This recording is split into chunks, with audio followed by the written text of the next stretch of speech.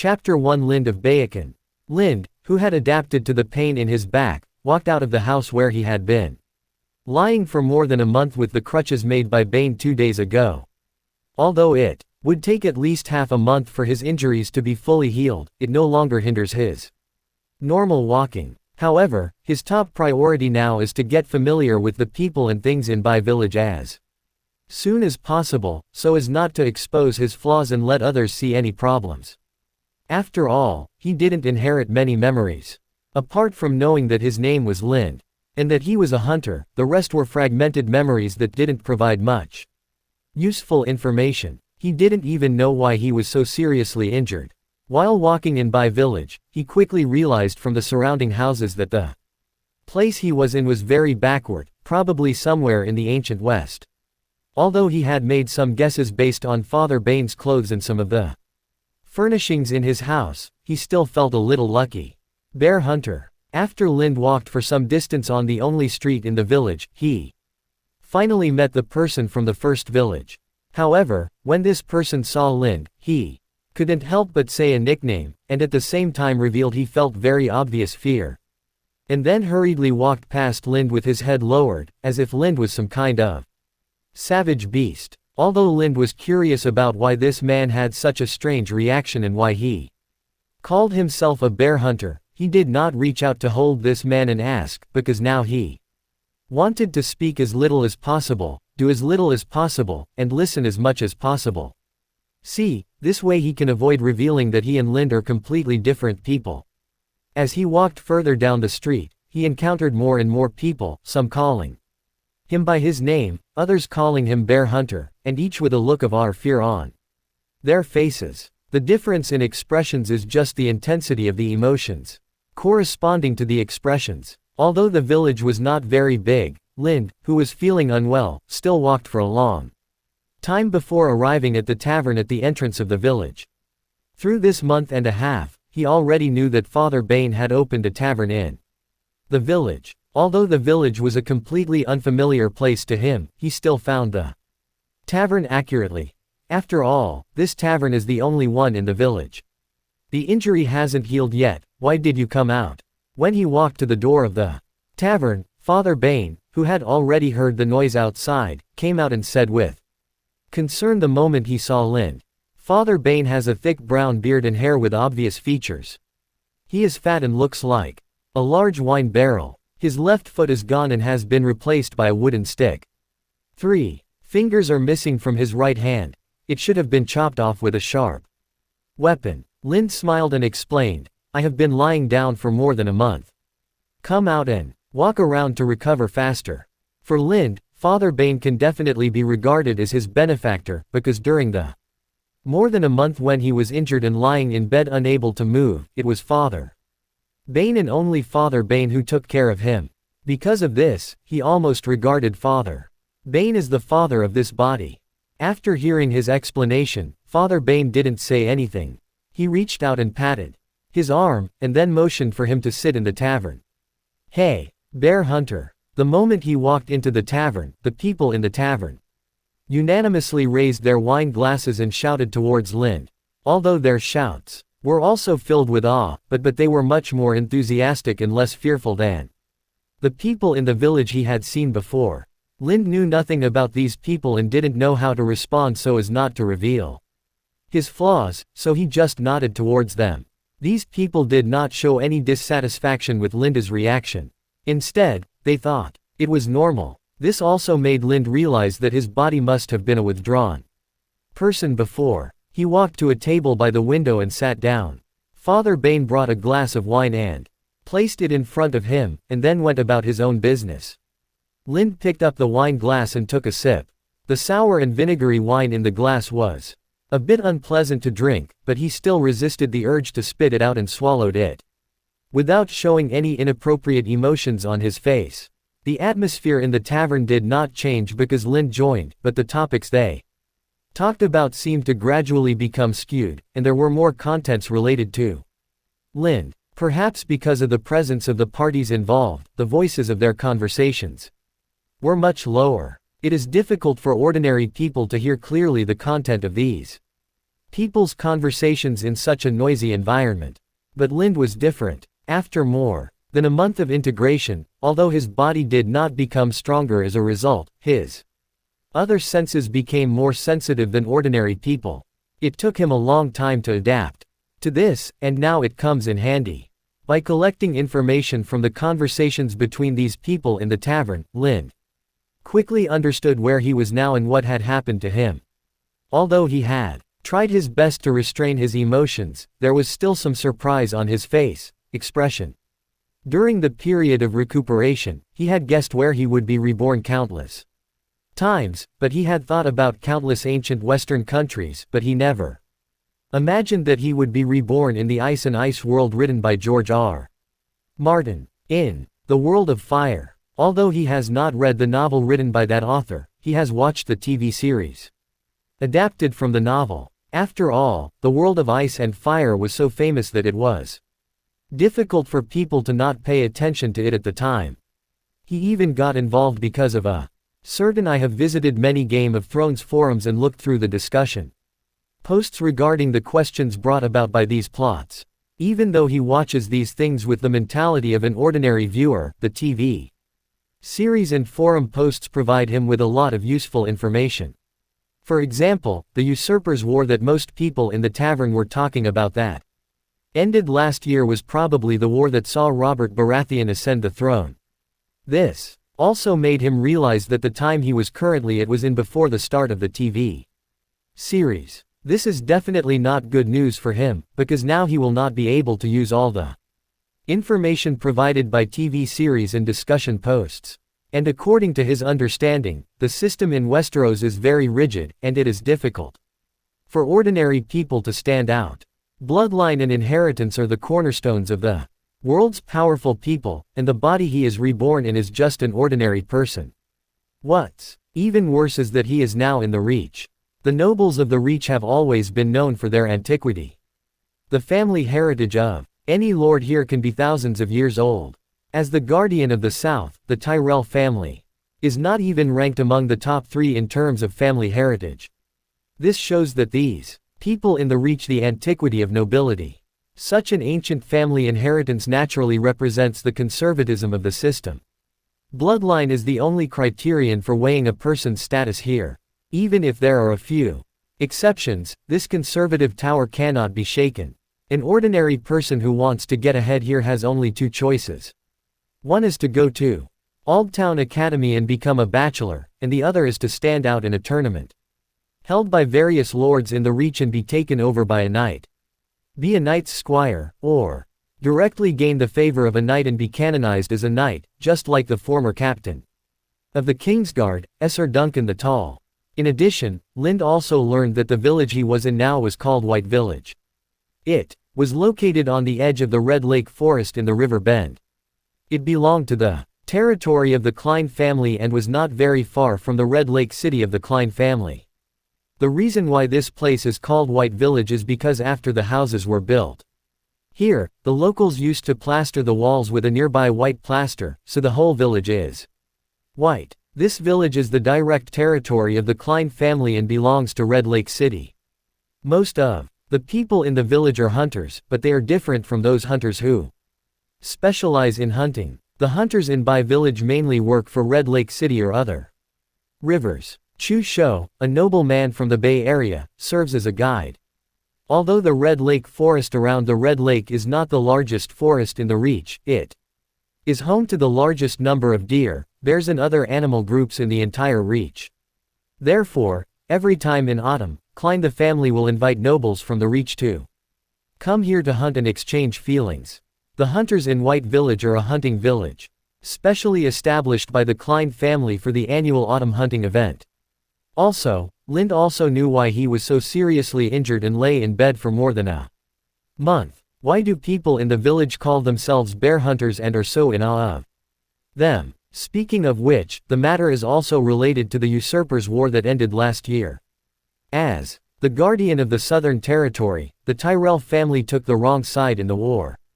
Although they were not punished by King Robert, who became the Lord of the Seven Kingdoms, the Tyrell family I always felt uneasy, so I wanted to collect all kinds of rare treasures in the Reach and give them to King Robert, so as to improve the relationship with King Robert. Although the Klein family has an ancient heritage, it has declined.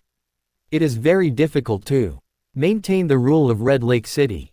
They even had to marry into the Florent family, a great noble of the Reach, to keep the family from declining. Under this situation, the Cran family naturally wanted to have more help, so when they learned that the Tyrell family collected rare treasures from the Reach, they also wanted to use this to build a good relationship with the Tyrell family.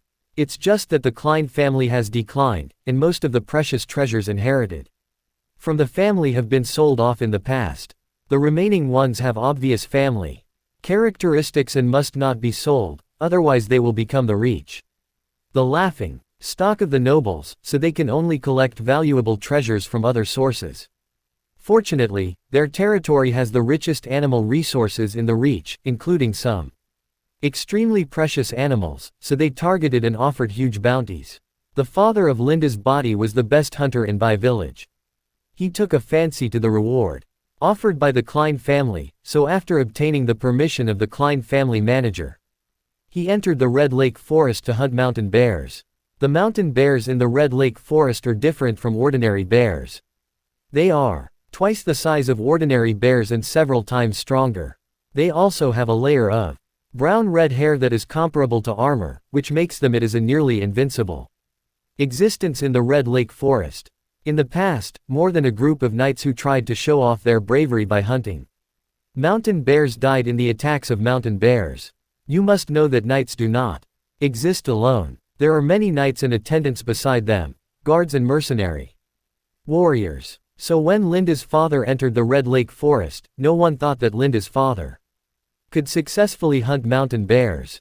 In fact, as everyone thought, Linda's father died in the forest, and his body had been torn into pieces by mountain bears. When the hunters in Bai village found it, only half of his head and some incomplete pieces were left, of broken corpses.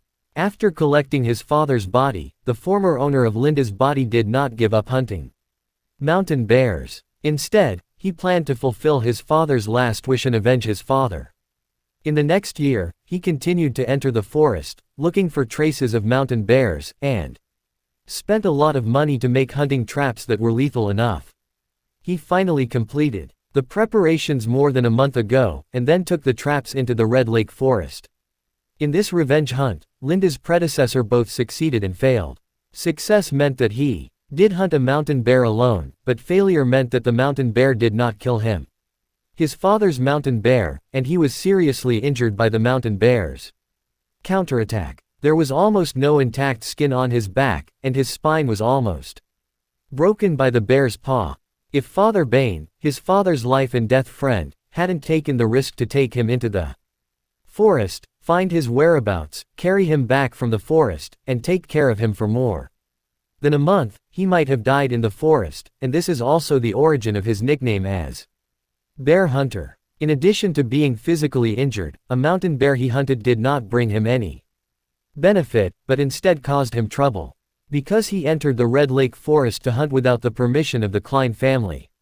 The owner of the Red Lake Forest, his hunting behavior was equivalent to stealing the property of the Klein family, and the Klein family could execute him in accordance with the law. However, I don't know whether it was because he got a mountain bear in vain, or because Lind was already very close to death and there was no need to continue to execute him.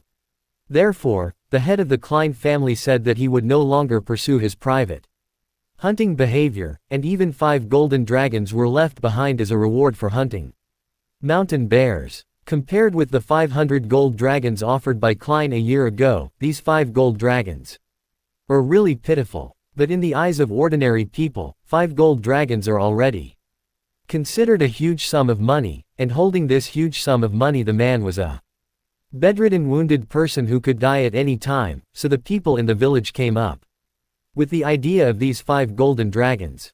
However, these villagers who were dazzled by money had to give up their greed under the strong intervention of Father Bane. That's why the villagers whom Lind saw before showed such expressions. Obviously they were afraid that their injuries had already occurred. Lind, who had almost recovered, retaliated. Chapter 2 The Blessed. What are your plans next? After there were fewer people in the tavern, Father Bain also had time to rest. He came to sit across from Lind and asked with concern. Lind thought for a while and asked, Dad, do you have any connections in the guard team of Red Lake City? You want to go to Red Lake City to be a guard? Father Bain frowned, looked down at his mutilated hands and legs, and said solemnly, guarding is not an easy job. Father Bain had been a guard in Red Lake City before, and was also the captain. He once went to Highgarden with the head of the Klein family and met most of the nobles in the Reach. It can be said that he has seen the world. Unfortunately, he had bad luck.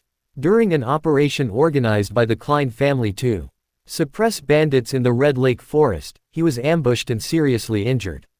If he hadn't happened to meet Linda's father, he might have died in front of the bandits. In his hands, this is why Father Bain treats Lind like this. Although he has resigned for a long time, he still has some connections in Red Lake City. It is not particularly difficult to introduce someone to become a guard in Red Lake City. Father Bain remembered his past for a moment, and then asked Lind, why do you want to go to Red Lake City to be a guard? Didn't you want to be as good a hunter as your father? I want to go outside and have a look. Lind found an excuse and said, I don't want to know the White Village and the Red Lake Forest until I die. I want to go to Highgarden and see King's Landing. I want to see the legendary Great Wall of the North. If I continue to stay in Bai Village, I'm afraid I won't be able to see what I want to see until the day the stranger greets me. Quote, Father Bain looked at Lind and said, it seems that this injury has had a big impact on you. You are different from before. When Lind heard this, he was slightly panicked, but his face did not show anything unusual. Indeed, death can indeed completely change a person's personality. I was the same way at the beginning. Father Bain sighed, and explained Linda's transformation.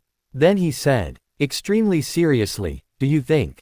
Can you go to those places and see what you want to see as a guard in Red Lake City? Lind responded, at least there is a better chance than now. Although Lind could leave White Village alone and go to any place in Westeros, in that case, he would lose his civilian identity and become a refugee.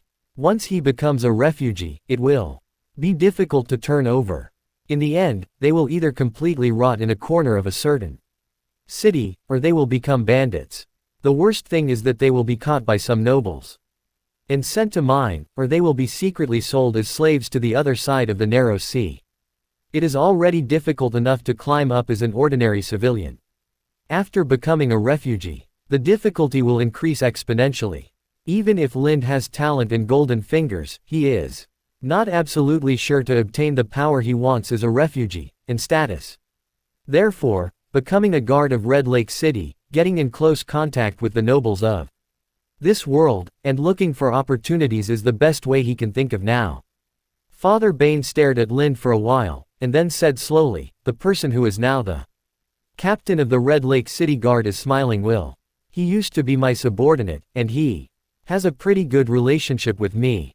I recommend him. You should be fine. After hearing this, Lind couldn't help but feel happy in his heart, but his face remained restrained and calm. But the calm mentality shown by Lind was very appreciated by Father Bain. In the past, although Lind had a cold face every day, he did not hide his emotions. Others could easily read from his face. His mood could be seen from the expression on his face, and now he seemed to be a different person, with all his emotions hidden in his heart. This made Father Bain couldn't help but lament again what this life and death experience had brought to him. Impact. Father Bain continued, although I can recommend you, and will give you a test opportunity because of me, whether you can eventually become a guard of Red Lake City depends on your own ability. The ability you are talking about is, follow me. Father Bain stood up, gestured to Lind, then told the waiter in the tavern, and walked towards the yard behind the tavern. Lind stood up with his crutches and followed closely. The two came to the backyard. Father Bain motioned to Lind to wait in the yard for a while. He then followed him back to his house and groped under the bed. After a while, he saw a broadsword and an inlaid sword being taken out. He picked up the iron buckler and walked out. Here, let's try it. Father Bain walked up to Lind, handed over the sword and shield in his hand, and said. Lind put the crutch aside, took the sword and shield, and waved it twice casually.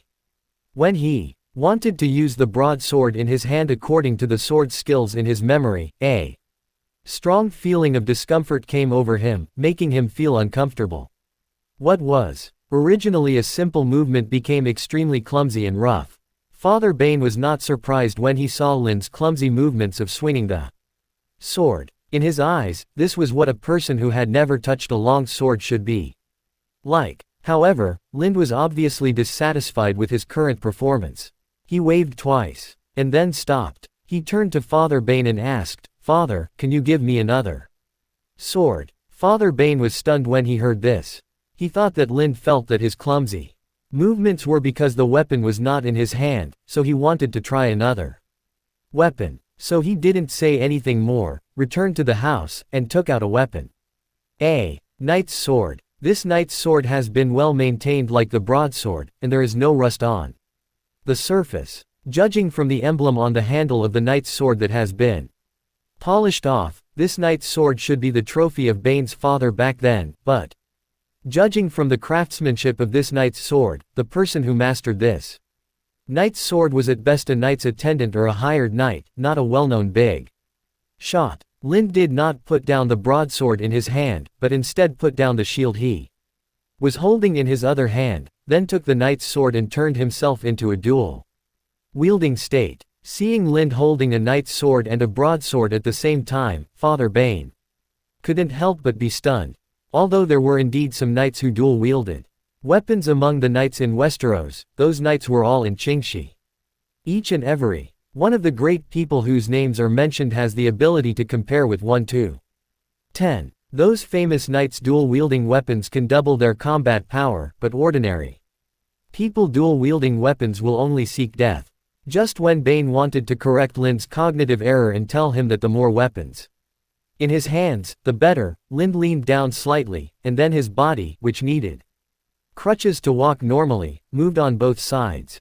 Driven by his feet, he moved quickly, and while moving, the two swords of different lengths in his hands chopped and thrust in an extremely perfect way. The fact that Father Bane can become the captain of the Red Lake City Guards means that he has excellent sword and shield skills. Moreover, he has also witnessed many knight duels and tournaments, and his vision is naturally extraordinary. At this moment, Linda swordsmanship displayed by Bane made him feel like watching those famous knights duel. It is no exaggeration to say that he felt that even if he stood in front of Lind fully armed, it would be difficult for him to resist Linda's double sword attack, because he could see that the thrust directions in Linda's swordsmanship were all aimed at the weak armor. They are everywhere, and they are all difficult to defend. Is this a swordsmanship specifically for knights? An idea quickly emerged in Father Bane's mind. At this time, Lind also stopped. It was not that he had used all the swordsmanship he had mastered, but that his body had reached its limit. If he continued to use it, he might relapse into old injuries. Dad, do you think my current ability is enough to be qualified to be a guard? Lind pressed his swords to the ground, supporting his sore and exhausted body, panting heavily, and asked Rode. Qualified enough. Father Bane calmed down his chaotic heart and gave Lind a positive reply, and then asked curiously, "When did you learn this kind of swordsmanship? Why haven't I seen it before?" Regarding Father Bane's question, Lind had already considered it when he used dual-wielding sword skills. Now that he heard the question, he took the opportunity to speak out. The answer he had prepared.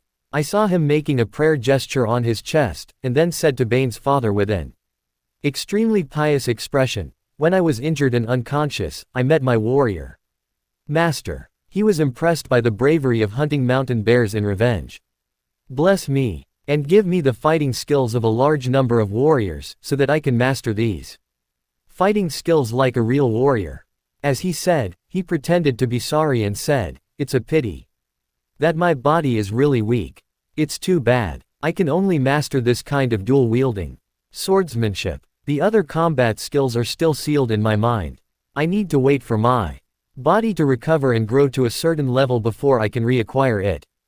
Father Bane was completely stunned at this moment. He never expected that Lind would give him such an incredible answer, which was completely different from the answer he had guessed. The faith of the 7 gods is the official faith of the 7 kingdoms.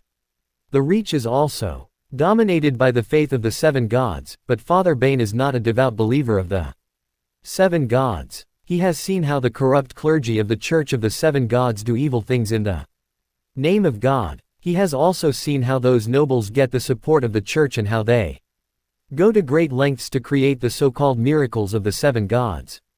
He has even seen some businessmen who are how to package a worthless thing into the 7 gods and sell it to those devout believers, taking out the last copper from their already poor pockets. So he does not believe in the 7 gods, but just pretends to be one. Just believers. However, now someone he was very familiar with was telling him that he had been blessed by a warrior among the 7 gods. This made him feel very ridiculous and instinctively thought it was a lie. However, when he saw the panting Lind, he felt that the warrior blessing Lind said might be true, because it can be said that he grew up watching Lind. In the past 15 years, Lind has never shown any swordsmanship ability.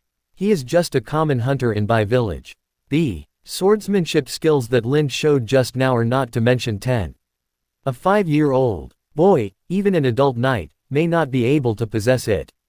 It requires long-term and continuous training to possess such superb and powerful swordsmanship, and Lind does not have such time conditions at all.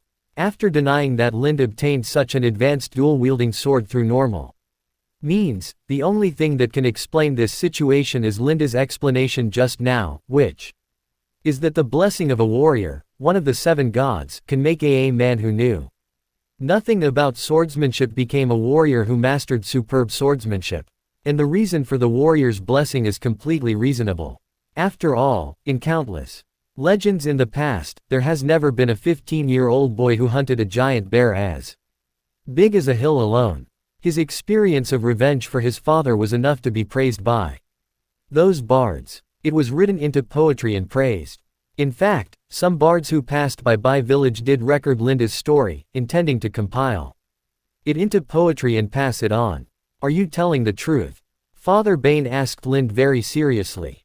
I can swear to the 7 gods that all my words are true.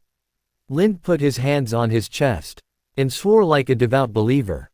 In Linda's view, let alone the 7 gods not existing, even if they existed, there would be no problem with the oath he made, because his golden finger was indeed a blessing for the warrior in a sense. Who else have you told this about? Father Bane asked again. Except for you, I have never told anyone else. Lind looked at Father Bane very sincerely and said, I also feel that this matter is too unbelievable, and I am worried that if I tell it, it might have a bad impact, so I didn't intend to say it at all, but Dad, you are the person I trust most in the world, so I have no problem telling you about it. Hearing Linda's words, Father Bane also showed a happy smile under his thick beard, and then asked him, is your idea of going out for a visit also because of this incident? Lind replied. Understood. Father Bane nodded and said, after your injury recovers, I will go to Red Lake City to recommend you. However, before that, you need to build 2 weapons. Lind looked at the knight sword and broadsword in his hand and asked, can't the 2 swords in my hand work? You must keep the knight sword, that thing will cause you trouble. Father Bane shook his head and said, in addition, if you just want to be an ordinary guard, my broadsword is enough, but if you want to develop better, it is essential to create your own weapons that suit you, and a set of equipment that suits you can make it easier for you to survive on the battlefield and gain military exploits. Quote. After hearing this, Lind nodded in agreement. Although he used the 2 swords perfectly just now with the dual-wielding swordsmanship that had been integrated into his body, he could still feel a sense of discomfort. If he could create a with a long sword that suits him, his combat power should be able to become stronger. After Lind figured it out, he asked, can the blacksmith in the village make it? He can only make sickles and horseshoes. Father Bane snorted disdainfully, and then motioned Lind not to worry, saying, leave this matter to me, your 5 golden dragons are Still with me, it's enough to make 2 decent swords. Chapter 3 Linda's Confidence. After leaving Father Bane, the drunkard, Lind went directly back to his hut. Demonstrating swordsmanship in the tavern made him exhausted. When he got home, he wanted to lie down on the bed and have a good rest. However, the severe pain coming from his back made him understand that it was not time to rest yet. He needed to adjust the position of the bandage so that the injury on his back would not worsen. Although using dual-wielding swordsmanship caused an extra burden on the body that had not yet recovered, and made the injury on his back slightly worse, it was all worth it. Because things had developed as he had imagined, and he only needed to wait for the follow-up at home. Ever since he regained consciousness and learned that he was reborn in a world similar to the Middle Ages, he has been thinking about his future development. Being a commoner was the first option he eliminated. Since he was reborn, he would naturally not be willing to continue to be at the bottom of society, let alone with a golden finger. Being a businessman was quickly rejected by him, because whether in the East or the West, the status and treatment of businessmen were not very good. Unless it was a specialized commercial city, state or country, otherwise, being a businessman was equivalent to knowing how to be a businessman. Walking money bag. Therefore, becoming a noble in this medieval world became the only choice he recognized. In the next more than a month, he thought about various ways to become a noble, and for this purpose, he imagined a large number of response plans in case of accidents. After all, he was lying in bed unable to move, and the only thing he could do was think about things. Although the current world is not the Western medieval world he imagined, but a world of ice and fire, the social systems of the 2 worlds are not much different, and the various methods he imagined in his hospital bed can still be used. However, he still needs to make some adjustments in some areas, which can help him obtain the rights and status he wants faster, such as the tournament. Originally, he did not consider the tourney as one of the promotion paths he envisioned.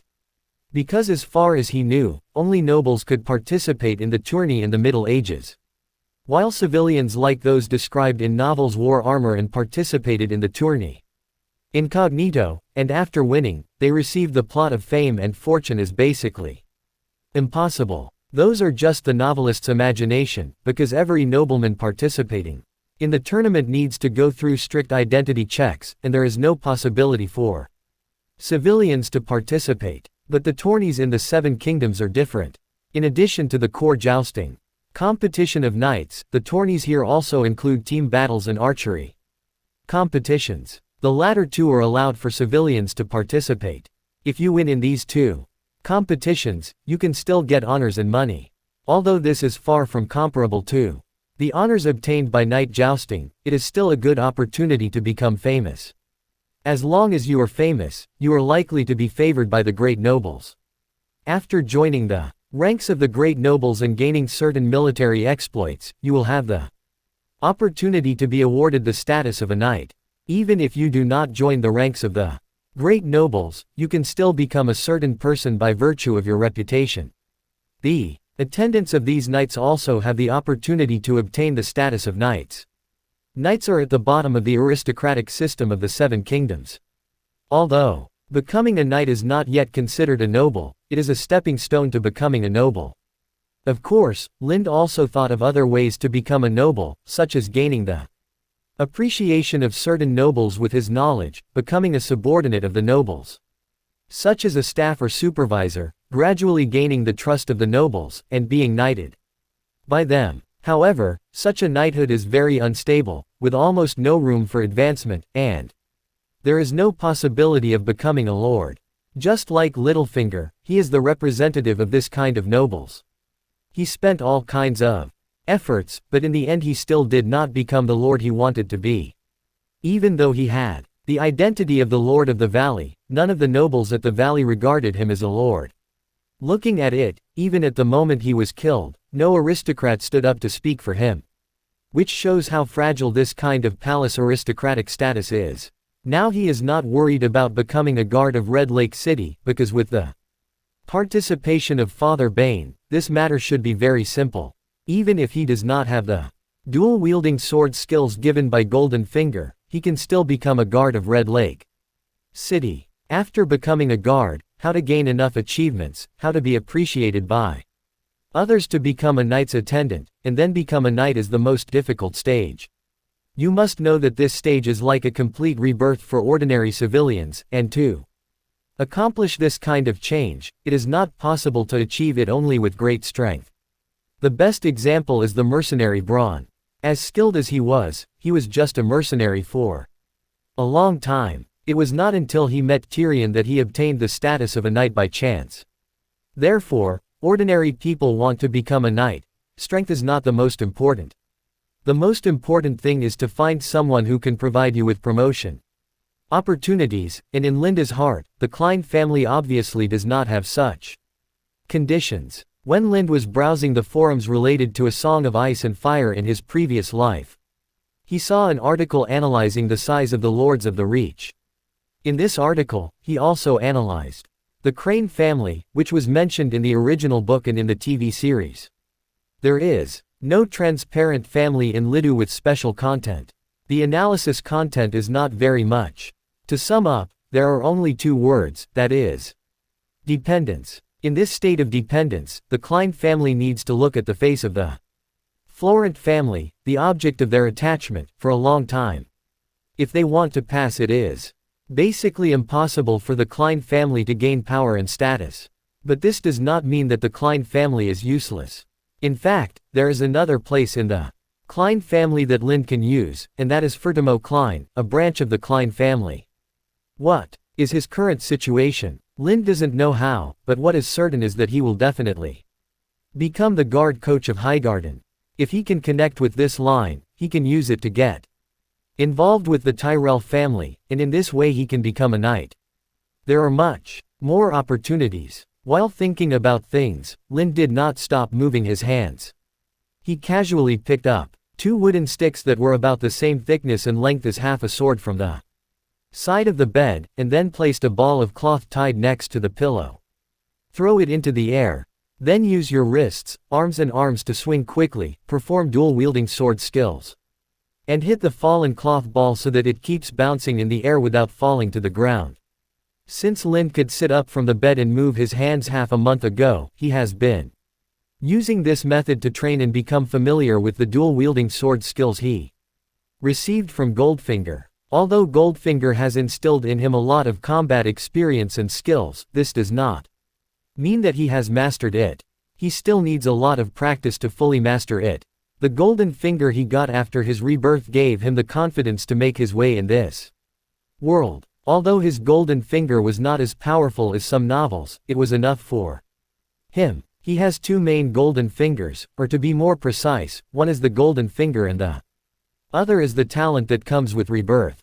I don't know if it was because of the mutation caused by the fusion of two people's souls during rebirth that his physical quality and mental perception have become somewhat inhuman. For example, his self-healing ability allowed him to recover from a nearly broken spine in just over a month. Other wounds that only injured the flesh only took a day or two to completely heal, which undoubtedly allowed him to recover.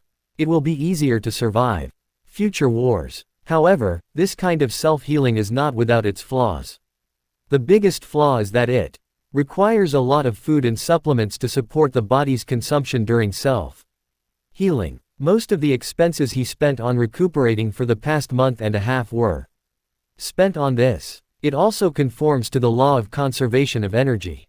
In addition to his self-healing ability, his various senses have been enhanced to incredible levels. For example, his enhanced hearing allows him to easily hear the noise caused by bugs flying through the air outside the house, and his vision allows him to see in the air traces of dust drifting, etc. This enhancement in perception was definitely a torture for him at the beginning. Lying in bed unable to move, he had to spend most of his time controlling this sudden enhancement of his senses. Compared with the improvement in self-healing ability and perception level, the improvement in his basic qualities in terms of physical strength and agility seems ordinary. It remains within the scope of normal people and still requires exercise to produce results. The only advantage is that the effects of exercise are very intuitive.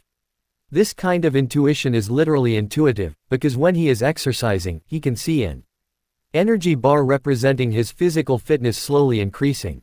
Although the improvement scale is very small, it can still provide him with very important reference data. He can adjust the training method by increasing the scale. This energy bar is derived from the golden finger after his rebirth. It is a golden finger that is based on the game For Honor and has been modified beyond recognition. It is not an exaggeration to say that it is beyond recognition. The entire relationship between Goldfinger and For Honor is only about the hero image and ability settings, and the heroes in For Honor are not complete, with only 9 heroes from the Knight side. The ability given by the Golden Finger is also very simple. You can directly select the illusion of the corresponding hero in your mind, and you can directly obtain the corresponding combat skills of the hero. You can only choose one at a time. If you want to choose again, you need to exercise to gain energy. The bar is filled, since he was in a semi-conscious state when he made the choice, and the pain in his body made him dizzy. He didn't think carefully about it at all when he made the choice.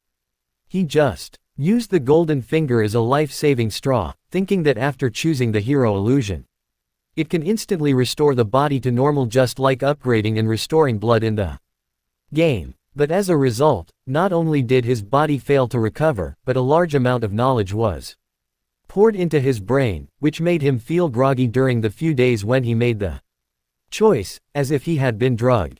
When he woke up and began to sort out the knowledge that Goldfinger had instilled in his mind, he realized that he had made the wrong choice.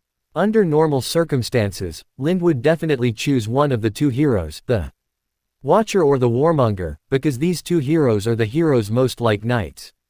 And their combat skills are also knight skills.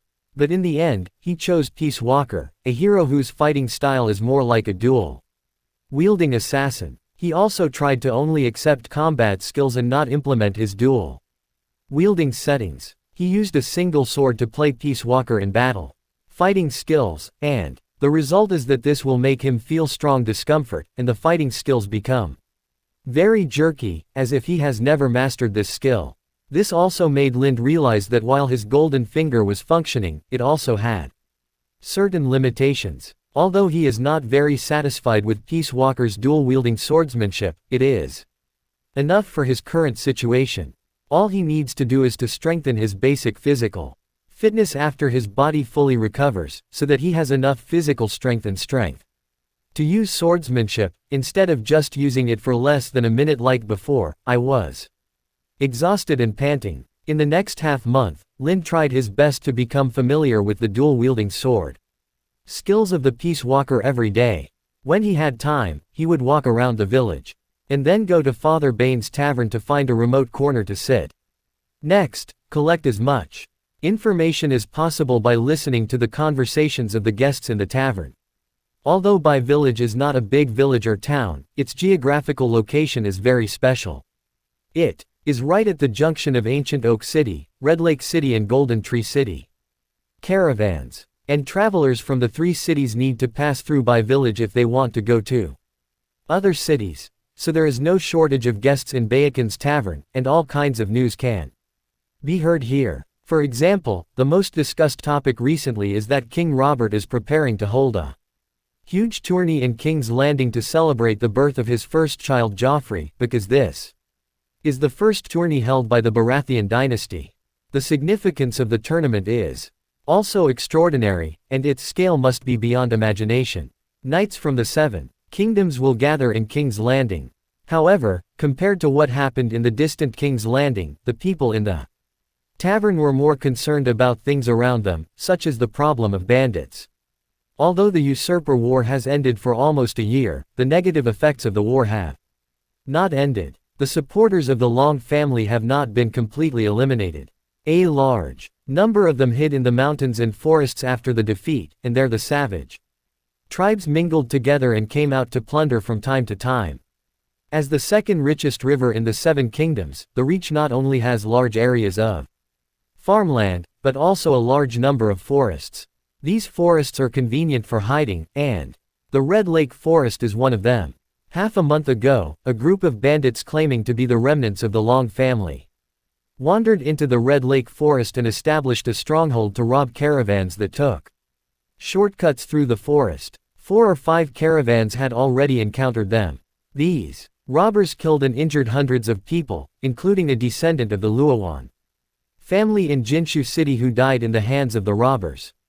For this reason, the Rowan family is sending people to contact the Klein family in Red Lake City and the Oakhart family in Ancient Oak City to eliminate the bandits in the Red Lake Forest. Chapter 4 Preparing. As if there were eyes behind him, Lind easily dodged the attack from behind. At the same time, he turned around and swung his sword, hitting the sneak attacker in the chest. If this was a real sword, the sneak attacker should not be seriously injured.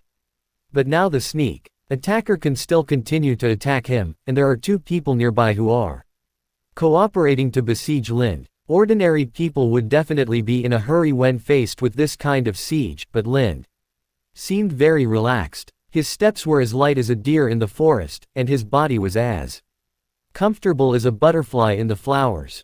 He always, when the attack is about to fall on him, he can easily avoid it, and he can also counterattack according to the situation, and the weapon in his hand can accurately hit the vital point. If he hadn't held 2 wooden swords and the attackers were wearing leather armor, the 3 attackers would have died dozens of times. However, even so, some of Linda's counterattacks were still able to penetrate the gaps in the leather armor and hit the attackers in unprotected areas, causing them great pain. Stop! Stop! After Linda's wooden sword passed through the leather armor and stabbed one of the attackers, the attacker finally couldn't bear the pain on his body, took 2 steps back, waved his hands repeatedly, and took off his leather armor, lifted up his clothes, revealing the bruises on his body, and gasped, "I won't practice anymore.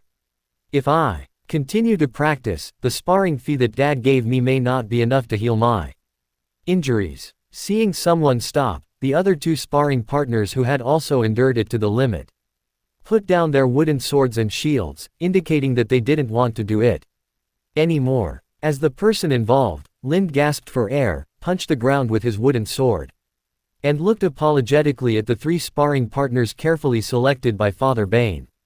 Lind's injury was completely healed half a month ago, but there is no news from Bane's father. Although the smiling Will has been found, Will did not give Bane a clear answer, just telling Father Bane to wait until the Red Lake City guards need to expand. Lind was not worried about this, because from the news he got from the tavern, it was not difficult to see that Red Lake City, Oak City, and Golden Tree City must be making big moves. Red Lake City would definitely summon its citizens by then, and he would only need to bring weapons. He just needs to go to the battlefield. He believes that with his own strength, he will definitely have a brilliant record. Coupled with his current reputation as a bear hunter, as long as the Klein family is not blind, they should not let him go. A capable subordinate. Maybe he doesn't need to start as a guard at the lowest level and can directly assume a higher position. After putting aside the matter of becoming a guard of Red Lake City, Lind began to concentrate on various trainings. Physical fitness and other basic physical fitness training was naturally the most important, but he did not fall behind in swordsmanship training. But he never had an opponent to do it. Practical training. After watching him practice swordsmanship once, Father Bane felt that it was useless for him to continue practicing alone, so he helped Lind from time to hire actual combat training subjects from the caravan mercenaries. At first, it was just one-on-one training, but it soon became apparent that Lind was suppressing his opponent to death during one-on-one training, and such training had almost no effect. Lind also felt that the dual-wielding swordsmanship he had mastered was too strong. If he met a knight who had been trained for many years, it would be of some training value, but against an ordinary mercenary one-on-one, he would not be too relaxed. So he took the initiative to increase the number of people, and after less than 10 days of actual combat training, he was able to easily suppress the siege of 3 mercenaries. According to the current situation, perhaps only increasing the number to 5 can make him feel the pressure. Although the swordsmanship he has shown during these days of training is amazing, he has also exposed some physical deficiencies. He can only sustain a high-intensity battle like the One just now for 2 or 3 minutes. After this time, his physical strength will be reduced. It will plummet, and the combat effectiveness will also drop as a result. This flaw cannot be made up for in a short time, and it requires a long period of training to change. While Father Bane handed the ointment prepared to remove blood clots to the few hired mercenaries, he analyzed to Lind, ordinary mercenaries can no longer bring pressure to you. Add a few more, it's the same thing. You need real fighting, preferably fighting with real warriors, to help improve your strength. As he spoke, he paused, looked at Lind who was still panting, and said, "You should stop looking for someone to practice with recently. It would be better to do more physical training." After tax, he walked up to Lind, grabbed Linda's arm, squeezed it, and said, "You are too thin now and need to gain some weight. During this time, I will make you some more rotten nutmeg. It should make you stronger." After hearing Father Bane's arrangement, Lind felt that it conflicted with his physical training plan, but he did not refuse. After all, his training plan also required a lot of high-calorie food, and rotten nutmeg might not taste good, but it can provide the energy needed to support training. Moreover, Father Bane's suggestion is not unreasonable. Because he has absorbed the combat experience of Peace Walker, his training will be involuntarily in the direction of Peace Walker. During the training, he can dodge quickly and sneak and hide. The emphasis is on speed, so his training is all focused on speed, which makes his weight a bit too light. Especially because he has very little fat on his body. You must know that on the battlefield of cold weapons, fat can be called the last armor. After a person with enough fat on his body is attacked, it is very likely that only the fat layer will be injured, and his muscles and bones will not be injured. He still has the ability to fight, but if Linda's current body is hit hard, without the protection of fat, the attack will directly act on the muscles and bones, and he is likely to be injured and lose most of his combat effectiveness. Lind nodded and said, "I understand. I will adjust my training methods." Seeing that Lind did not refute him, but directly agreed to adjust his training methods.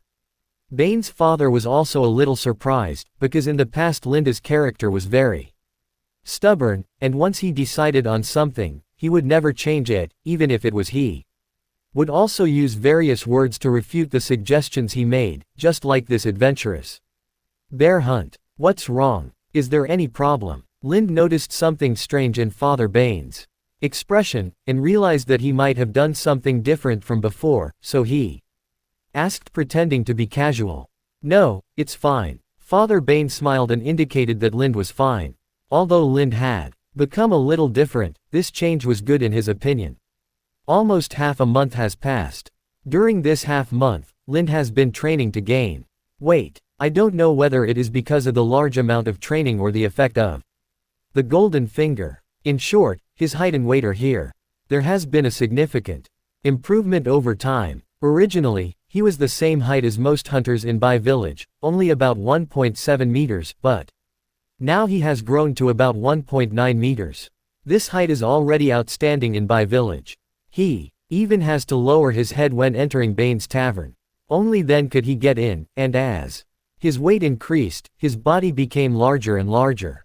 From a distance, he looked like a bear walking upright. Because of this, some rumors soon began to spread in Bai Village and the caravans traveling to and from Bai Village.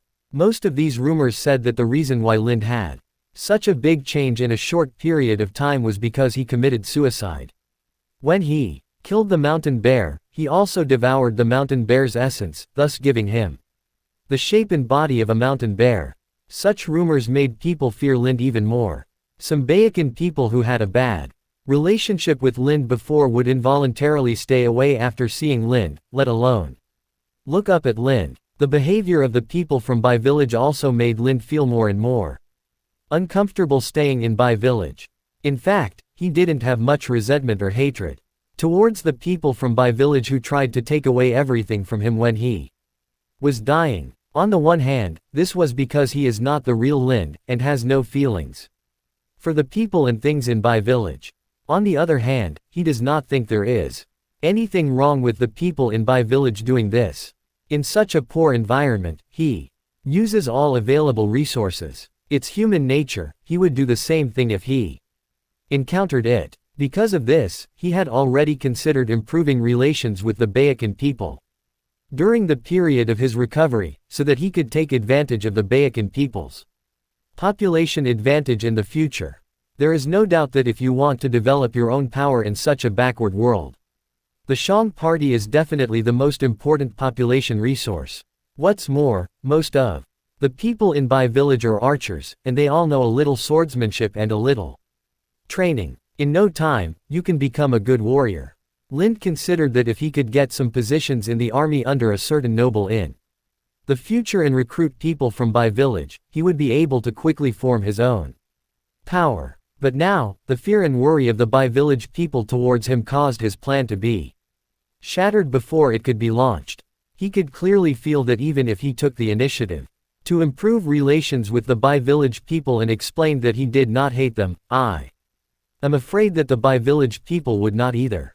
I will believe that he will let go of his hatred. The change of mind also caused him to hear rumors from the people of Bai village that he had swallowed the mountain bear's essence and gained the power of the mountain bear. He did not stop such exaggerated rumors.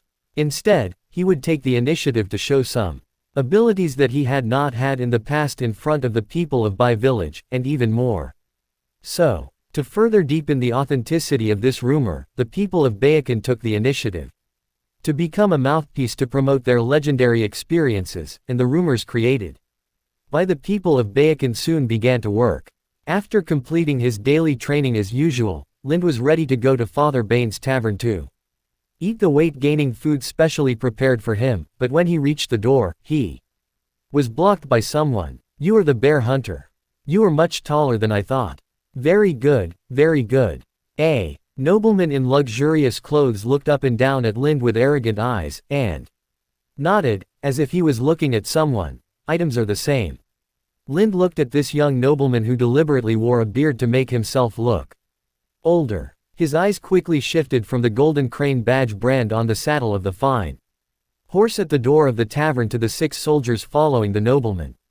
Scanning it, I had some guesses about the identity of the person in front of me. Although he had roughly guessed the identity of the person coming, Lind didn't know what the other person's purpose was.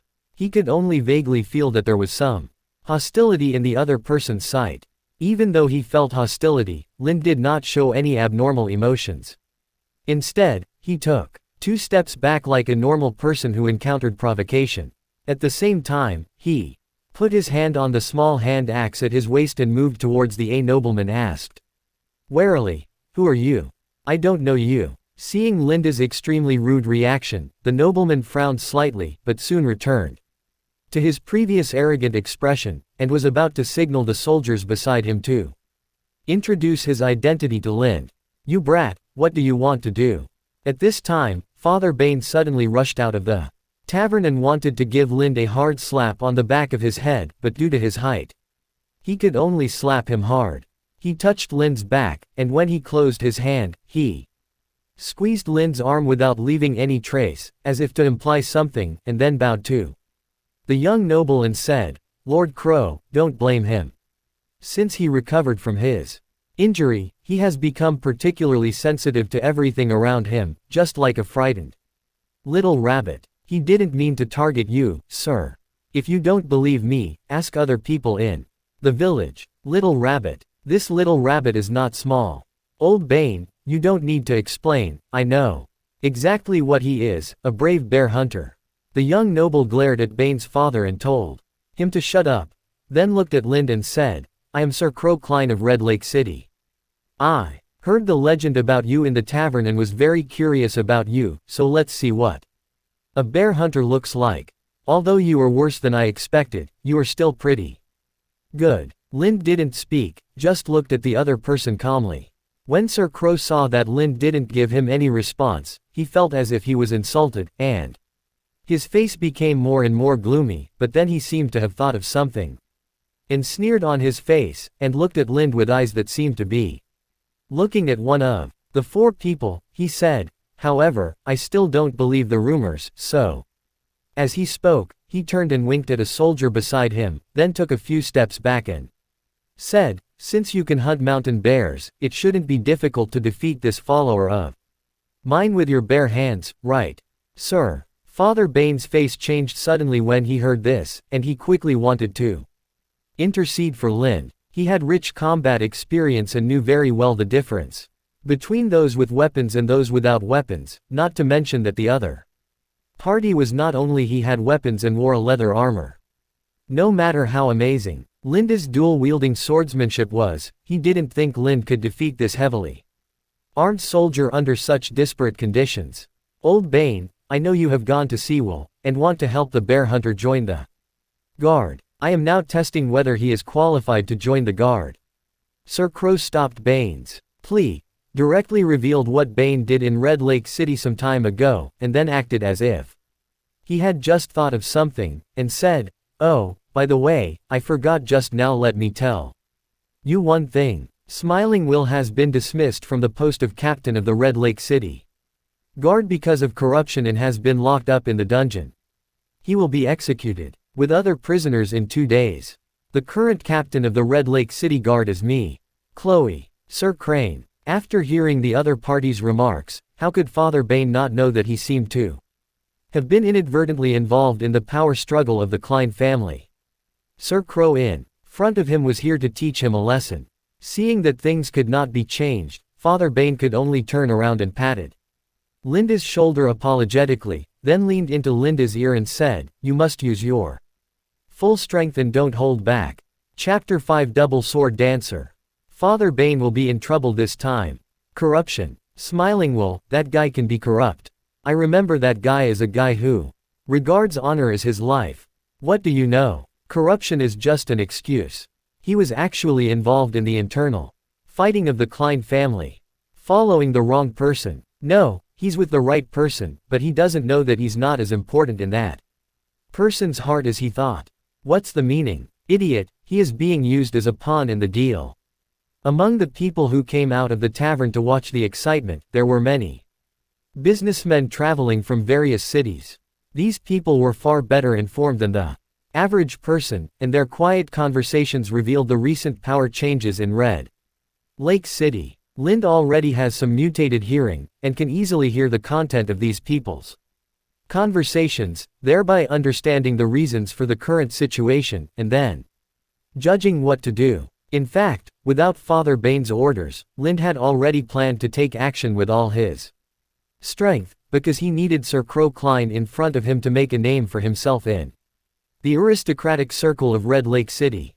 Thinking of this, Lind nodded to Father Bain to indicate that he understood, and then, without even looking at Sir Crow, he walked to the open space in front of the tavern and said in a calm tone, "Come on." Linda's expression and behavior were obviously beyond the expectations of everyone around him. They felt that Lind should be angry and unwilling, or worried and fearful.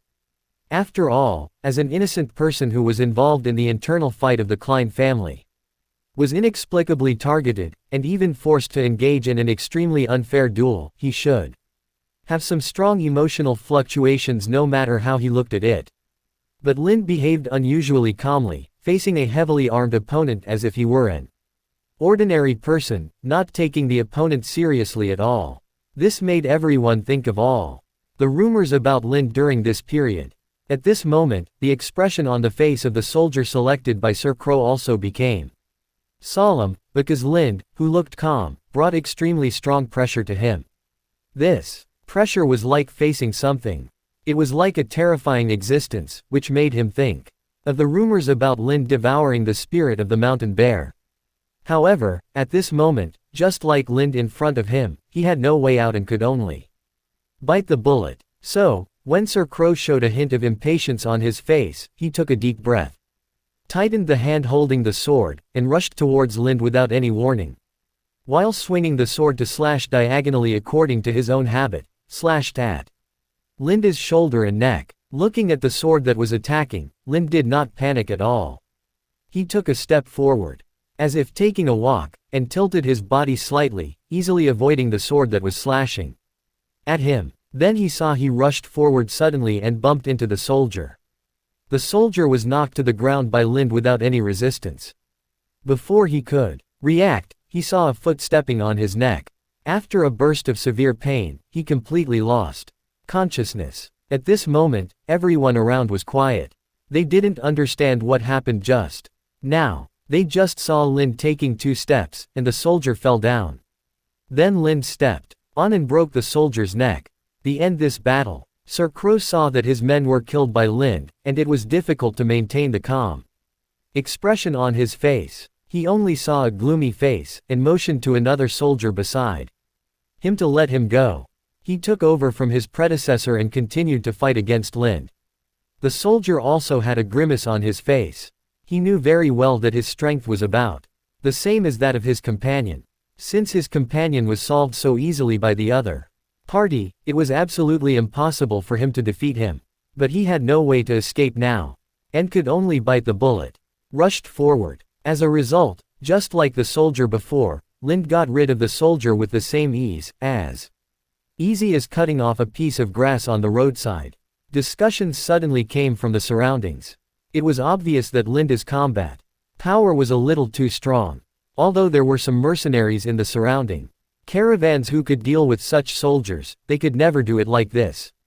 Lind was so relaxed, and what was even more terrifying was that after killing 2 soldiers, Lind still looked calm, making people feel that he did not take human life seriously at all. The spirit of the mountain bear is the spirit of the mountain bear. There were many people from Bai village in the crowd, and many of them were very familiar with Lind's character and behavior in the past, and everything he showed now was obviously very different from the Lind they remembered. The gap also made them believe more and more in those magical rumors about Lind. As the person involved, Lind was not affected by the sights and conversations around him at all. He bent down, picked up the swords of the 2 soldiers, waved them casually, got used to the weight of the swords, and then pointed towards the noble in front of him, said, "Let the rest come together." Hearing Linda's words, Sir Crow's face became extremely ugly.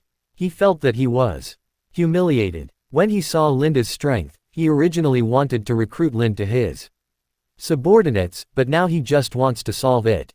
Lind, wipe away the humiliation that has fallen upon you. You guys come up together. Sir Crow shouted at the remaining 4 soldiers.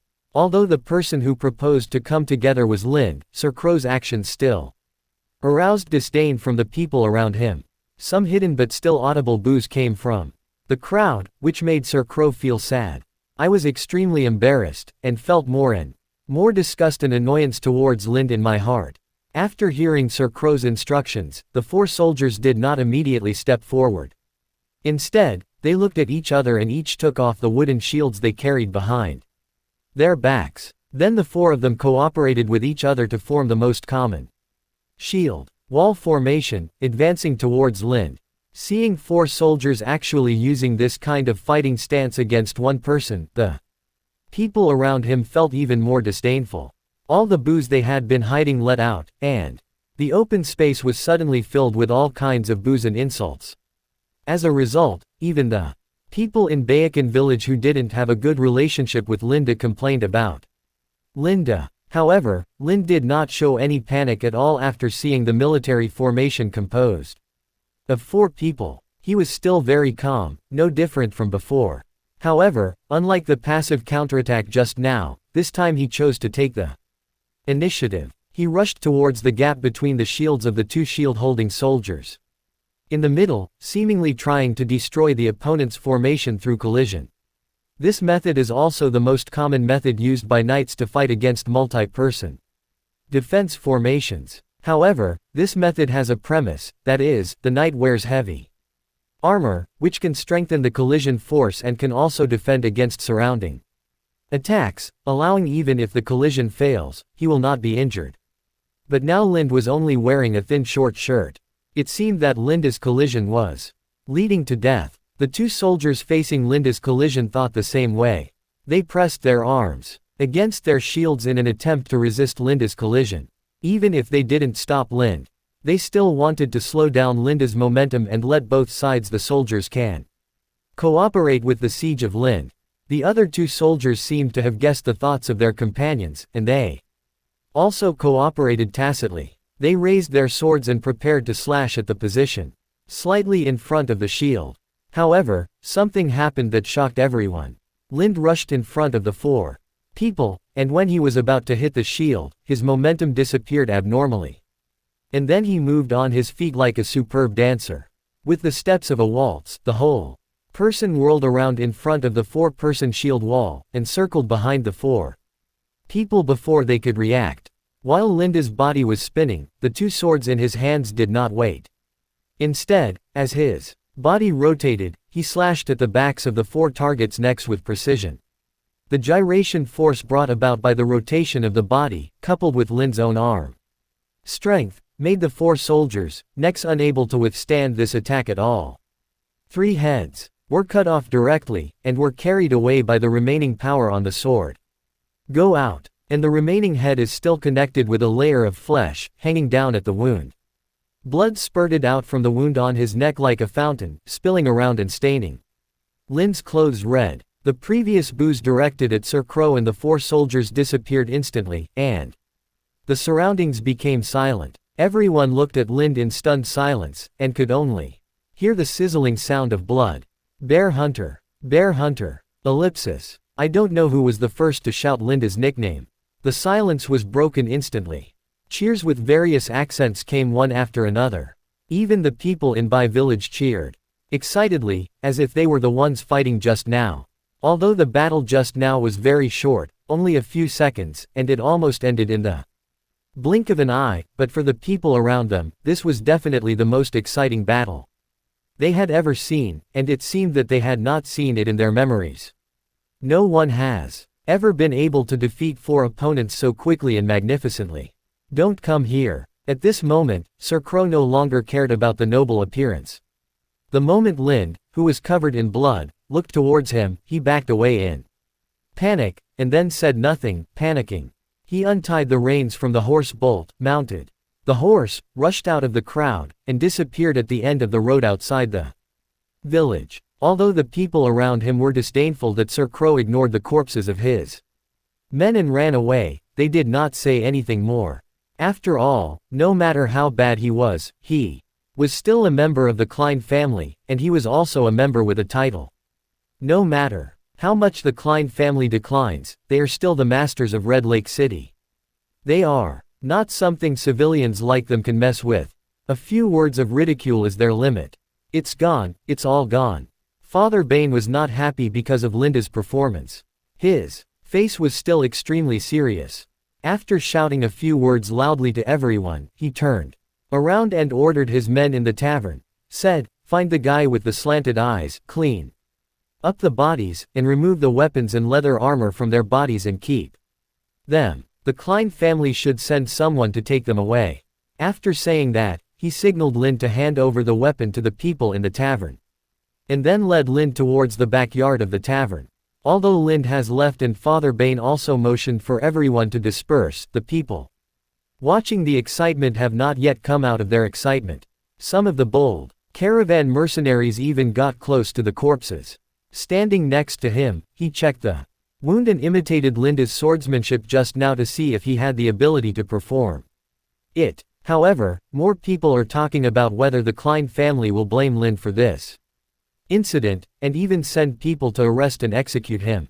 While everyone was talking about Linda's subsequent troubles, Father Bane was also talking to Lind about it in the open space in the backyard of the tavern. "How did you do it?" Father Bane asked impatiently after leading Lind to the backyard. Lind looked puzzled and said, "How did you do it?" Father Bane made an action that Lind had just executed 4 soldiers. This action was like dancing when Lind performed it, but Father Bane looked like a shaking wine barrel when he performed it. Particularly funny. Although Lind wanted to laugh, he held it back and replied, "You asked me to attack with all my strength." "Yes, I asked you to attack with all your strength."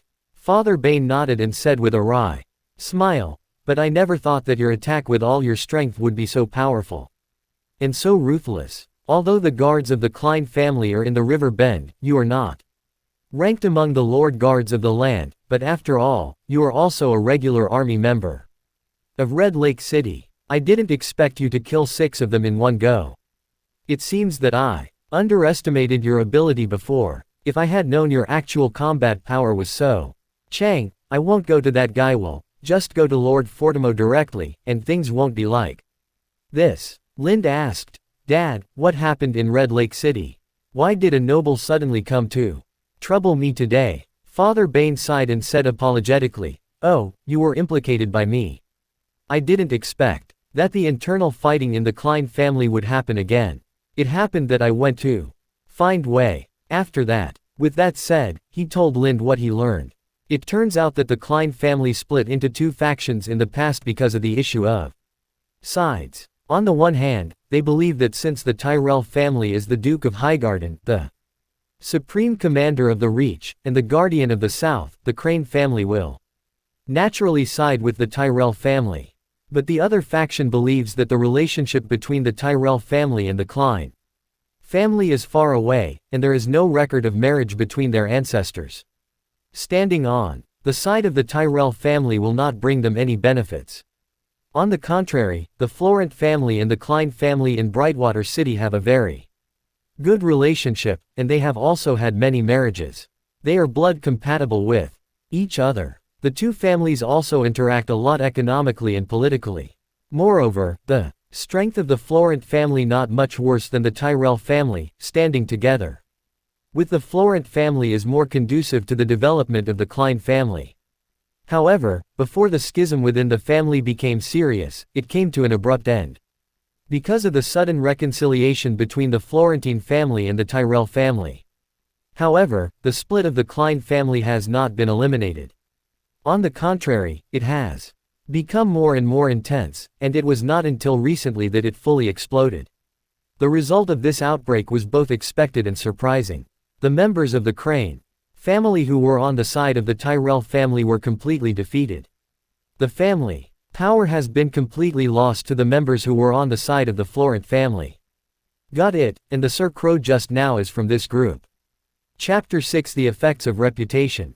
After hearing the story, Lind said with some confusion, why did the people who sided with the Tyrell family lose so easily?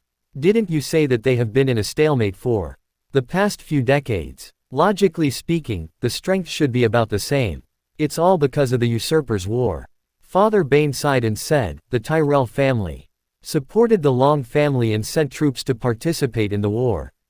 The Klein family also sent troops. These people all support the Tylea family. Many of the Kleins of the Lear family died in the Battle of Ashford. Only a few people such as Fertimo Klein survived. Because they were worried about being dealt with by another faction of the family, they all died. After the war, I stayed in Highgarden and did not return to Red Lake City. What's going on with the Smiling Will? Lind asked doubtfully. He's an idiot. Father Bain cursed angrily and said, originally, the internal fighting in the Klein family had nothing to do with him. He just had to be his guard captain. It's a pity that I don't know who listened to the temptation, but they actually captured Lady Liana and Miss Menedith and surrendered to those guys. Although the Klein family was fighting fiercely, they were only fighting for power and did not rise to the level of blood fighting. 2. The extent that what that guy Will did was a taboo violation, it was reasonable for him to be caught. Lind asked again with concern, are you implicated because of Will? Father Bain comforted him, don't worry about me. I'm just a nobody to them. If they really think I'm a threat, it won't be Crow's arrogant kid who comes here. Lind said slightly worriedly, but it's different now. I killed 6 soldiers guarding Red Lake City. They might know this is actually a good thing. Father Bain laughed and said, to the current Klein family, a swordsman like you is worth much more than 6 ordinary guard soldiers. Quote, why? Lind didn't quite understand. Father Bain explained. Not long ago, Red Lake City had agreed to send troops to clear out the bandits in the Red Lake Forest together with the Rowan family and the Oakhart family. It was just because of the deaths and injuries of the Klein family in the previous usurper war. There are too many. We can only gather a team of more than 200 people at most, and those people were farmers before they picked up weapons. They are all novices, with little fighting ability. They need strong people to join, so I just asked you to go all out. I just didn't expect you to be so strong when you hit it with all your strength, but this is better. I think someone should have passed your message to Joel Flowers. Joel Fohua. I seem to have heard this name in the tavern, Lind recalled for a moment and asked, is it the cold Joel? Yes, that's him. Father Bain nodded and said, Lord Joel Flower is the illegitimate son of Sir Bellin Crane, and one of the few Crane who supports the Florent family. The man who led the war had participated in a tournament in King's Landing in the past. Although he was defeated by Lord Barristan, he was greatly appreciated by Lord Barristan. He once invited him to join the Mad King's Kingsguard, but he refused. Within the Klein family, he is also a swordsman, as famous as Lord Fortimo.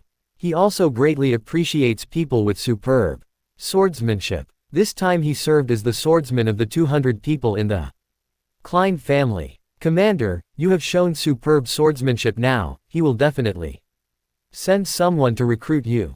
Among the people who were watching just now, is there anyone from Lord Joel? Yes. Father Bain admitted Linda's guess and said, it should be that your reputation as a bear hunter and dual-wielding swordsman reached his ears, so he sent someone to confirm it. In fact, there is no clow when that idiot appears. I will also find someone to fight with you and help you show off your swordsmanship. However, the effect is better now. Isn't he worried about offending that faction of the Klein family? Lind asked. He is a well-known neutral faction of the Klein family. He is only loyal to the Lord of Red Lake City. He doesn't care who becomes the Lord, so anyone who controls Red Lake City knows that he will never betray him and will work with him. He has a good relationship and will not offend him easily. Father Bain analyzed seriously. This time the Klein family still needs him to lead the more than 200 recruits to exterminate the bandits in the Red Lake Forest, let alone because of some little things annoy him. As he spoke, he sighed again and said, actually, it was because of him that I went to find that guy Will in the first place. I guessed from the beginning that he would definitely become the leader of the bandit suppression team, but I have never dealt with him. There is no relationship, it is impossible to go to him directly, and Will was recommended by him to become the guard captain. The two of them have some relationship, there should be no problem in recommending someone, so I went to find Will. Now it seems that I have all done in vain. What do I do now? Lind asked. Father Bain suggested, don't do anything. Just stay here for the next few days. Lord Joel will probably send someone to find you.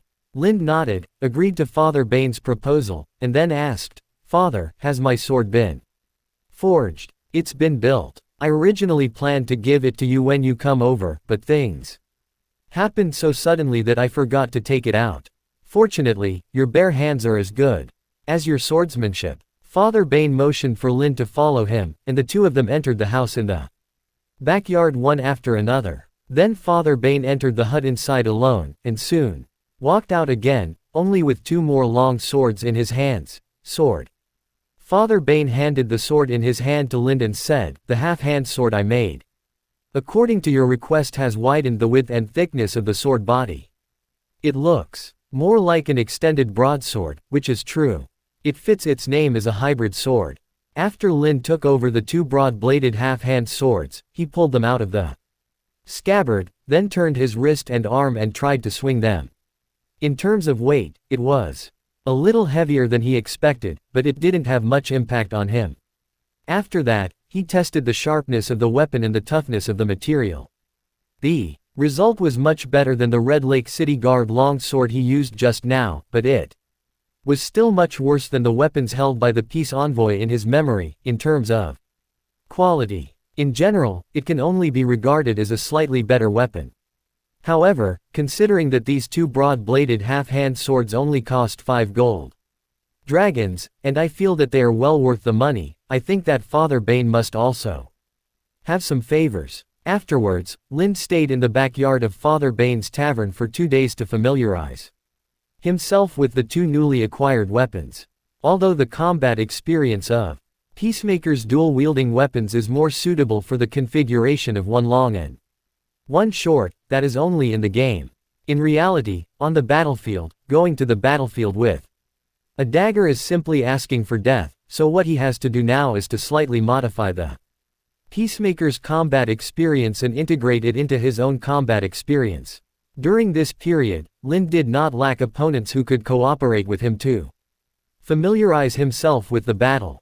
The caravan mercenaries in the tavern were happy to cooperate with Lind's training, because every time during the training process, Lind would point out what they encountered in the battle, various problems, teaching them mutual cooperation skills and some sword skills that can only be learned from nobles.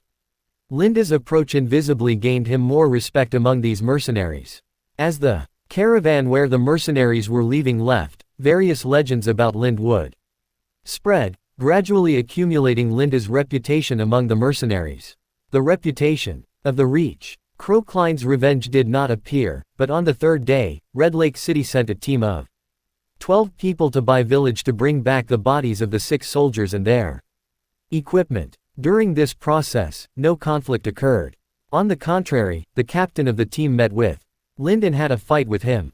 It is conceivable that the captain should have received some formal swordsmanship training and was able to against ordinary soldiers. Lind could only sustain 2 moves, and the sword in his hand was knocked off by Lind. If he had used a real weapon, the captain's arm would have been severed. Although he lost to Lind, the captain was not angry. Instead, he admired Lind very much. When leaving, he also hinted to Lind that Red Lake City would not pursue Lind's killing of 6 soldiers, but Lind still had to pay some price, but he didn't say what the price was. Until the 6th day, the arrival of a group of people broke the peace of Bai Village. There were about 100 people in this team, and they were fully armed. Everyone wore full-body leather armor, spears and swords, and some even carried bows and arrows. It looked like an army with complete combat equipment. The team was led by 7 knights, 6 of whom were dressed in different costumes, but all wore metal plate armor with different emblems printed on the plate armor. They seemed to be from noble families affiliated with the Klein family. The leading knight is taller and stronger than the other 6 knights in terms of body shape. Coupled with the tall war horse riding under him, he is 1 taller than the other knights. Even if he does not sit upright on the horse.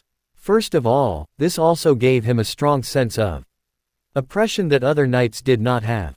The plate armor worn by this knight is also different from other knights.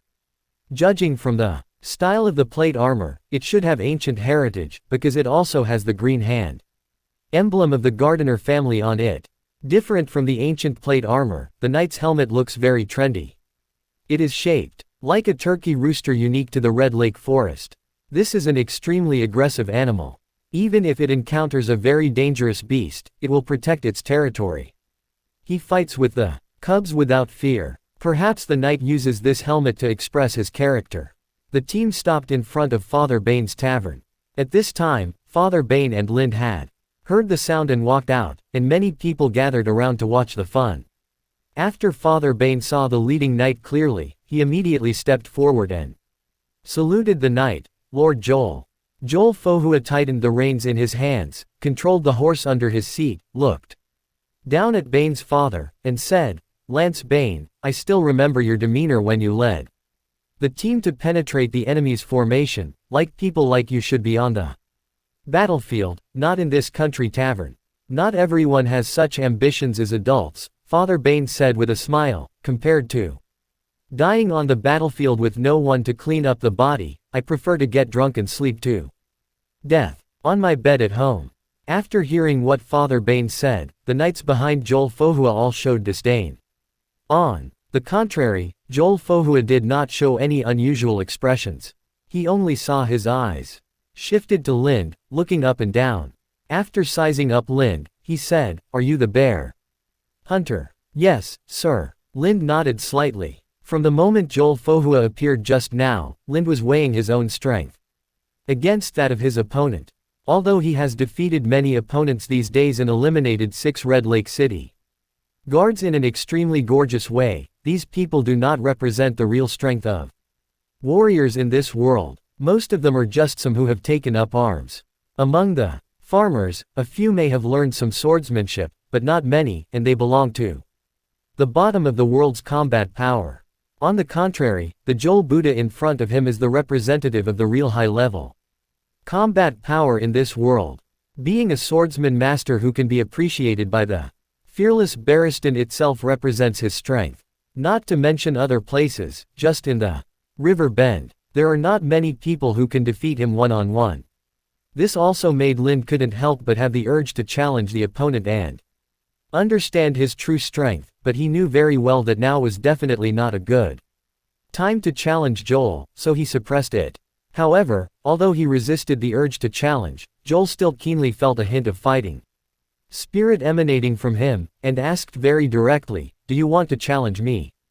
"Yes, sir." Lind nodded again. Before Joel could speak, a knight attendant behind him scolded, "Bold, you lowly guy, what qualifications do you have to challenge Lord Joel?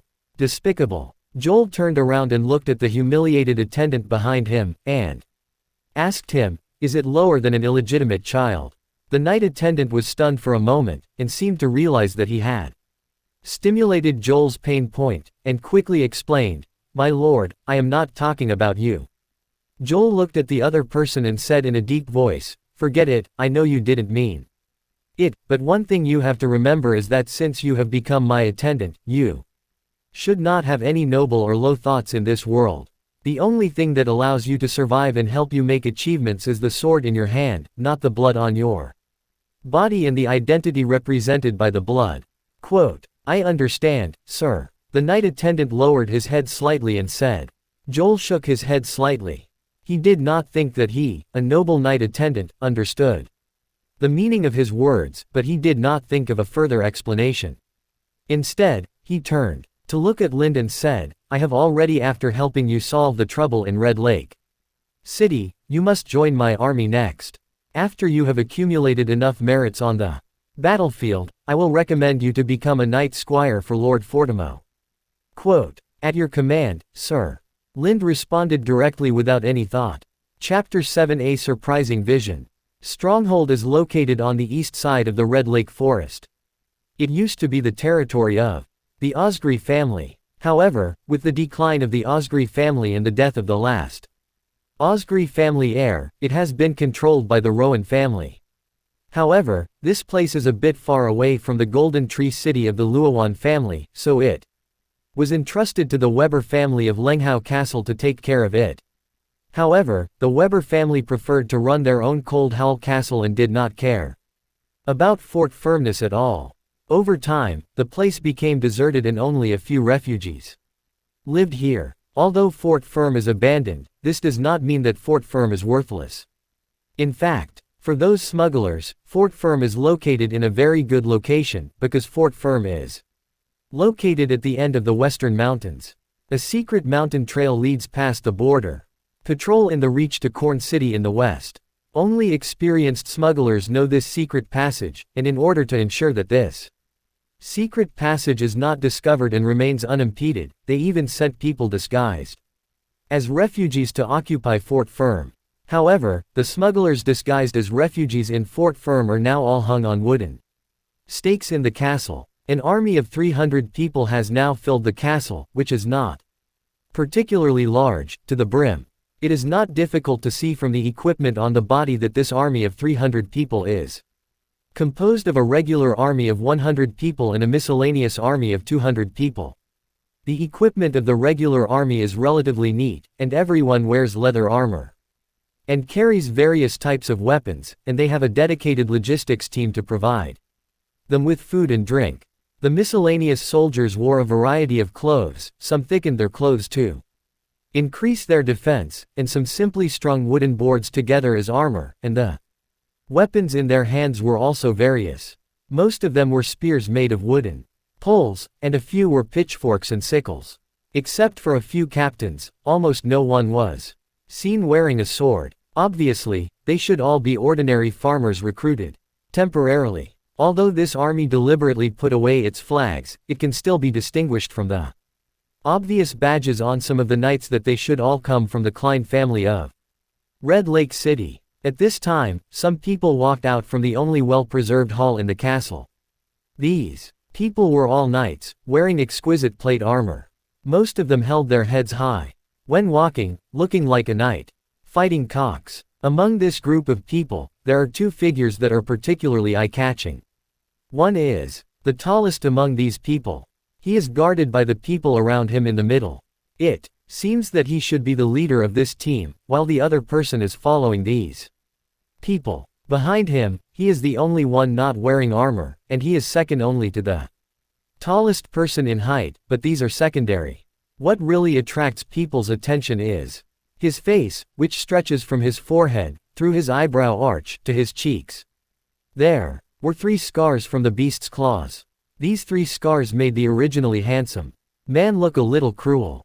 This team was organized by the Klein family to exterminate the bandits in the Red Lake Forest. The leader of the team was the famous Sir Joel Flower of the Klein family. Originally, this team was supposed to be in the Red Lake Forest, together with the Rowan family of the Golden Tree City and the Oakhart family of the Ancient Oak City, to suppress the bandits hiding in the Red Lake Forest, but now they have arrived at the edge of the Red Lake Forest. Stationed at Fort Steadfast, this behavior was confusing.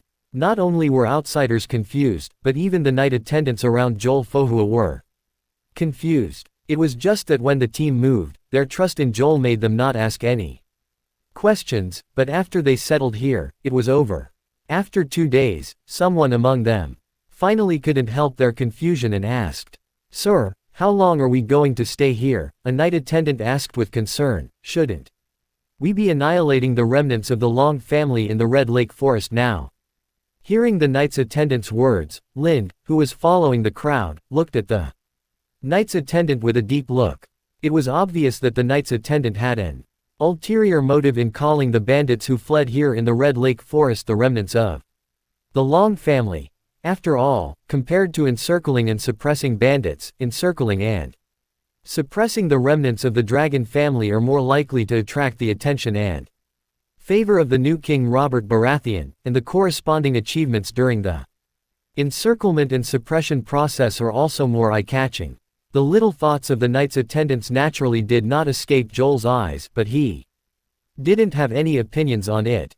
In fact, he had already felt something was wrong when he heard that the bandits in the Red Lake Forest claimed to be the remnants of the Long family. There is no doubt that in front of the powerful new king, they need to do something to please the new king and show their current attitude, while also making it impossible for the new king to cause trouble for them. Our purpose here is to suppress bandits. Sir Joel glanced at his attendant and responded simply. It's just that the people around him didn't understand the relationship between stationing at Fort Firm and suppressing bandits, and they all still looked confused. Seeing this situation, Joel couldn't help but sigh, and patiently explained, "If you are surrounded by enemies, and you suddenly find a gap in the encirclement, what will you do?" The attendants looked at each other, and one of the attendants tried to answer, "I will send someone to check whether there is any danger in that gap. If there is no danger, I will lead people to break through the gap. Sir, am I right?" Joel did not answer, but nodded slightly and continued, "If you break out and find that all retreats are very dangerous, there is only one retreat that is relatively safe and can completely avoid the enemy's blockade, allowing you to quickly move to safety. This is a very secret place, and not many people know about it. What will you do at this time?" "Of course we are." Someone immediately chased him to answer, but in the middle of the sentence, he stopped, as if he had thought of something, and then said, "You mean the remnants of the Long family will break out from Fort Firm?" Quote. Joel nodded, no longer hiding it, and said, "There is a secret smuggling mountain road near Fort Firm, which can pass through the western mountains, just avoiding the area around Red Lake City, and directly reach the mountains outside Corn City. And there should be many smugglers among those bandits. They must know this smuggling channel and they will definitely use this smuggling channel to escape encirclement and suppression." Quote. Hearing Joel's words, the knights also became excited. Obviously this was their best opportunity to establish meritorious deeds, but one of the knights was worried and said, "I remember that there were hundreds of bandits. Even if we lost some people while escaping, but there are still more people left than us, and among them there are many defeated soldiers of the Long family's remnant party. These soldiers have rich combat experience. Can we stop them?" Quote. When the knights heard this, the excitement on their faces gradually faded, and their expressions became serious. Although they wanted to make achievements, the prerequisite was that they could survive on the battlefield. After thinking for a moment, someone suggested, "This is not far from the Weibo family's cold howling castle. How about we go ask the Weber family for help?" This proposal was quickly approved by the knights, who all looked at Joel in unison, waiting for Joel's order. However, Joel didn't say anything, he just motioned for everyone to follow him, and then continued to inspect the various teams in the castle, as if he didn't hear the suggestion at all. Joel's actions confused the knights, but they did not have the courage to continue questioning Joel, so they could only follow Joel silently. Soon the group of people inspected each team, and Joel also issued his order. Before they returned to the hall, Joel ordered his knight attendants to lead a team of people to check the surrounding terrain and look for them suitable for intercepting fleeing bandits. However, before ordering the knights to leave, Joel stopped Lind, who was also planning to leave, and when they were the only two left in the castle hall, he asked Lind, "What do you think?" "What do you think?" Lind was stunned, not understanding what Chao meant. "Ask the Weber family for help," Joel added. Lind hesitated for a moment and said, "You shouldn't ask me such an important thing." "Right. I want to hear your opinion now," Joel said without letting Lind go. Lind was not polite and said directly, "I don't think we need to ask for help. The Weber family should take the initiative to send people to support us, probably later today." After hearing Linda's answer, Joel, who was slumped in his chair, straightened up and asked with interest, "Explain why the Weber family took the initiative to support us." "It's very simple, in order to wash away the suspicion on myself." Lind gave a non-starter answer, and then explained in detail. After those bandits robbed the Luowan family's caravan, they passed directly through it, the territory of the Weber family, but the Weber family did not make any interception, and just let these people enter the Red Lake Forest. Anyone can feel that there is something wrong, so even if the Weber family is so far away from the Red Lake Forest recently, there is no one from the Weibo family in the team assembled by the Luowan family this time. It can be seen that the Luowan family in Golden Tree City no longer trusts this subordinate family of theirs. If the Weibo family does not want the Luowan family to settle accounts in the future, then he will definitely want to be more proactive and active in this bandit suppression, and we must eliminate these bandits completely, even at the expense of manpower and material resources, without leaving any excuses for others to make trouble. Quote, Joel was also very surprised that Lind could give such a detailed answer, but he hid his emotions well and continued to ask, "Is that all?"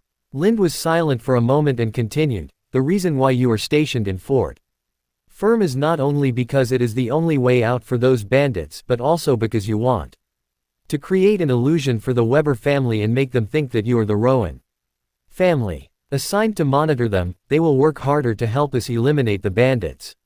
Quote, at this moment, Joel could no longer hide his surprise and looked at Lind with a strange look, as if he was looking at a monster instead of a young man of 15 or 16 years old. There is no doubt that Linda's performance just now has far exceeded the normal level, let alone a hunter like Lind who has never left a small village like Bai village, even one who has received specialized training in the school city and has rich experience. A bachelor or an old knight may not have his vision and analytical abilities. After taking a deep breath and calming down the strangeness in his heart, Joel asked again, "Do you think the Weber family is related to those bandits?" Lind shook his head and said, "It doesn't matter whether there is any relationship now. What is important is that the Weber family must prove that there is no relationship." Joel said, "But I want to know if it matters." Lind pondered for a moment and said, "I personally think that those bandits should be secretly supported by the Webb family, but the Webb family did not expect that those bandits were bold enough to rob the Rowan family's caravan, and also killed an important member of the Luowan family. I think those bandits should have had some thought when passing through the Weibo family's territory as usual, and did not tell the Weibo family the truth, hoping to drag the Weibo family into the water. When the Bo family got the news and realized something was wrong, it was already over. Quote, "Who taught you this?" Joel looked at Lind and asked, "This is not knowledge that an Orion can learn. Thank you for this, Dad." Naturally, Lind would not tell the other party that he came from another world where knowledge and information exploded, nor did he say anything to Joel about the so-called blessing from a warrior among the 7 gods.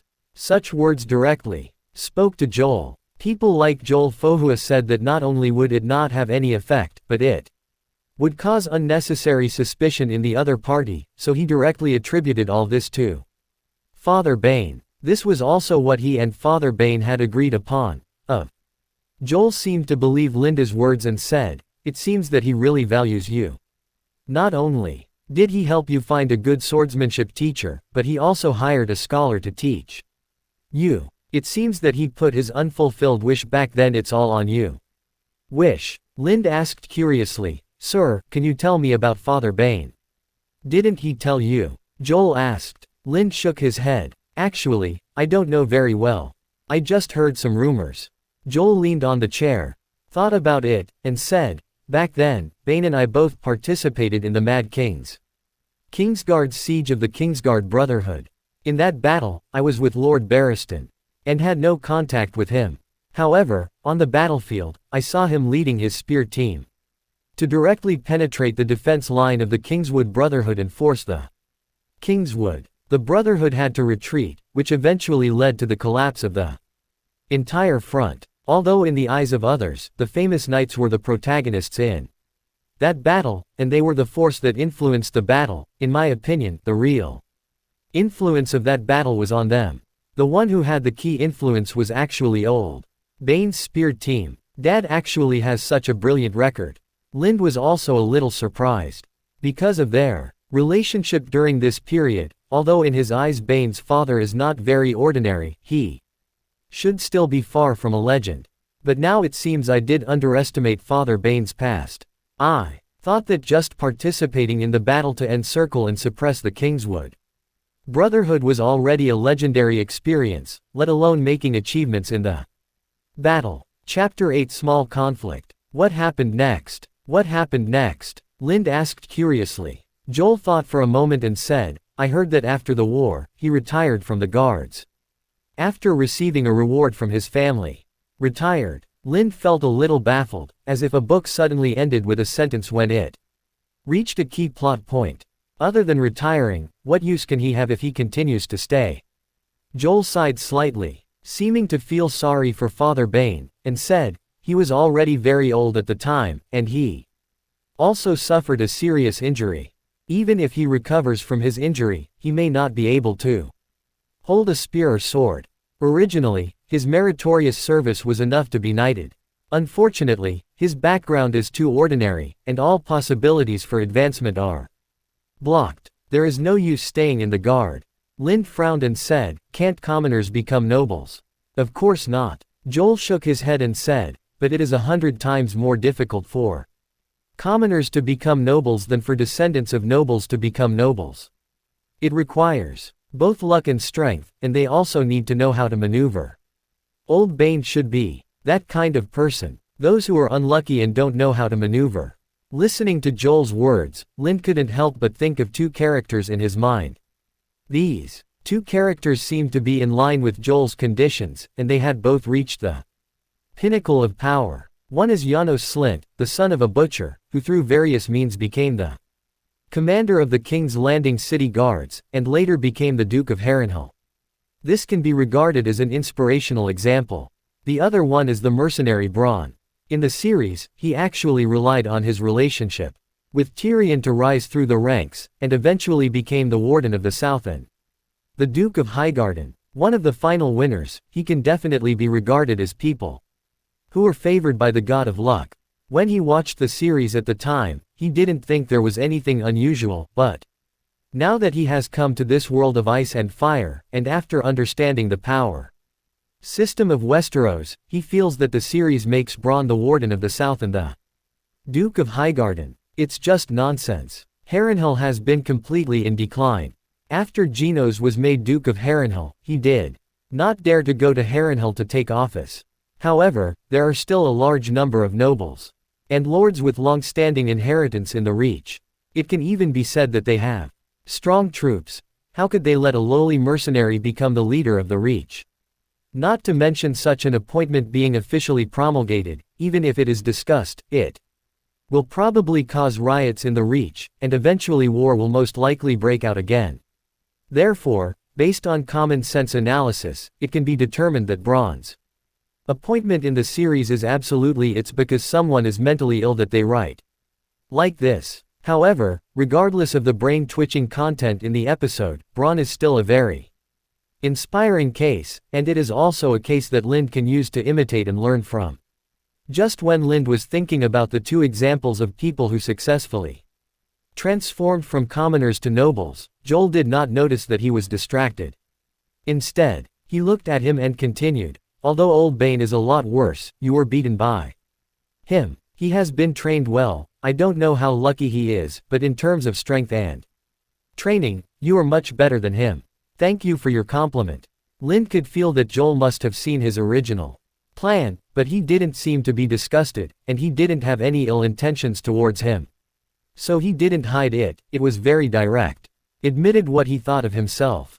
Seeing Linda's frank admission, Joel showed admiration in his eyes, and said with a smile, "Bear Hunter, dual-wielding sword master, these two names have been spread around the Red Lake area. Hunter, the Bear Bearer's ballad has been spread to Highgarden by the bards, and I heard that Lord Willis Tyrell once asked Lord Fortimer about you." Lind asked, "Is it because of this rumor that you thought of recommending me to Lord Fortimo?" Joel nodded, acknowledged Linda's guess, and reminded, "The premise of recommendation is that you perform well enough in this battle. Why are you helping me like this?" Lind asked doubtfully. Joel was silent for a moment and replied lazily, "Because this place is too boring. It is a pool of stagnant water from top to bottom. I want to add some fun. I hope you won't disappoint me." After finishing speaking, he waved to Lind, indicating that he could leave. Lind turned and left the hall, heading towards the logistics team stationed on the side of the castle. On the way, Lind recalled Joel's words, and could feel from every word he said that he seemed to be a person who was dissatisfied with the current system of the Reach, but he did not intend to challenge the system himself, but wanted to let yourself be the pathfinder. No matter what Joel's purpose is, at this stage, he is Linda's help. The only thing Lind has to do is to perfectly show his strength. Thinking about things, Lind came to the broken turret next to the castle where the logistics team was housed. He found the leatherworker, took off his ill-fitting leather armor, handed it over, and made his request. The leather armor he is wearing belongs to Father Bane. The size difference between the two is too big and it is very inappropriate. It will hinder his movements and needs to be modified. Otherwise, this leather armor will cause a lot of damage to him in battle. Although it is impossible for the leatherworkers of the logistics team to make leather armor, there is still no problem in modifying the leather armor. 2 silver deer. The leatherworker looked at the leather armor that Lind handed over. After hearing Linda's request, he directly quoted the price. Lind frowned and asked, "Isn't it free for people in the team to repair weapons and equipment?" At this time, a voice came from behind and said, "It is true that people in the team repair weapons and equipment for free, but you are not." Lind turned around and looked at the speaker. This person was the knight squire who scolded Lind in front of Father Bane's tavern 2 days ago for being lowly and unqualified to challenge Joel Flowers. At that time, he was reprimanded by Joel. Lind could feel that this knight was never convinced and would definitely make trouble for him. However, he seemed normal in the past 2 days and seemed to have forgotten about it. Now it seems that he is looking for an opportunity. Faced with this man's provocation, Lind did not show any anger.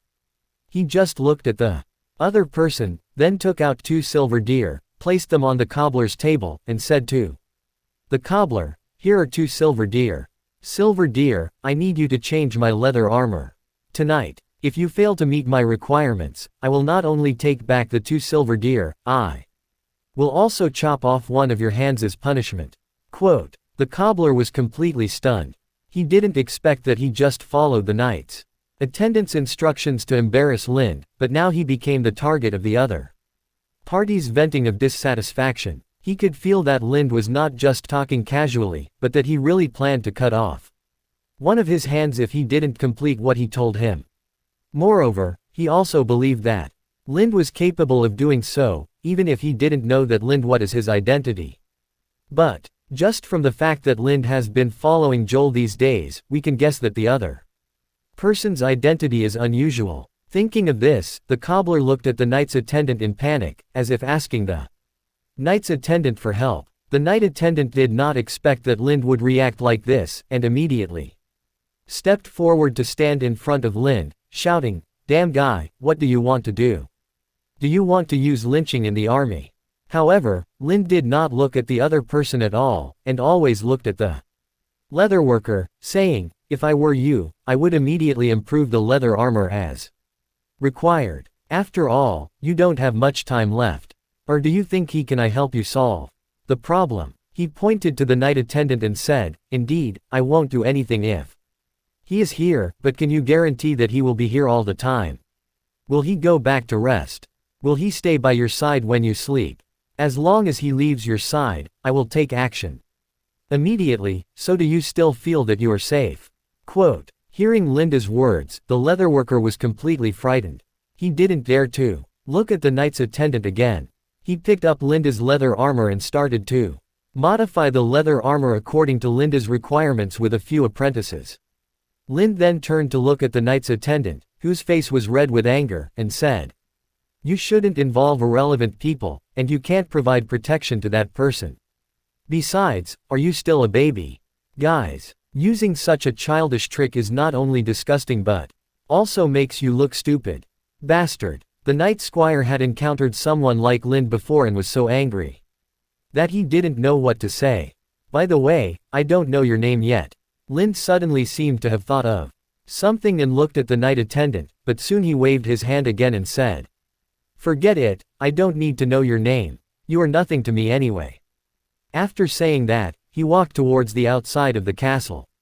He also planned to take this time to familiarize himself with the surrounding terrain, so as to avoid any accidents due to unfamiliar terrain during the battle. "Stop, I, Al Morrison of Longship Town, challenge you to a duel." The knight attendant finally couldn't help but feel angry, took off the glove on one hand, and threw it towards Lind. Lind did not take the glove, but let it hit him and fall to the ground. But he stopped, turned around and looked at the gloves on the ground, and then looked at Al Morrison, who proposed the duel. Later, when Al Morrison was still waiting for Lind to respond, Lind rushed in front of him, and when he was unable to make any reaction, he punched him directly.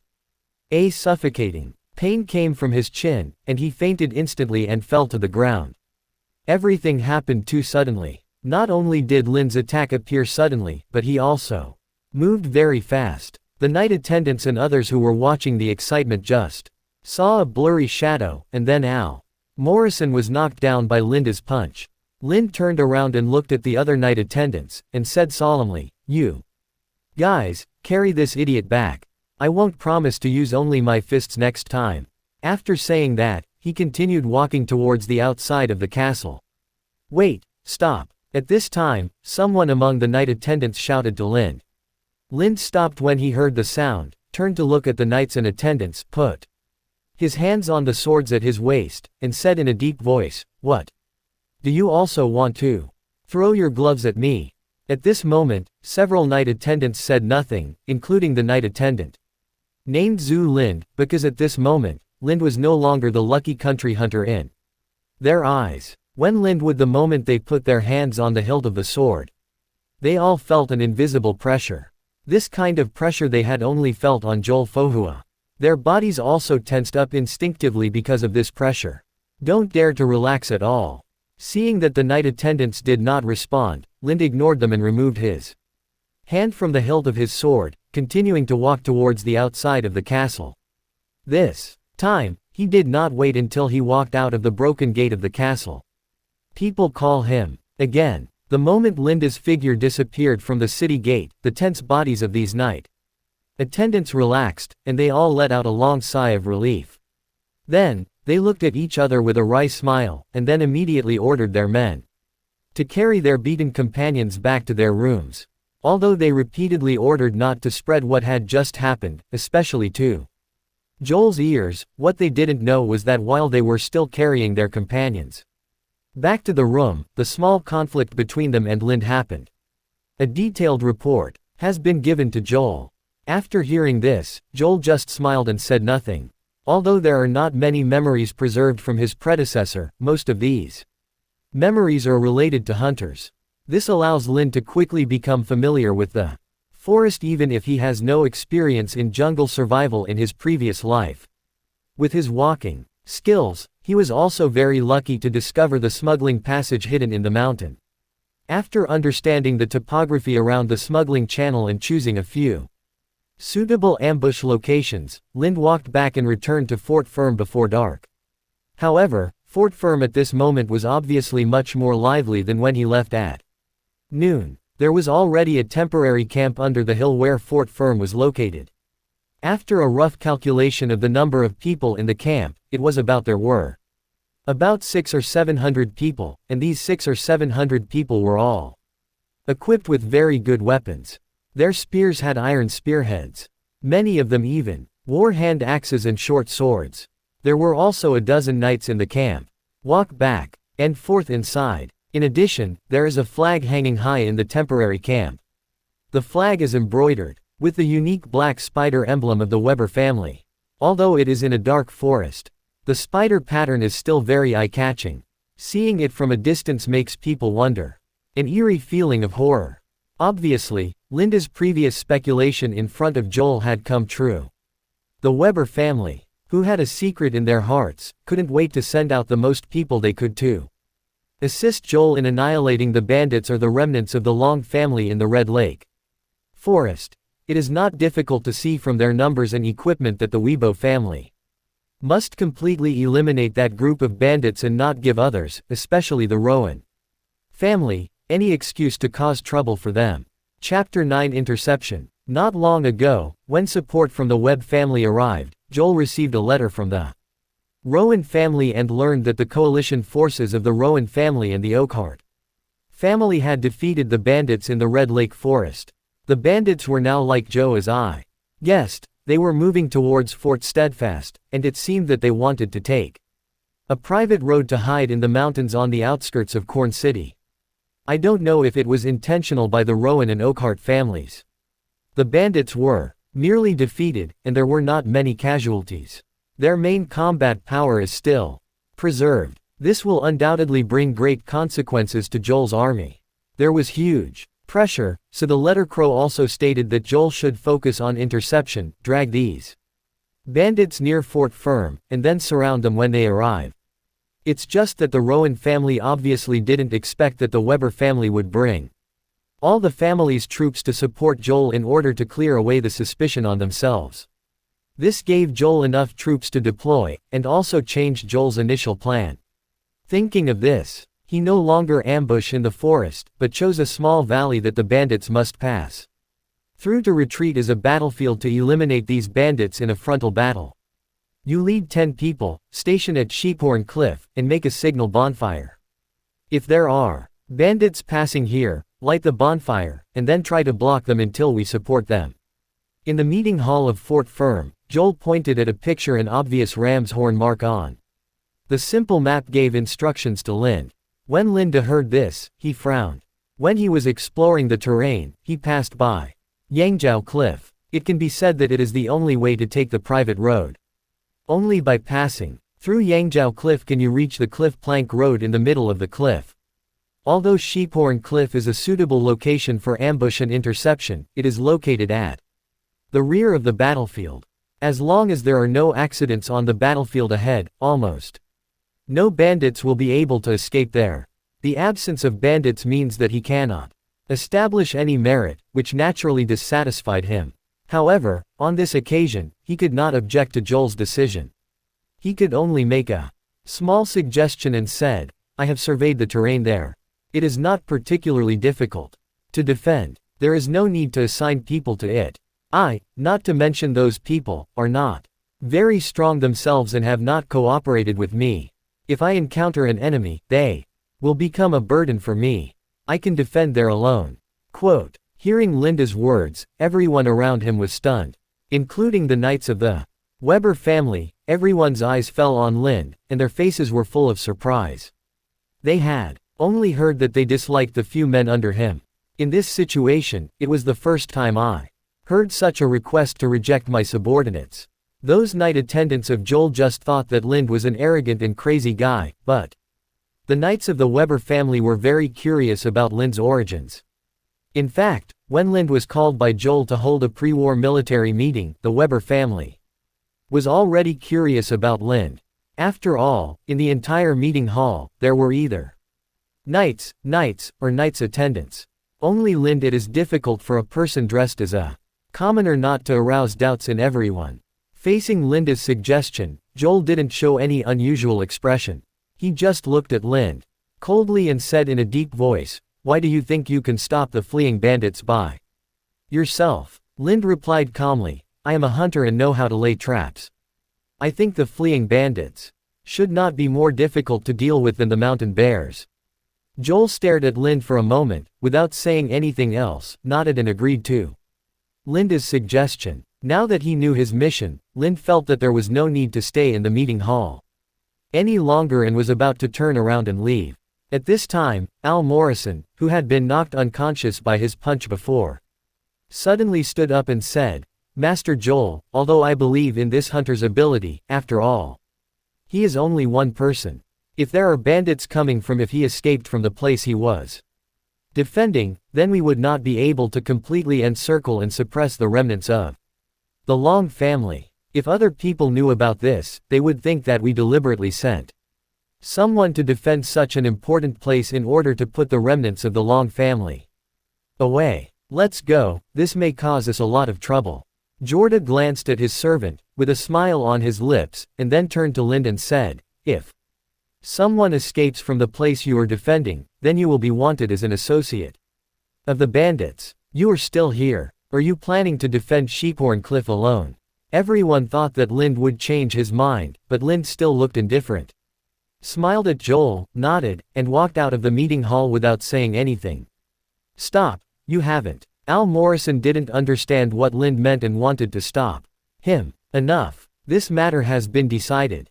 Instead of focusing on such boring people and things, you should focus on the battle in the near future," Joel scolded and followed his gaze. The knights and attendants who passed me shouted, "Your family sent you to me just to make you perform meritorious service and stand out. I don't want to see you eventually turned into corpses and sent back to your respective homes. Family, so all of you should take it seriously. This is a war, not your young master's autumn hunt, do you understand?" Joel unceremoniously reprimanded his attendants in front of the Weber family. The atmosphere in the hall instantly became serious. Everyone was silent. Not only the reprimanded knight attendants felt ashamed and angry, but also Weibo. The knights of the Bo family were also embarrassed. Fortunately, Joel quickly changed the topic back to battlefield defense, which eased the tense atmosphere in the hall. Although everyone seemed to be focusing on the orders given by Joel, many people, especially those in the Weber family, were still curious about Lind's identity and planned to report to him later.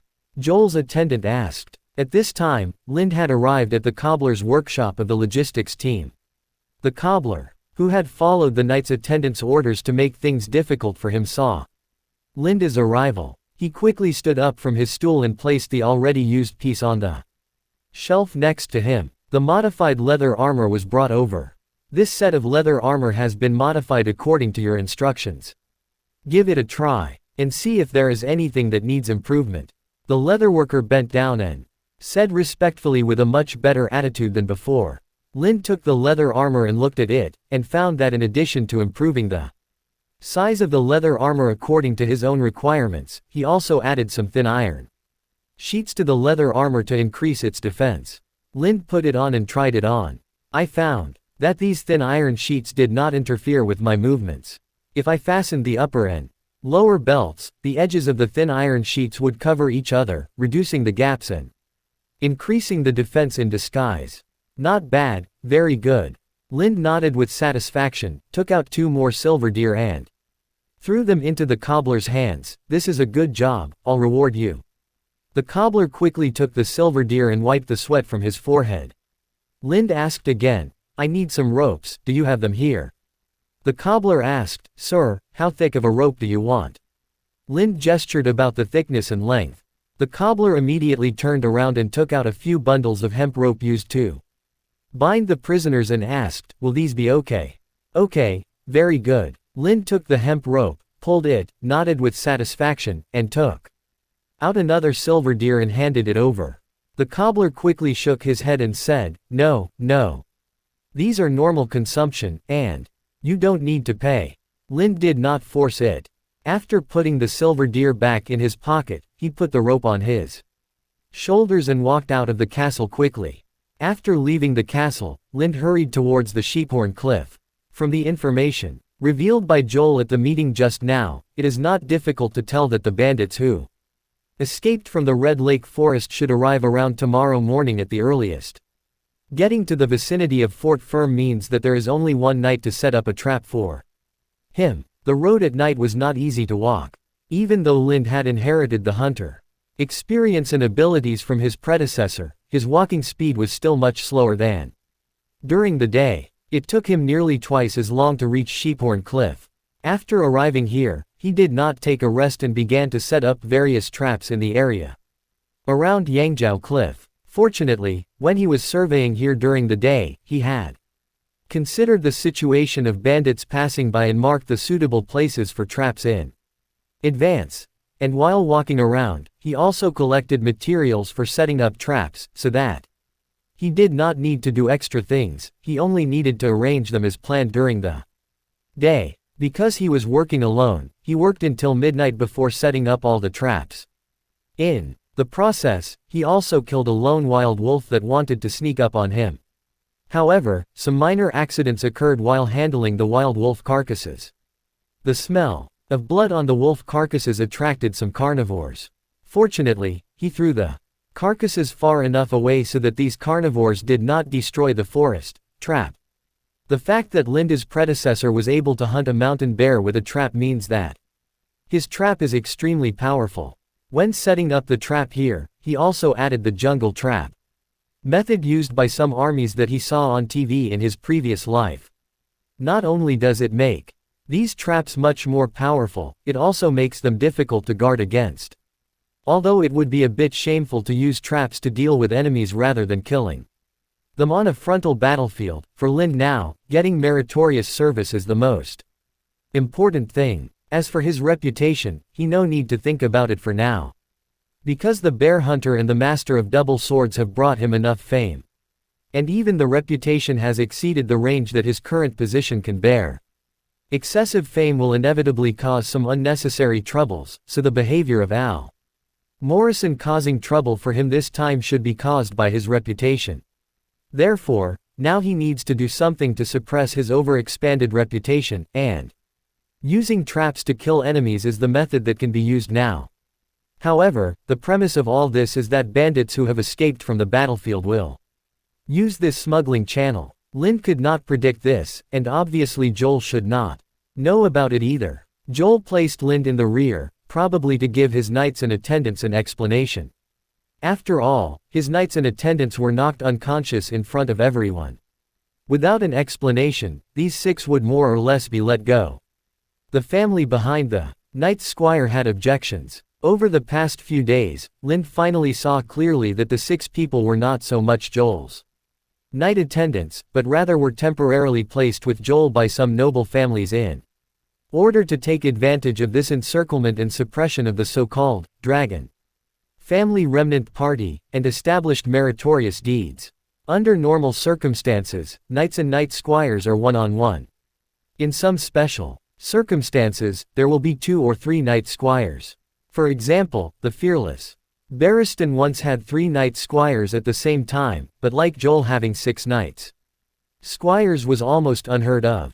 Although Joel has a good reputation, and is known as the 2 swordsmen of the Reach, together with Fertimo Cleon, and as a swordsman praised by the fearless Barristan, his reputation is only in the Reach and its surroundings. It was just spread in the surrounding areas, and because of the illegitimate child, his status was not very high. Let alone having 6 knights in attendance, even if it was reduced by half to 3 knights in attendance, it would be considered arrogant and rude. With the wisdom shown by Joel, it is impossible not to see the drawbacks, and the fact that he still chose to accept 6 knight attendance undoubtedly showed that he could only passively accept this matter. In addition, it is not difficult to see from Al Morrison's skills that the strength of the 6 knight attendants themselves is very average, not even as good as the veterans at the bottom. At best, they have mastered a certain amount of formal swordsmanship, but such strength has been having Joel with him and appearing on the battlefield seemed very strange in itself. However, none of this was taken to Lin's mind. For him, it didn't matter what other people did, what mattered was whether he could seize the opportunity. After setting up the trap, he came to a secret place as his ambush point, then found some wet branches to build a bonfire, and also got some plant velvet and dry firewood as kindling, and then sat down wait for the time to pass. During this time, he was also thinking about whether he could make any contribution in the joint campaign of the 3 lord families to suppress the bandits. In his opinion, although he was assigned to the rear and far away from the battlefield, he was not without merit. The possibility of meritorious service. If he is lucky and someone escapes from the battlefield ahead, then the fish that escapes the net is most likely an important figure among the bandits, because only important people know about this smuggling road, and only important people know about it. Only then can the characters have enough strength to escape from the siege. In this way, even if he is not fighting on the frontal battlefield, he can still achieve considerable feats. While thinking, time passed little by little, and except for the sounds of some animals moving around and the sound of the wind blowing on the trees, no other sounds could be heard. Lin did not hold back his sleepiness, but regularly controlled himself to have short light sleeps, which allowed him to continue to maintain a clear mind. I don't know if it's good luck or bad luck. It was getting brighter and it was almost early in the morning. The Yangzhou cliff area was shrouded in fog. As a cold mountain wind blew down from the northern slopes, the fog changed. It turned into rain and fell on the forest. And the thick rain and fog also limited the sight of ordinary people. However, Lin could still see through the rain and fog, and saw the black smoke rising in the distance. It seemed that fighting had begun on the battlefield ahead. Chapter 10 Death in the Rain. Seeing the black smoke rising from the signal, Lin was not in a hurry. Instead, he entered the woods where he had set traps just like he did when he was hunting mountain bears. He carefully checked the status of each trap and identified some that might appear. The malfunctioning trap was adjusted and repaired before returning to the ambush point and staring at the narrow mountain road leading to the smuggling passage ahead. As time went by, the light rain in the early morning not only did not weaken, but fell even harder. The dense rain curtain fell, making it difficult to see things in the distance, and the sound of raindrops also covered up any unusual sounds, even if the forest is hearing, which is beyond ordinary people's, can't hear any sound except the sound of raindrops. This is both a good thing and a bad thing for Lin. The good thing is that the heavy rain can help him cover up the traps in the woods, making it difficult for passers-by to detect. The bad thing is that he cannot use his already extraordinary hearing and visual understanding. Enemy situation. I don't know whether it was because of the heavy rain or the battle had ended on the battlefield. Lin could no longer see the black signal smoke rising in the sky in the distance, but he was not affected. He just changed his posture and moved a bit. His somewhat stiff body continued to stay quietly at the ambush point, even though the rain had seeped into his clothes.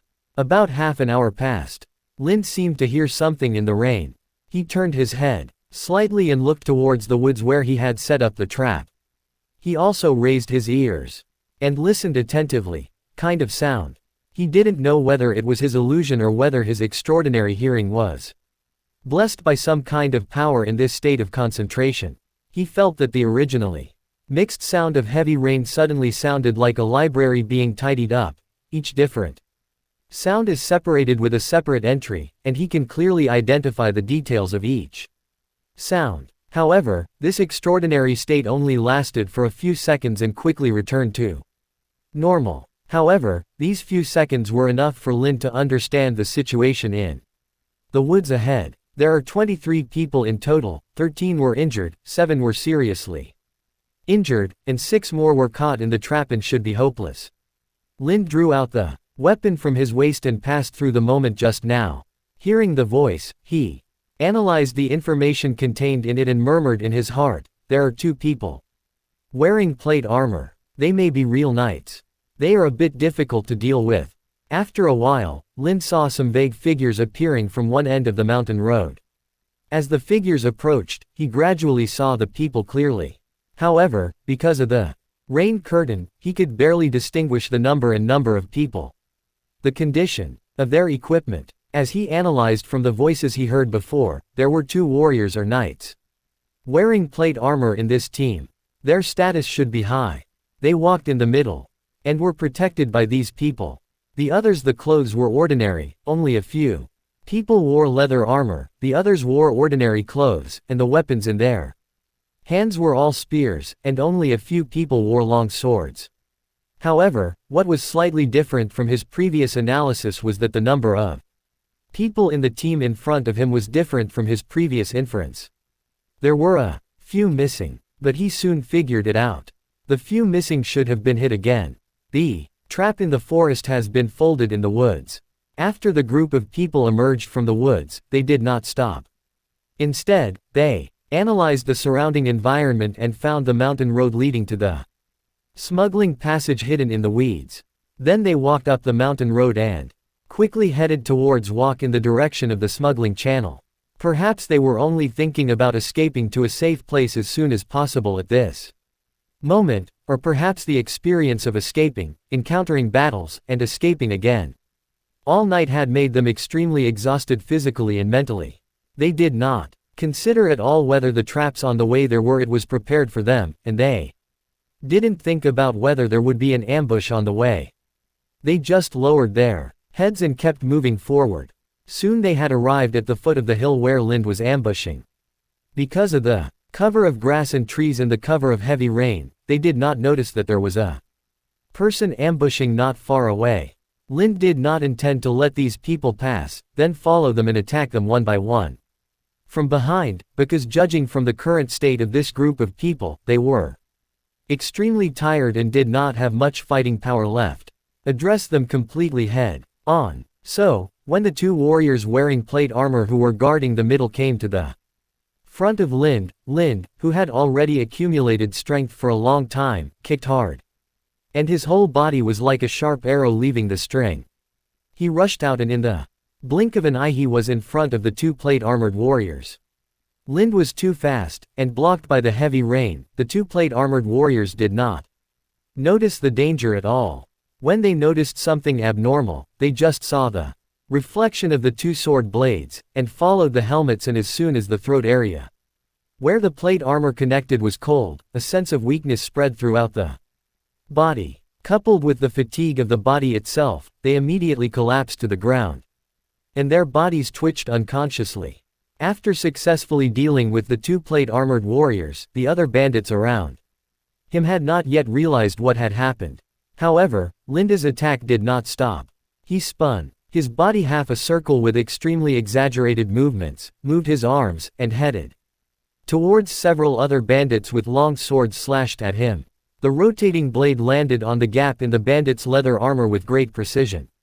The blade cut through the target's flesh like a hot knife cutting through butter, leaving an unhealable wound on the opponent's fatal vitals. And before blood spurted out from the wound, the blade had already moved to the next target.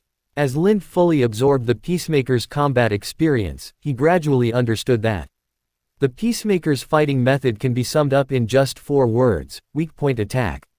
In a head-to-head confrontation, Peacemaker's strength is only slightly stronger than that of ordinary people, but his extraordinary agility and speed, as well as his precise control of weaknesses, allow Lind to harvest lives as efficiently and quickly as a god of death. Just like now, in less than 10 seconds, 5 fully armed soldiers were killed by his sword.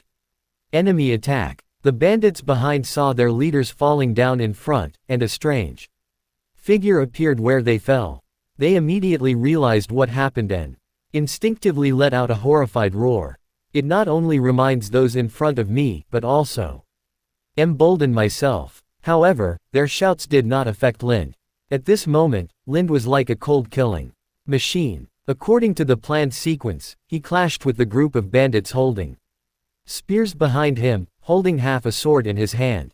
Swinging, he slashed at the weak spot in the neck with precision.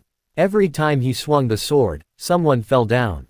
These lives were as fragile as weeds on the roadside in front of him. Even though the bandits were aware of the enemy attack, they could not organize effective protection. Not only because the person commanding them was killed by Lind immediately, but also because the spears in their hands were not suitable for close combat at all. In battle, you can neither attack the enemy nor defend against the enemy's attacks. You can only passively watch the enemy's attacks fall on you. Moreover, the enemy's attack speed is so fast that all they can see in their eyes is the reflection of some metal, not even the complete sword body.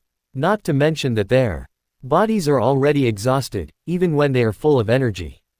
It's hard to dodge such a fast attack. The 5 bandits who were walking in front to explore the road heard the shouts and movements behind them. They immediately clenched their weapons in a well-trained manner and turned around to check the situation. The scene in front of them shocked them all. I saw that in the heavy rain, a dozen of their companions behind them had all fallen to the ground. Blood spurted out from their wounds, mixed with the rain, and completely died. The mountain road under their feet red. Among the corpses, a figure holding 2 swords stood there. The heavy rain affected their sight, making them unable to see each other's appearance clearly. They could only feel the cold sight penetrating the rain curtain. That sight made them feel it felt as if he was being targeted by a legendary ghost. Fear instantly spread in their hearts, and they no longer had any intention of resisting. They all turned around like crazy and ran forward along the mountain road. They even pushed each other in order to let themselves run ahead. He thought that as long as he let the people behind him resist for a while, he would be able to escape smoothly. If these 5 people can cooperate with each other, with the spears in their hands, they may be able to create some obstacles for Lind. When they reach the narrow smuggling channel dug on the cliff, Lind may not take the risk to continue the pursuit. Let them go. But now, they were not thinking about the front or the back one by one, and in order to escape, they attacked each other, exposing their backs defenselessly. This seemed to be inviting Lind to kill them. Faced with such an invitation, Lind naturally would not let it go. In the end, the 5 people only ran out less than 10 meters before they all died under Lind's sword. After finishing off this group of people, Lind carefully checked their situation. After confirming that they were all dead, he relaxed a little. Then he took a rest, and without cleaning the battlefield, he got up and entered the woods. Check out the traps one by one. As a result, most of the traps he laid had been triggered, and all of them were fatal traps. Those who were hit had no chance of surviving. A rough count showed that 14 people died in these traps. He did not clean up the corpses or restore the activated traps. Instead, he hid near the outermost trap and quietly waited for the prey to come. About half an hour later, 2 more groups of people escaped from the battlefield in front. The number of people was 7 and 13 respectively. It seemed that the heavy rain also affected the coalition's encirclement and suppression of the bandits. Otherwise, Joel would be in Fort Firm. It is impossible for the battlefield layout of each team in the meeting hall to have so many fish slipping through the net. Fortunately, these bandits were able to escape the fighting on the battlefield under the cover of heavy rain and fled to what they thought was a safe area. There were no pursuers behind them. As long as they passed through a forest that was not very large, they could reach the smuggling channel, escape this dangerous place completely. But the moment they walked into the woods, they never came out of the woods again. Lind, who was hidden in the woods, appeared silently like a ghost at a location they could not expect. They killed them one by one, while driving those still alive into deadly traps. Because there were so many people dead, the forest was filled with the smell of blood, and The smell of blood also attracted some carnivores, making the forest more and more dangerous. Roman Weber is the son of Viscount Lyndon Weber and the cousin of Edmund Weber, the current lord of Coldhall Castle. He has a long face and is nicknamed the Gopher in the Reach. The meaning of this nickname is that Roman Weber would usually hide in his manor and live his life. He would only poke his head out to see if there was any movement outside, just like this time during the siege. Banditry is a profitable opportunity for him. Although Roman Weber's name is not very pleasant, people who are familiar with him know that if anyone can underestimate him, he will definitely suffer a big loss in his hands. This time, his mission was to lead a team of 100 people to patrol the periphery of the battlefield and hunt for fish that slipped through the net. The core mission was to prevent the few escapees loyal to the Long family among the bandits who had had contact with the Weibo family from encircling and suppressing them. Escape. If everything went well, then they should have been celebrating the successful end of the siege against the Red Lake Forest bandits and the remnants of the Long family. However, the sudden heavy rain in the early morning caused many loopholes in the entire siege operation, especially on the offensive front because of due to the muddy ground. The moving speeds of each queue were inconsistent, resulting in a large number of gaps. The leader of the bandits was also very good, breaking his men into pieces, spreading them out, and breaking out from various gaps.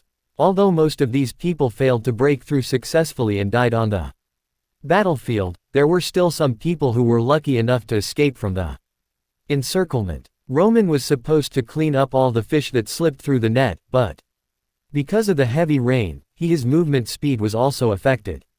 After clearing out some of the bandits, some of them fled into the mountainous forest near Fort Firm under his nose. If they were just ordinary bandits, he might have let them go, but he saw that two of the bandits who fled into the forest were wearing plate armor, and among the bandits who were able to wear plate armor, their status was definitely unusual, and extremely it could be someone who knows something secret. For this reason, he had to clean up some fish that slipped through the net, and without rest. He led his men to pursue them along the various traces left by the escaping bandits, and soon caught up to the woods where Lind had laid the trap. When they quickly determined that the bandits escaped into the woods, Roman immediately rushed into the woods with his people. He had to catch up with those people as soon as possible and eliminate them. However, not long after they entered the forest, they involuntarily stopped because they saw a corpse hanging on a tree with its feet off the ground, and a tree stump passed through his chest. From a distance, they could not help but stop. It was as if the trees in the woods had killed him. Chapter 11 The Terrifying Bear Hunter. 7 Gods above, what happened here? A soldier looked at the scene in front of him and couldn't help but said in horror. However, no one around answered his question. Everyone looked around worriedly, fearing that those seemingly harmless branches would suddenly turn into deadly weapons. Go up and check. Roman assigned a soldier and said.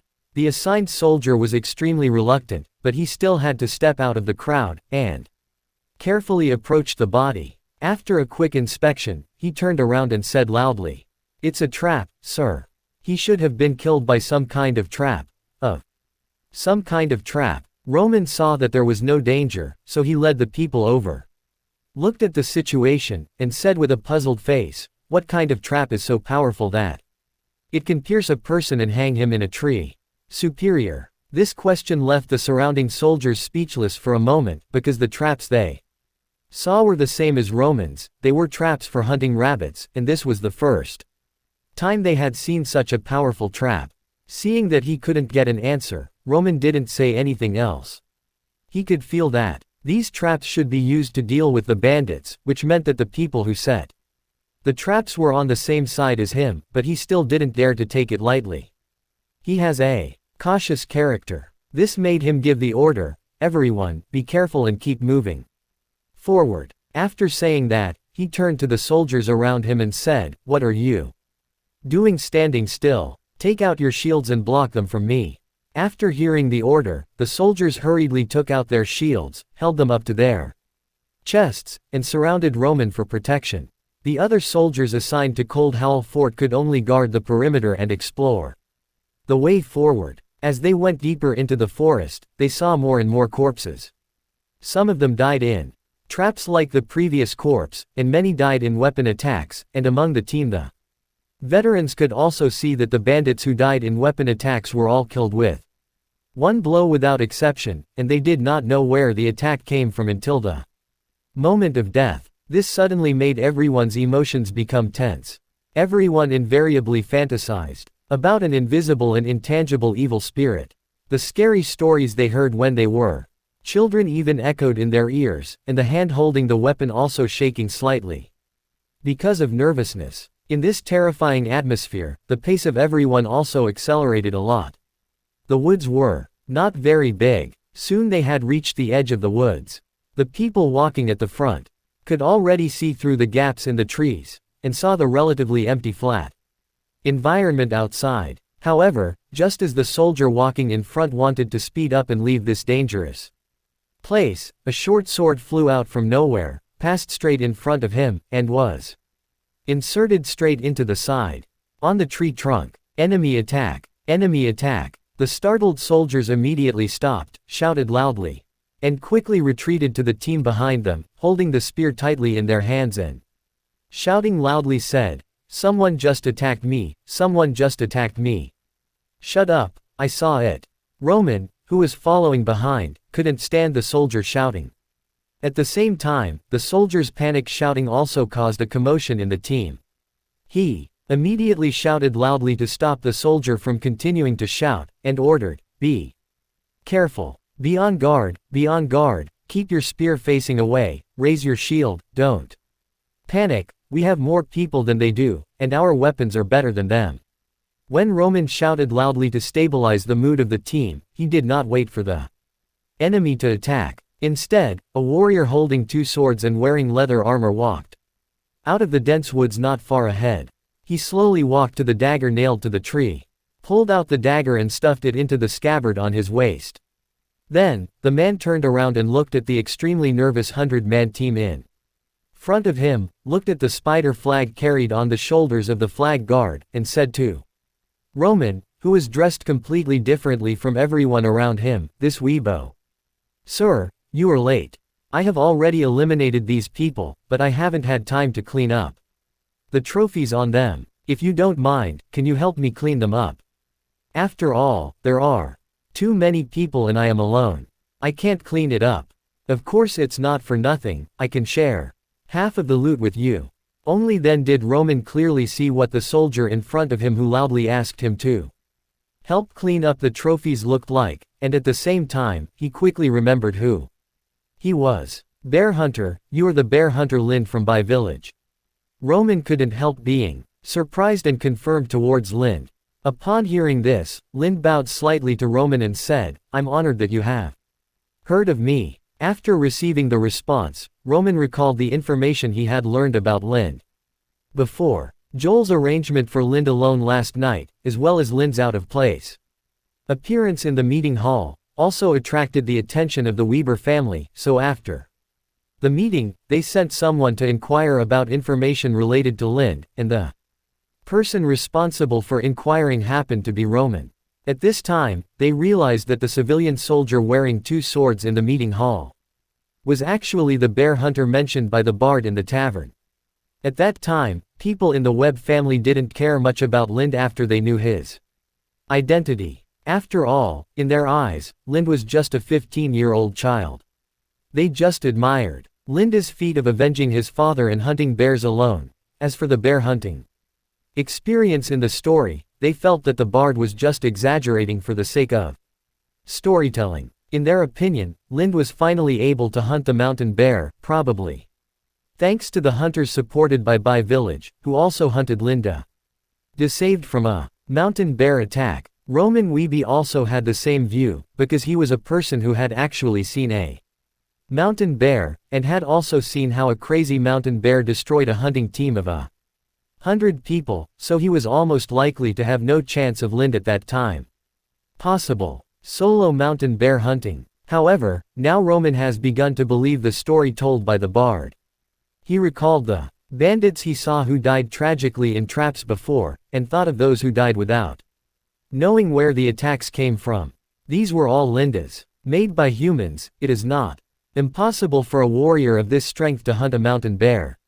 At the same time, he also thought that Joel Fohua would agree to Linda's outrageous request and let him guard this area alone, perhaps because he knew that he had the ability to guard this place alone. While confirming the identity of the person in front of him, Roman signaled his men to take back their weapons, and then asked eagerly, before, two bandit leaders wearing plate armor led their men to escape here. Now they have been picked up by strangers. Lind also put his sword back into its scabbard, replied calmly, turned and pointed out of the woods, and said, their bodies are outside. And you need to clean them up on your behalf. Although the corpses he saw in the woods had made Roman guess that the people who had fled here had also been killed by Lind, he really felt relieved when he got the answer he wanted from Lind. Afterwards, he ordered his men to help Lind collect the trophies and corpses. These will be counted as military merits in the future. If it were someone else, he might covet these military merits, but this time he would not do so. This is not just because the unknown relationship between Joel Flower and this bear hunter was more due to the shock and fear that those corpses had just brought to him.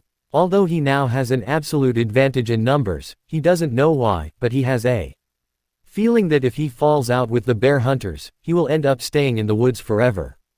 Like the corpses he saw before. On the other side, Lind didn't know what Roman Weber was thinking, but he also thought that Roman Weber might take away his military exploits. Father Bane had mentioned similar things more than once. If such a thing really happens, he has no way to solve it. Maybe he can kill Roman Weber and use the terrain here to kill these Weber family soldiers, but if he does that, let alone in the Reach, I'm afraid he won't be able to stay in Westeros, and will eventually have to flee to Essos, which is definitely not what he wants. However, he quickly figured out that even if Roman Weber really took possession of his military merits by force, it would not matter. He only needed Joel to recognize his military merits, because to him, military merits did not matter. Not the most important thing, Joel's recommendation is the most important. Even if he is robbed of military honors, as long as Joel admits that he really killed so many bandits, the goal has been achieved. After understanding this, Lind relaxed his slightly nervous mood. While the soldiers were carrying the bodies, he also went to other parts of the woods and dismantled all the other traps that had not been triggered. Although he didn't know what the situation was like on the other side of the battlefield, but now that Roman Weber has led a team of 100 people here, the task of guarding this place has naturally been transferred to Roman. He only needs to cooperate from the side. Okay. So naturally there will be no need for those fatal traps. With the cooperation of more than 100 people, all the corpses in the woods were quickly cleared out, and the corpses outside the woods were all neatly arranged together. Seeing the dozens of corpses in front of them, everyone, including Roman Weber, felt inexplicably shocked. At the same time, they looked at Lind, who was sitting not far away, wiping his weapons, with a look of extreme awe. In the past large and small wars of the Seven Kingdoms, stories of a certain knight beating 100 often happened. Various knight legends are all over the continent of Westeros, such as the Sword of Dawn, Arthur Dane and others. After the siege of the Kingswood Brotherhood, there were rumors that Arthur Dane killed hundreds of members of the Kingswood Brotherhood with his Dawn Strangler. But people who really understand the battlefield know very well that those so-called knight legends about 1 against 100 cannot stand scrutiny. Many of these achievements were accomplished by knights leading their attendants and soldiers.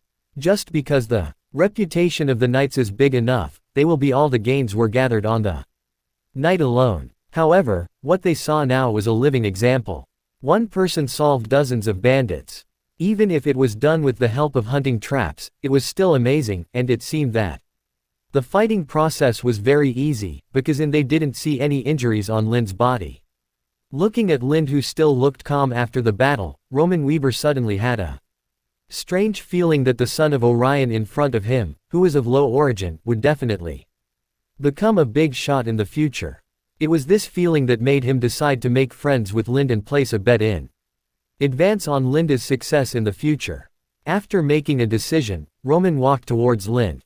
After coming to him, he pointed at the broad-bladed half-hand sword in Linda's hand and said, "This is the first time I have seen a sword of this shape. Can you show it to me? Take a look." Lind did not refuse and handed over the half-sword that had been wiped in his hand. After Roman took it, he looked at it and said, "This sword is much wider than the average hybrid sword. It is good for cutting and can even be used to parry attacks. The only flaw is that it is a little short and requires close attacks to do it. Play a role." Lind listened to Roman's analysis and looked at Roman with a little surprise. It is not difficult to see the advantages and disadvantages of the broad-bladed half-hand sword, but he can analyze it just by taking a look at it.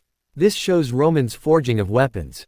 There should be some experience. "Did you design this sword, Mr. Lind?" Roman handed the sword back to Lind and gave Lind a somewhat aristocratic title. "Yes, this is specially designed for my swordsmanship." Lind did not hide it. He nodded and acknowledged Roman's guess. At the same time, he corrected Roman's title and said, "Lord Roman, you called me wrong. He is just a commoner, not a noble, so he cannot be called a lord." Roman smiled and said, No. With the strength you have shown, Lord Lind, you will definitely be able to become a noble in the near future. I'm just adapting in advance." At this moment, Roman didn't look like a nobleman, but more like a businessman, and he made no secret of his intention to make friends with Lind. Although Lind didn't understand why a wealthy knight like Roman who owned his own manor would take the initiative to befriend him, he could feel that Roman had no ill intentions, which made him couldn't help but quickly weigh the advantages and disadvantages of befriending Roman. Regarding the bandits in the Red Lake Forest this time, although Roman's Weber family has some disgraceful behavior, they have perfectly eliminated all bad traces. They should not be punished by Lord Luo because of this incident in the future. The Wan family's punishment will not damage their strength. Although the Weber family can only be regarded as a second-class noble in the Reach, they have a long inheritance history like most nobles in the Reach, and are married to many nobles in the Seven Kingdoms, such as the Lannister family in the West.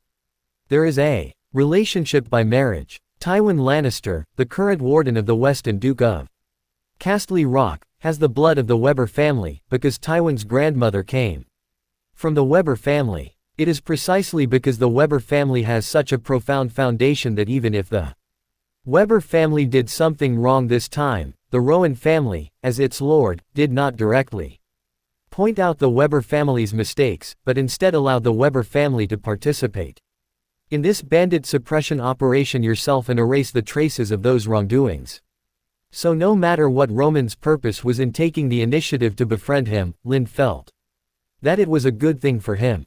Chapter 12. Our hero. New Beryl City is located on the lower reaches of the Golden Tree River.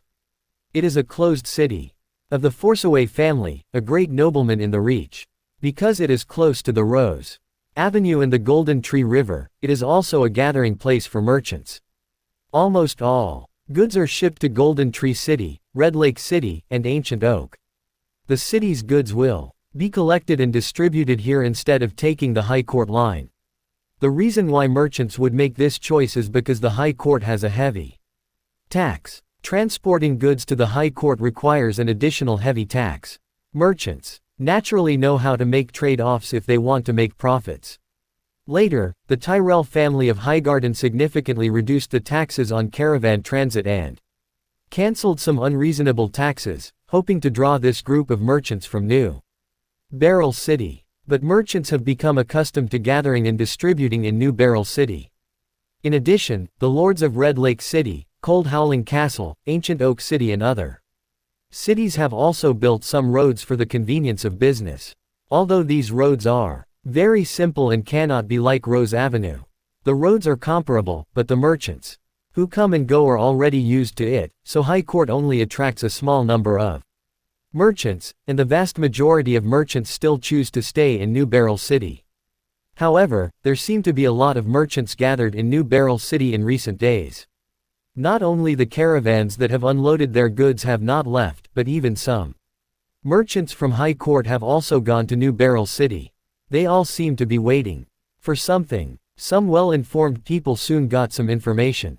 It turned out that some time ago, Golden Tree City, Red Lake City and Ancient Oak City had obtained additional gains in the encirclement and suppression operation against the Red Lake Forest Bandit. It turned out that the Red Lake Forest Bandit was a remnant of the Long family. The rumors turned out to be true. The three major families seized a large amount of supplies from the bandits. These supplies not only included food, but also weapons.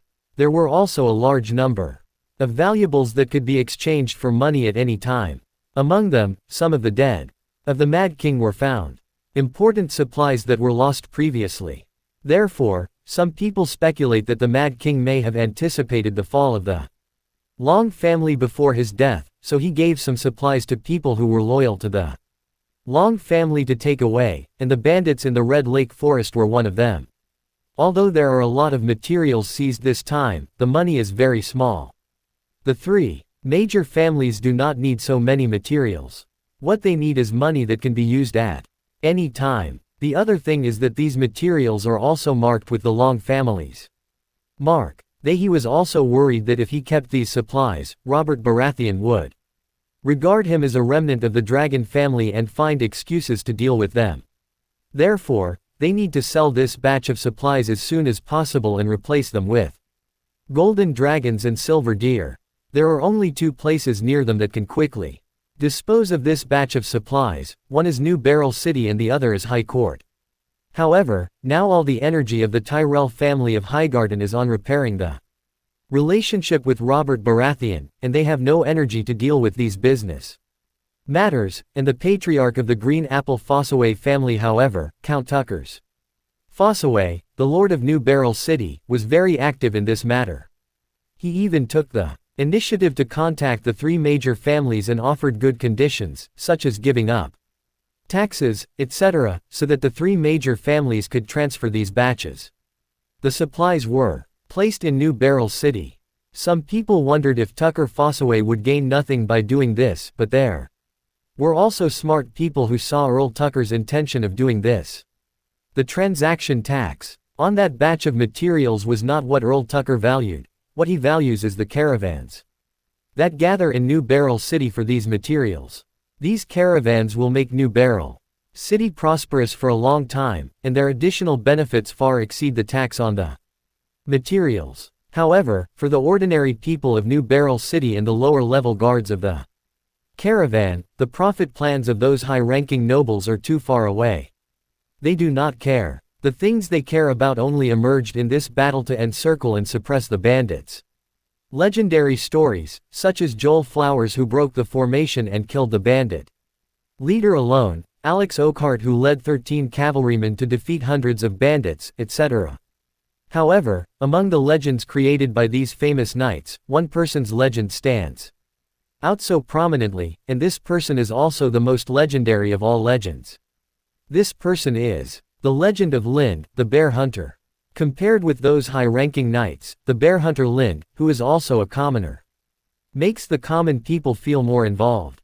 When they hear the ballads about bear hunters from the bards in the tavern, they always feel like it is to be able to bring yourself into it and create a legend with the bear hunters in the story.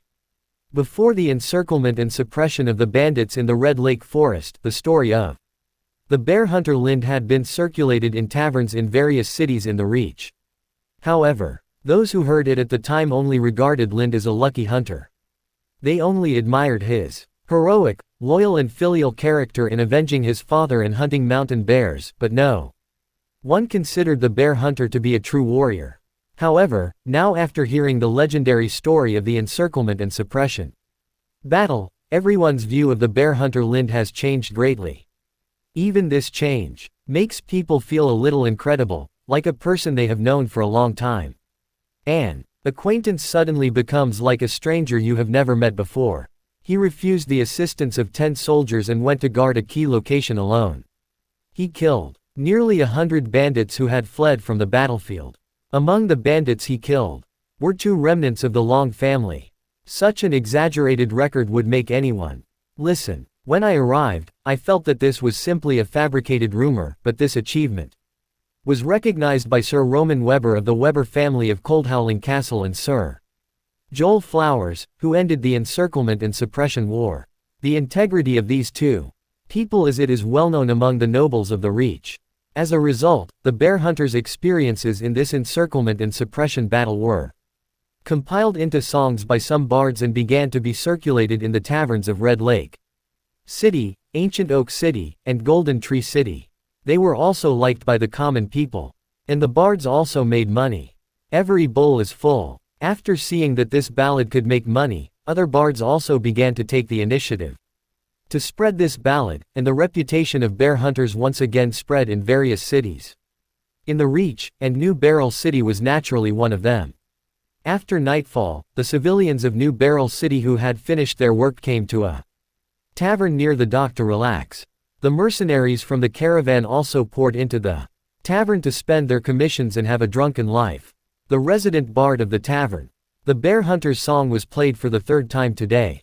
Although the bard's voice was average, everyone still listened to it very well. Here's to our heroic bear hunter. When they heard the bear hunter waving his swords to kill the incoming enemy, someone couldn't help but raise the wine glass in his hand and shouted loudly, "Here's to our hero bear hunter. Here's to our hero bear hunter." Ellipsis. As soon as someone started, shouts of respect for bear hunters were heard one after another in the tavern. I don't know if the sound spread out and stimulated the people in another nearby tavern. Shouts of respect for bear hunters also rang out in that tavern. And these shouts gradually spread to other taverns in the city and around the caravan bonfires. I don't know since when, the bear hunter Lind became the incarnation of a civilian hero. The civilians regarded him as their idol, and set the longing for life that they hoped to have, but could not have in the hunter. For bear hunters, when bear hunters create a legendary story, they also have a feeling of participating in the creation of this legendary story, and then they have more and more respect for the bear hunters who have never been masked. If this situation continues, I may soon be able to hear someone shouting, "Long live the bear hunter." In an inconspicuous corner of the tavern, two outsiders wearing cloaks were sitting. One of them, a tall middle-aged man, took a sip of the mead in the cup, turned to look at his companion who was sitting in the corner and eating quietly, and said with a lot of ridicule. The man raised his head slightly, looked at the other person, and said, "I hope I won't be beheaded by our new king for this reason." The other party continued to tease, "No, I think with the character of our new king, you should be appreciated, and maybe there will be a place for you in the Kingsguard." "Forget it, I still want to continue the family line." As the highest honor of knights, the highly respected Kingsguard seemed worthless to that person. "You are such an ambitious guy." The middle-aged man took another sip of wine and said, with appreciation. The two people sitting in the corner of the New Barrel City Tavern were Joel Flowers and the bear hunter Lind, who is now sung in the ballad. The civilians and mercenaries in the tavern who shouted bear hunters did not realize the object of their worship at all. Just around. This also made Lind couldn't help but have an idea, what would happen if his identity was revealed now? Was he carried by these people and paraded through the streets of New Barrel City, or was he kicked out of the tavern as a madman? Lind thinks the latter is more likely to happen. The reason why the two of them appeared here was entirely because Joel wanted to fulfill his promise to recommend Lind to Sir Fertimo Crane as a knight's squire. After attending the celebration banquet in Golden Tree City, Joel did not stay in Golden Tree City to participate in the discussion of follow-up matters, nor did he return to Red Lake City with the Klein family team. Instead, he took Lind directly south along the Golden Tree River. Originally, Joel was planning to take a boat all the way south to Highgarden, but when the ship docked at the New Barrel City dock, he heard dock workers chatting and mentioned that Highgarden had sent a team to King's Landing to participate in the new king's victory. For him, the tourney held by the first heir was led by Sir Garland Tyrell, the second son of the Duke of Highgarden, and Fertimer Kren, who has become the head guard of Highgarden and Garland Tyrell's swordsmanship teacher. N also followed, and the group had already arrived at New Barrel City. After repairing one night, they would continue on the road tomorrow. Since Sir Fertimo was already in New Barrel City, there was no need to go to Highgarden, so the two disembarked in New Barrel City. It was just late at night when the two got off the ship. It was not suitable to go to the place where Tyrell's family was stationed at this time, and all the hotels in the city were already occupied by people from various caravans, and there were no empty rooms at all, so Joel decided to spend the night in the tavern and go to see Sir Fortimore early tomorrow morning. "Don't you want to drink it?" Joel asked after finishing the mead in his cup, pointing to the untouched cup of mead in front of Lind. Lind shook his head and said, "I don't drink." "What a boring guy." Joel took Lind's glass of wine and took a sip. Then he looked at Lind, eating slowly, and felt that time passed too slowly. These days of getting along, especially the 2 days after leaving Golden Tree City and sailing south, because he and Lind stayed together for a long time, he also deepened his understanding of Lind a lot. Self-discipline, extreme self-discipline was his latest evaluation of Lind. After these 2 days of observation, he found that Lind arranged everything very carefully, including when to do things, how much time it takes to practice swordsmanship, and how much time it takes to eat and rest. There are detailed arrangements for all activities, such as how much time it takes, as if he has a time list in his hand, and he lives according to this list every day. Which is extremely boring. This extremely self-disciplined character reminded Joel of a person, Randall Tarley, Earl of Hornhill. Fortunately, the man in front of me could still joke with each other. He was not as serious and unsmiling as Randall Tarley, like a piece of cold iron. However, even so, he was somewhat glad that he did not accept Lind as his attendant. You must know that when he saw Linda's achievements a few days ago, he couldn't help but have an impulse to accept Lind as his attendant, instead of cheaper Fortimo. After all, a knight squire who is so powerful will be of great help to him. At least when he goes to the battlefield, he has a capable assistant to cooperate with him, unlike the few knight squires now who still need to distract him, take care of. But this idea only went through his mind once and was forgotten by him, because he did not have so much time and energy to train a civilian, and more importantly, he did not think that Lind would be able to leave in the future. How far? After finishing the mead in the cup, Joel felt a strong urge to urinate. He stood up and staggered a little. He was not a good drinker and was already a little drunk after drinking 2 large glasses of mead. He staggered outside the tavern, looked around, and then found a secluded place next to the tavern to prepare for convenience. However, when he took out his things and prepared to release the contents in his stomach, he didn't realize that a man sneaked up behind him, raised a wooden stick and hit him hard. And quickly hit him when he fell to the ground. He groped for a few times on him and took away his wallet, sword and other valuables, even his bearskin cloak. At this moment, Lind, who was in the tavern, did not expect that Joel would be attacked and robbed outside. He was still chewing the food in front of him carefully. The reason why he ate so elegantly was entirely because the food in front of him was too unpalatable. Although the bread had grapes inside and a layer of honey on the outside, the bread was too hard. He had to bite off a piece and needed to chew it. It took a long time to chew it up and swallow it. Lind wanted to throw away the bread in his hand, but he thought that he would have to face more of this unpalatable food in the future. If he didn't adapt now, it would be too late to adapt later. Just as Lind was trying to deal with the food in his hands, 2 people, one tall and one short, walked in from outside the tavern.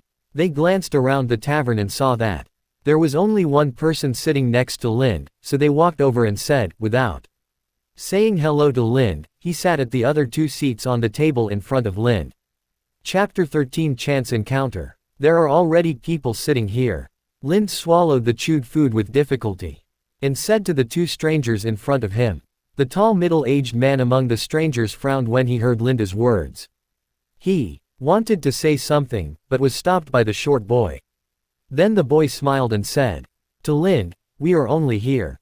Sit here for a while and wait for your companions to come back before we leave, okay?" This young man is probably only about 10 years old and has a somewhat chubby figure.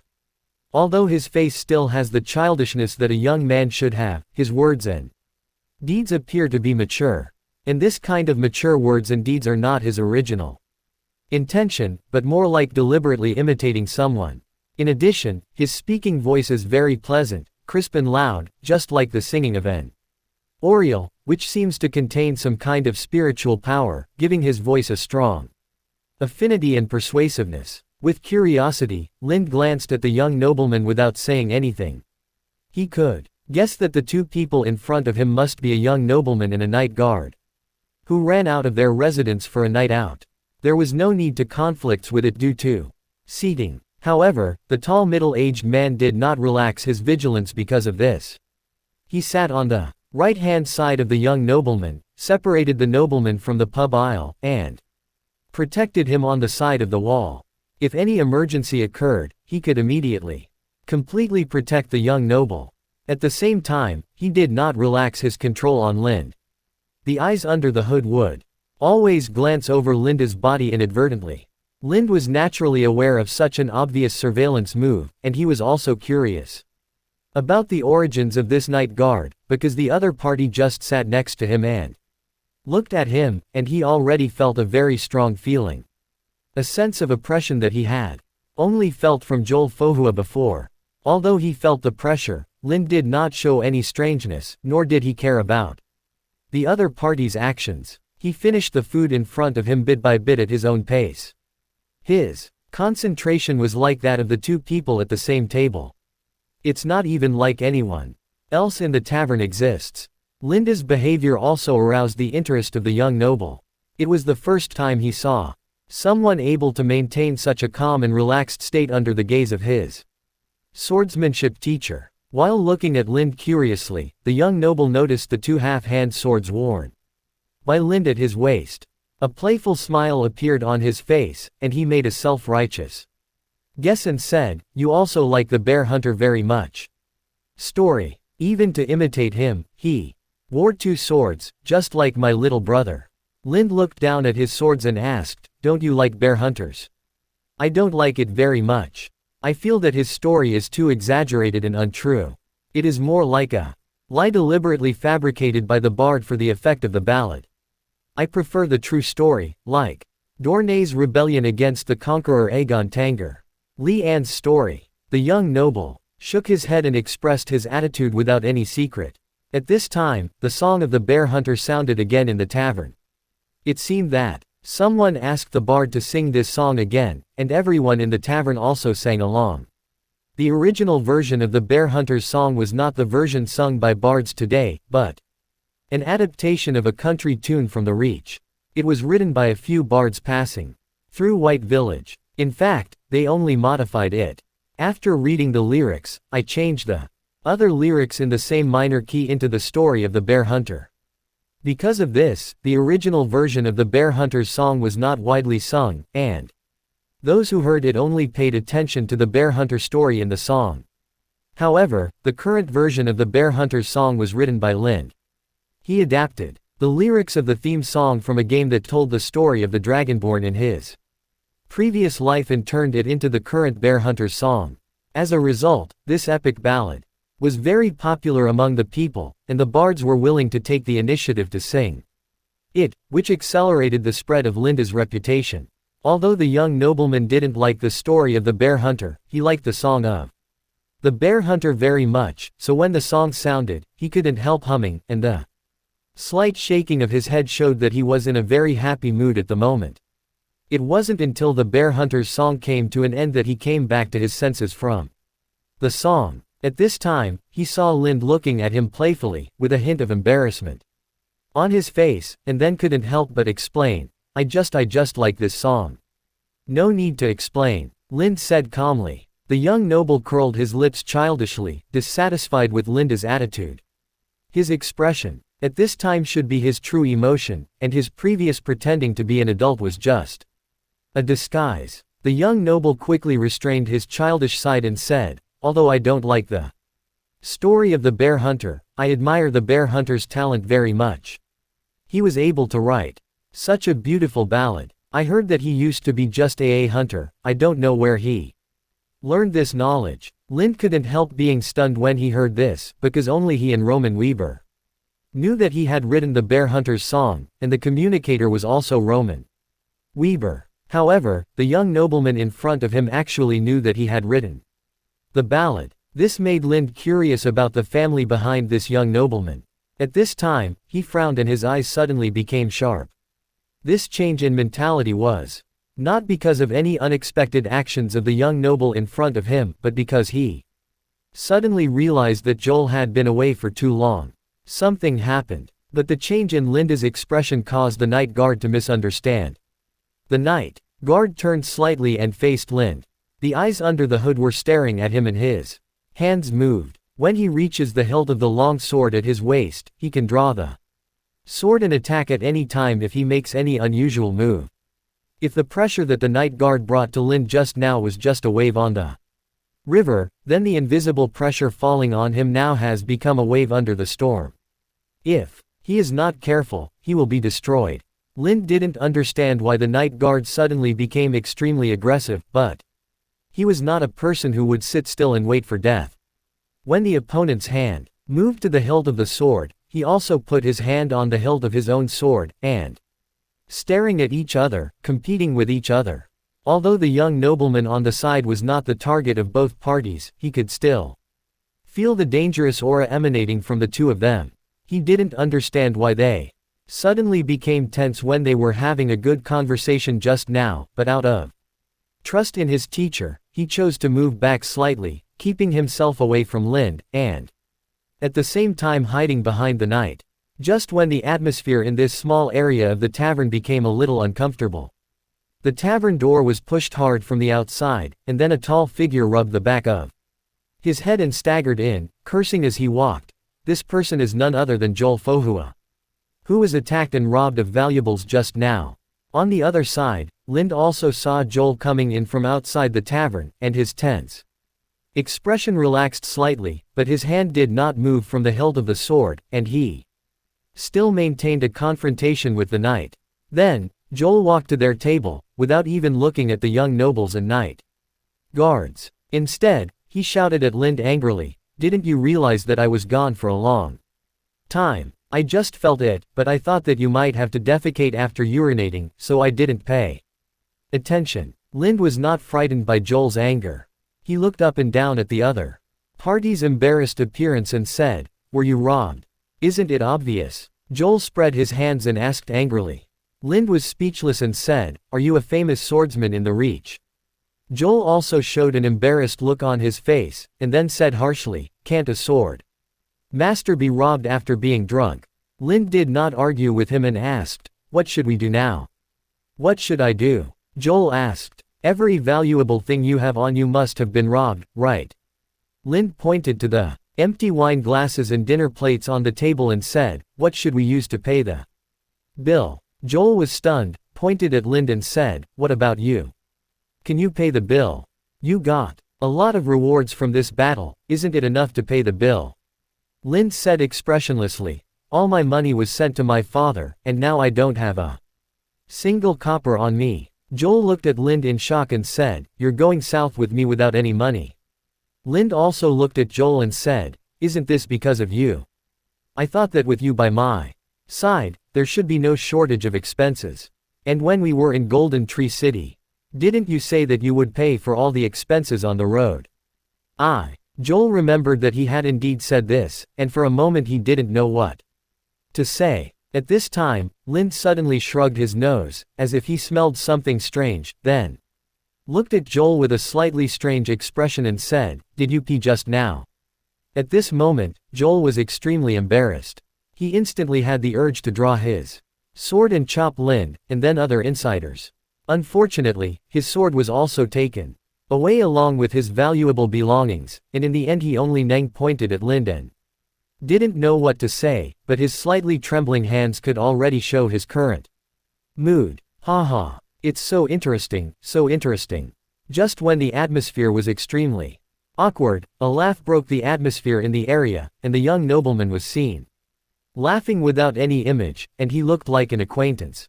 General Joel said, "I didn't expect that our sword master Joel Fohua from the river bend has such an interesting side. Even if I say this, no one will believe it. With the laughter and words of the young nobles, Joel noticed that there were two more people at his table. He used the dim light on the wall of the tavern to see their faces clearly. And he couldn't help but look surprised on their faces, expression, and at the same time exclaimed, "Master Garland, Lord Fortimo, why are you here?" Upon hearing Joel's words, Lind immediately realized that the young nobles and knight guards in front of him were Garland Tyrell and Fortimo Klein, the targets of his and Joel's trip. Joel and Garland Tyrell are also familiar. After Joel got Barristan's approval, Duke Tyrell invited Joel to be Willis Tyrell's swordsmanship teacher for a period of time, although it was a short month, but during that time Garland Tyrell often followed his eldest brother, so he was no stranger to Joel. As for Fortimo Klein, not to mention, as the two swordsman masters of the Klein family, the two have fought against each other many times. Although they belong to different forces, their relationship is not bad. Joel's identity also made Fortimo Kleiner disarm Lind. Then he tilted his head slightly and looked at the embarrassed Joel. Because he was very familiar, he spoke very casually. "Shouldn't you be here? Are you celebrating your victory in Red Lake City? Why did you come to New Barrel City to sell the trophies? It seems that such a thing does not require you, a great knight."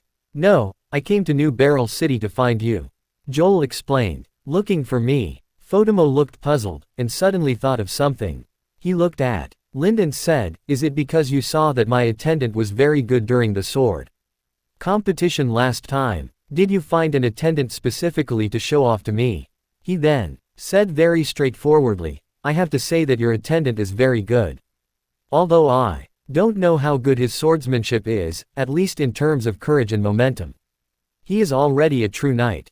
When Joel heard this, he looked at Lind with some surprise, because he knew Fortimo's character very well, and he also knew how difficult it was to get Fortimo's approval, and he only left for a short while, and Lind he had already received Fortimo's approval, and he couldn't help but wonder what happened during this period. However, he soon broke away from his random thoughts and said, "You are mistaken. He is not my attendant, but the attendant I am going to recommend to you." Recommended to my attendant. Fortimo was stunned for a moment, showing doubts. "Let me introduce you." Joel pointed at Lind and said, "Lind, Bear Hunter Lind." "Huh." When Joel introduced Lind's identity, Garland Tyrell immediately exclaimed. Then he thought of what he had just said, and couldn't help but show embarrassment on his face. "Look." And Fortimo also looked at Lind in surprise. After all, he had heard a lot of rumors about bear hunters during this period. Just like Garland's attitude, he also felt that the rumors were exaggerated and unbelievable, but now his thoughts have changed, because the momentum that Lind showed just now can compete with his own.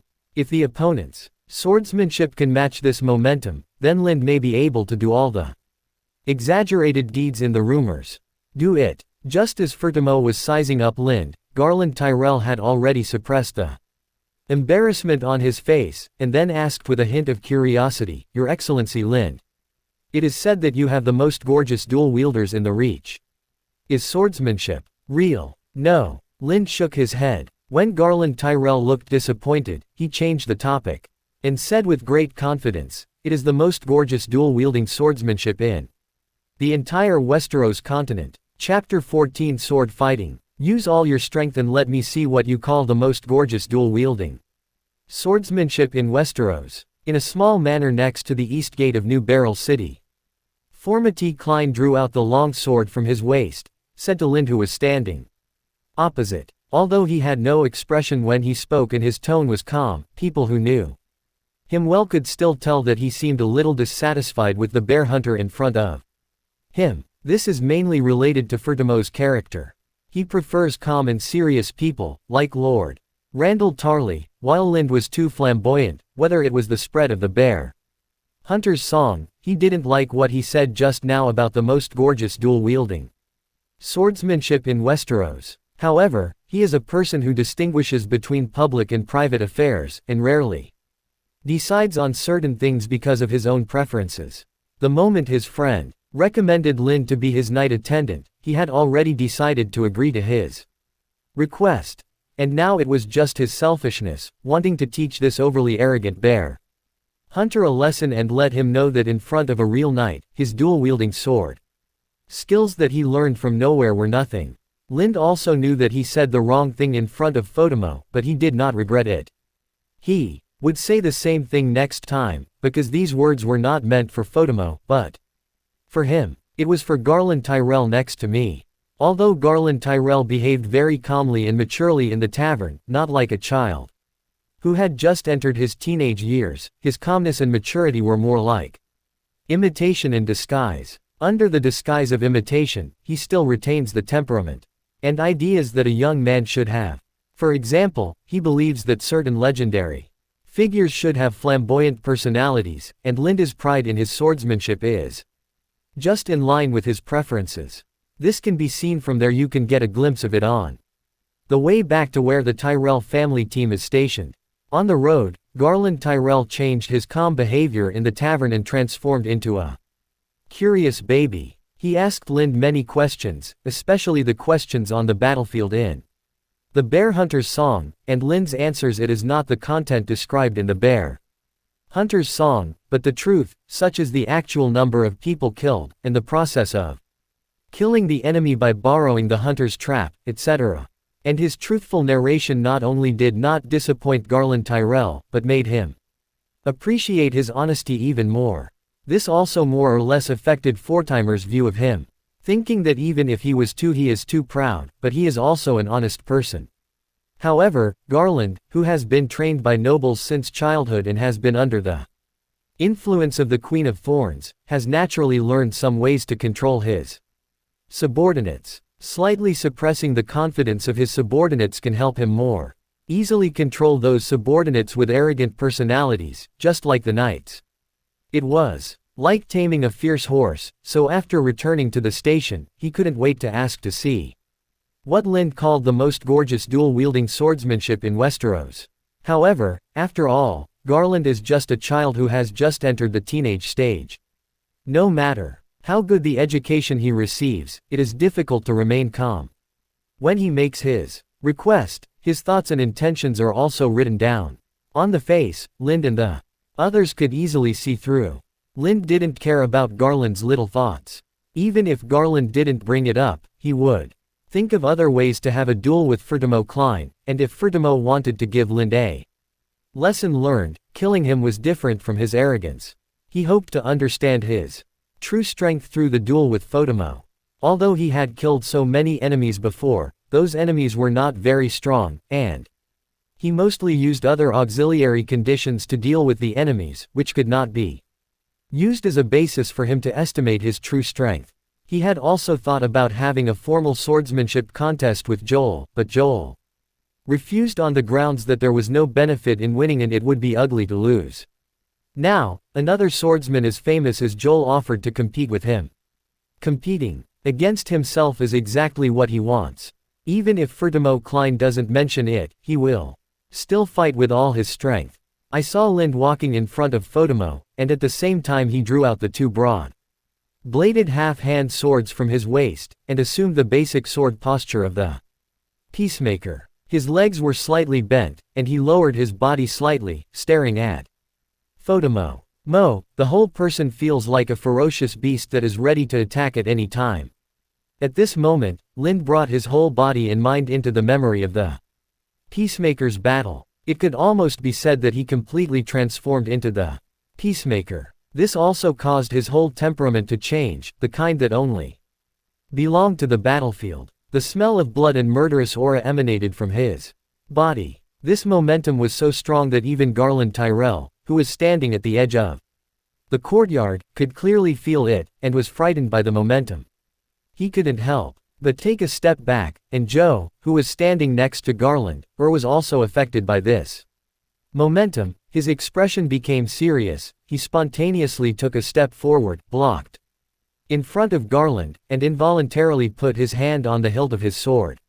Compared to Garland and Joel, Fertimo, who was standing opposite Lind, completely withstood this warrior aura. His feeling was 10 times stronger than the people around him. At this moment, he also completely let go of the warrior momentum. He wanted to train Linda's mentality, but as if facing a powerful opponent, he grasped the hilt of the sword, and the warrior aura on his body also exuded, colliding with Linda's aura, and the whole person entered a real fighting state. At this moment, although Furtimo still doesn't know how good Linda's swordsmanship is, in terms of momentum alone, Lind has surpassed most of the warriors and knights he has seen. Among the people he knows, only veteran warriors and knights who have been on the battlefield have such momentum, such as the fearless Barristan. Among the younger generation of knights, only Gregor Clegane of the Mountain can surpass Lind. This also makes he couldn't help but wonder why Lind, who was obviously just an Orion and had not experienced many wars, had such a strong warrior aura. Both Lind and Fortimo were suppressing each other with their momentum, trying to make the other party reveal some flaws under the influence of their momentum. However, the momentum of both sides was evenly matched, and neither of them had any effect, which led to a confrontation between them. Although it was already night, there were still many Tyrell guards patrolling and standing guard at the garrison. Their eyes were also attracted to the duel in the courtyard at this time, and those who had fallen asleep also listened. When they heard the news, they all came out to see what was going on. As a result, more and more people gathered around the courtyard. Even the attic windows were opened, and several people gathered near the windows and looked down. However, what made them a little disappointed was that they did not see a wonderful duel. They only saw their instructor Furtimo Klein and a young man holding two swords, standing there motionless, looking like not only was there no feeling of tension, but it actually seemed a bit funny. Only a small number of guards who were close to the two sides of the confrontation could really feel the two powerful auras that had enveloped the open space in the courtyard. However, they did not know the source of this aura, nor did they know what the aura was. They just felt that their thoughts had changed. I feel sluggish and my body is a little out of control. Just when many people felt bored and were about to go back to their rooms to rest, Lind and Fortimo, who had been confronting each other for a long time, took action almost at the same time. Fortimo rushed forward with a lunge, and slashed straight at Lind with the long sword in his hand. The sword was so strong that it felt like he could easily avoid anything in his way. However, Lind had no intention of intercepting this attack forcefully. He knew very well that his own strength was weak, not to mention that the blocking power of a one-handed sword could not block the force of the two-handed knight sword. If he tried to block it, it would only be the sword. The result is death. Therefore, when Furtimo took action, he had already thought of a way to deal with it. He moved quickly with his feet, and his whole body moved to the side as if sliding on ice, just in time to avoid the long sword attack. At the same time, the broad-bladed hand and half swords in his hands also moved forward and backward, matching the body's pace, and attacked Furtimo's chest and waist. Furtimo seemed to have expected that his attack would fail. While Lind was avoiding it, his steps began to move sideways, his body twisted, and the long sword in his hand continued to trend. Under the control of his exquisite wrist, drew an arc in the air and attacked Linda's lower back again, seemingly exchanging injury for injury. However, as the person involved, Lind knew very well that the moving distance of Furtimo, plus the length of the long sword and the attack speed would ultimately mean that before he could attack Furtimo, his lower back would be hit by Furtimo's long sword. Give a hit. Faced with this situation, he did not panic at all. He stepped out quickly, like a galloping horse, and ran towards Furtimo, further shortening the distance between him and Furtimo. And Furtimo he also distanced himself with extremely quick reactions. In this way, Lind and Furtimo both moved and dodged in the courtyard at a pace that was beyond ordinary people. While the weapons in their hands were moving, they constantly changed their attack methods and attacked each other's vital points, but every time they would being dodged by the opponent's moving steps. Although the attacks were extremely fierce, none of the attacks could hit the opponent. The onlookers were all watching the duel in the center of the courtyard quietly at this moment. No matter how stupid they were, they could see how fierce the fight between the two sides in the courtyard was. If you were not careful, you might be hit in the vital part and die on the spot, let alone for those who don't understand the situation. Even Garland and Joel, two bystanders who know why the two sides are fighting, have the illusion that The two people in front of them are life and death enemies. Although the steps of Lind and Photomo are equally fast and agile, anyone with a little knowledge of swordsmanship can see the difference in their steps. Every step of Photomo moves according to the regular pace of a knight. Simple and direct, but very practical. Linda's steps are more like an exquisite and gorgeous dance step. Along with the swing of his body and the attacks of dual-wielding long swords, he looks like a skilled dancer. It is pleasing to the eye, but only a discerning person like Joel with extremely high swordsmanship can see how deceitful Linda's dual-wielding swordsmanship is, because Linda's long sword can always attack the opponent's vital points at incredible angles, leaving the opponent with nothing. But no defensive action can be taken other than avoidance. The current rhythm of the two of them moving and attacking is actually led by Lind, while Photomo is only reacting passively. From this point of view, Lind has the upper hand from the beginning. If nothing unexpected happens, Photomo is very likely to lose this battle. However, just when Joel thought that Photomo would lose, Linda's movement speed suddenly slowed down a bit, and Photomo also keenly seized this opportunity, raising the long sword diagonally from bottom to top, forced Lind to move to avoid, and at the same time crossed his swords and pressed down, trying to slow down the speed of the long sword. However, the power contained in Photomo's sword was extremely powerful, and it directly knocked away Linda's swords. However, the offensive was also slowed down, giving Lind enough time to avoid, so that the sword tip scratched in front of him. Pass. At this time, Photomo seemed to be moving a bit too much, and a huge flaw was revealed in his body. If Lind attacked at this moment, it was very likely to defeat Photomo, but Lind made a move that was very unpleasant in the eyes of the people around him. In an act of understanding, he quickly retreated, widening the distance between him and Photomo, and put his swords in defensive positions. No need to continue, it's a draw. Photomo took a breath and put the long sword back into the scabbard. Then he looked at Lind with satisfaction and said, "From tomorrow on, you are mine. Knight Squire, I will teach you how to be a true knight." After saying that, he turned around and saluted Garland, then signaled to the onlookers to leave, and walked to his room alone. Photomo is also very authoritative here.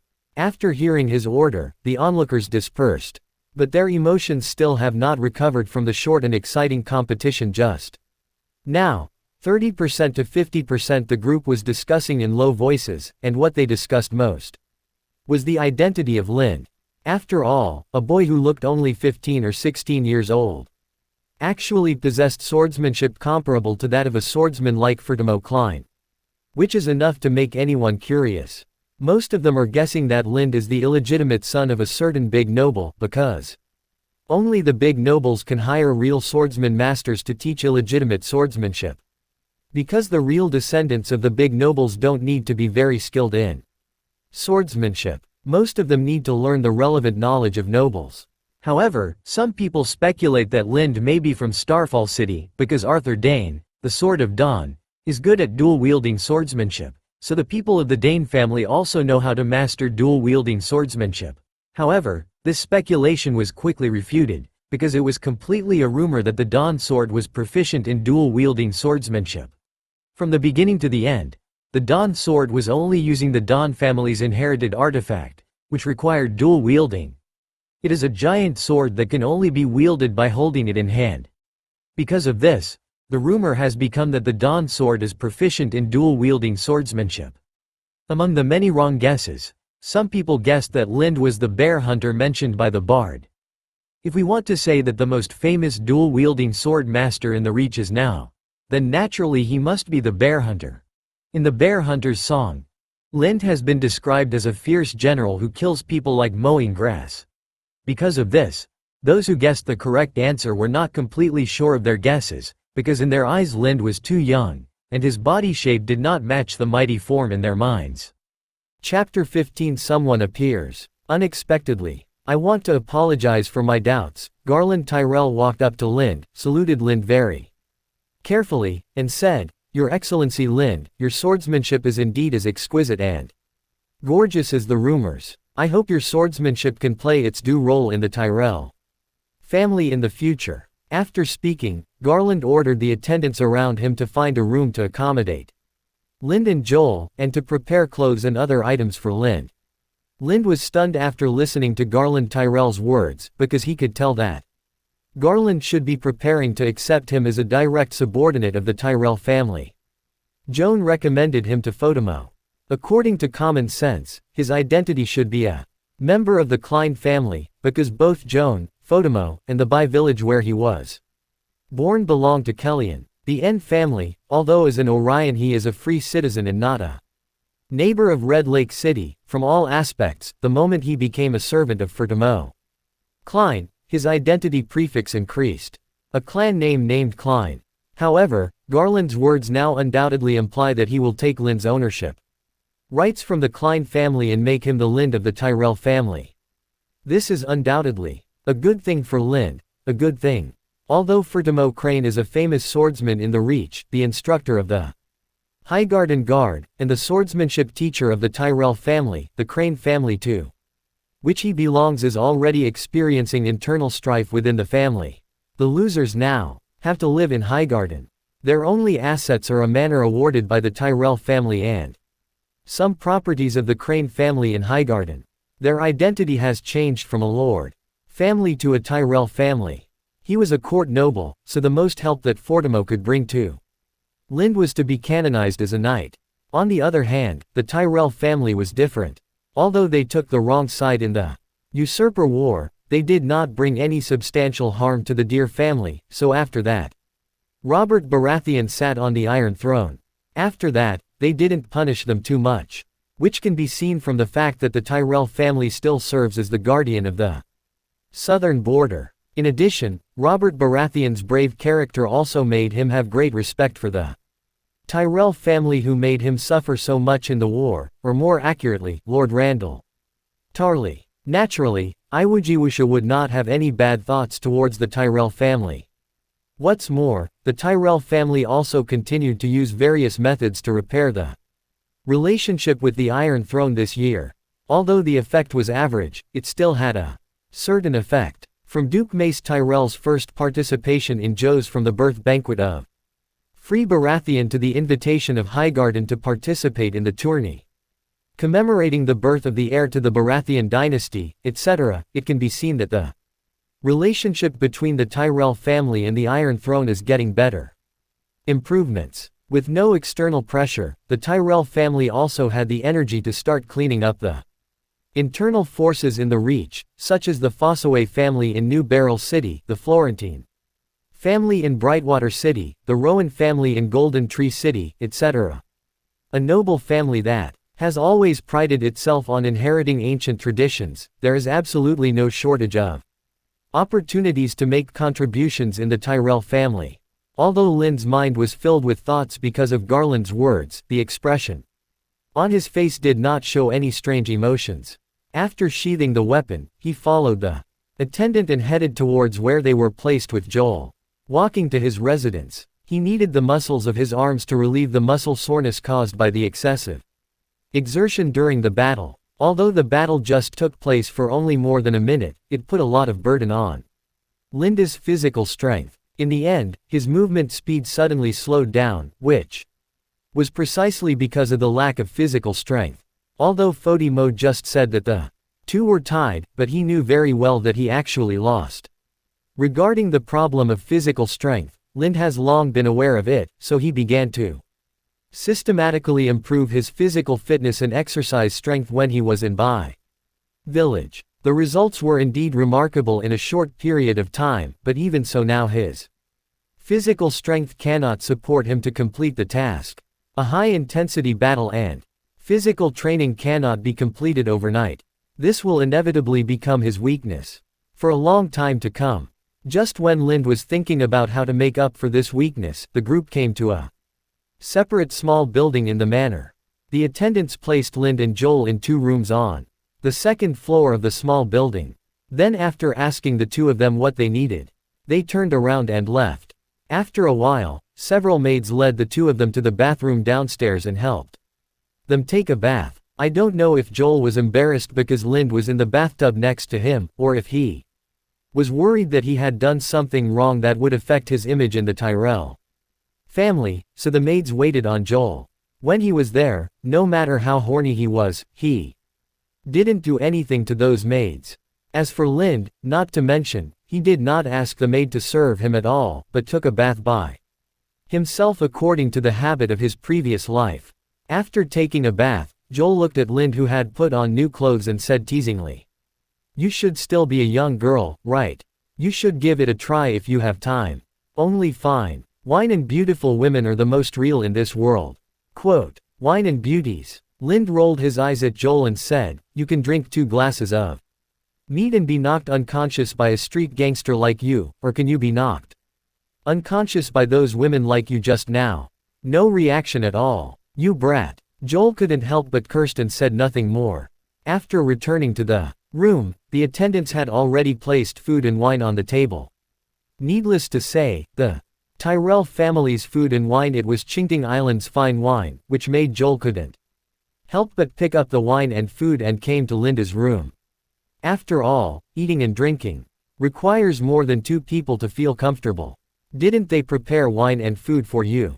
Joel couldn't help but question after he came to Linda's room and found that the table in the room was empty. Lind replied, "You have forgotten, I don't drink. As for the food, I have already eaten it in the tavern, so there is no need to eat anything else."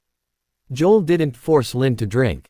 He poured himself a glass from the bottle and drank it in one gulp. He felt like he was worried.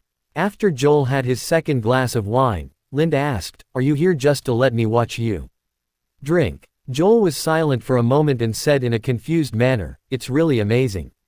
Lind was stunned when he heard this. He thought he was talking about himself at first, but soon realized that he was mistaken. The powerful person in Joel's mouth was someone else. The Tyrell family's ability to become the guardian of the South is indeed not comparable to that of ordinary families. Joel sighed sincerely. A 10-year-old child can quietly use some tactics, which is unseen in other families. It's not without reason that the Tyrell family has been able to suppress the nobles of the Reach for so many years. "Are you worried about the future of the Klein family?" Lind asked. Joel rolled his eyes at Lind and said, "The future of the Klein family has nothing to do with me. That is what the adults in the family should care about. And even if something happens to the Klein family that is currently in charge of Red Lake City, isn't there still a team? Is it preserved? The Klein family will not disappear. In that case, why are you so melancholy?"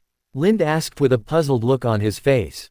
Joel just glanced at Lind and said nothing. After taking 2 sips of wine, he seemed a little tipsy and started to talk more. Like an elder, he reminded Lind of the need to join the Tyrell family. After paying attention to some things, he signaled Lind to have a good rest, got up, and returned to his room. Soon, the sound of snoring came from the room.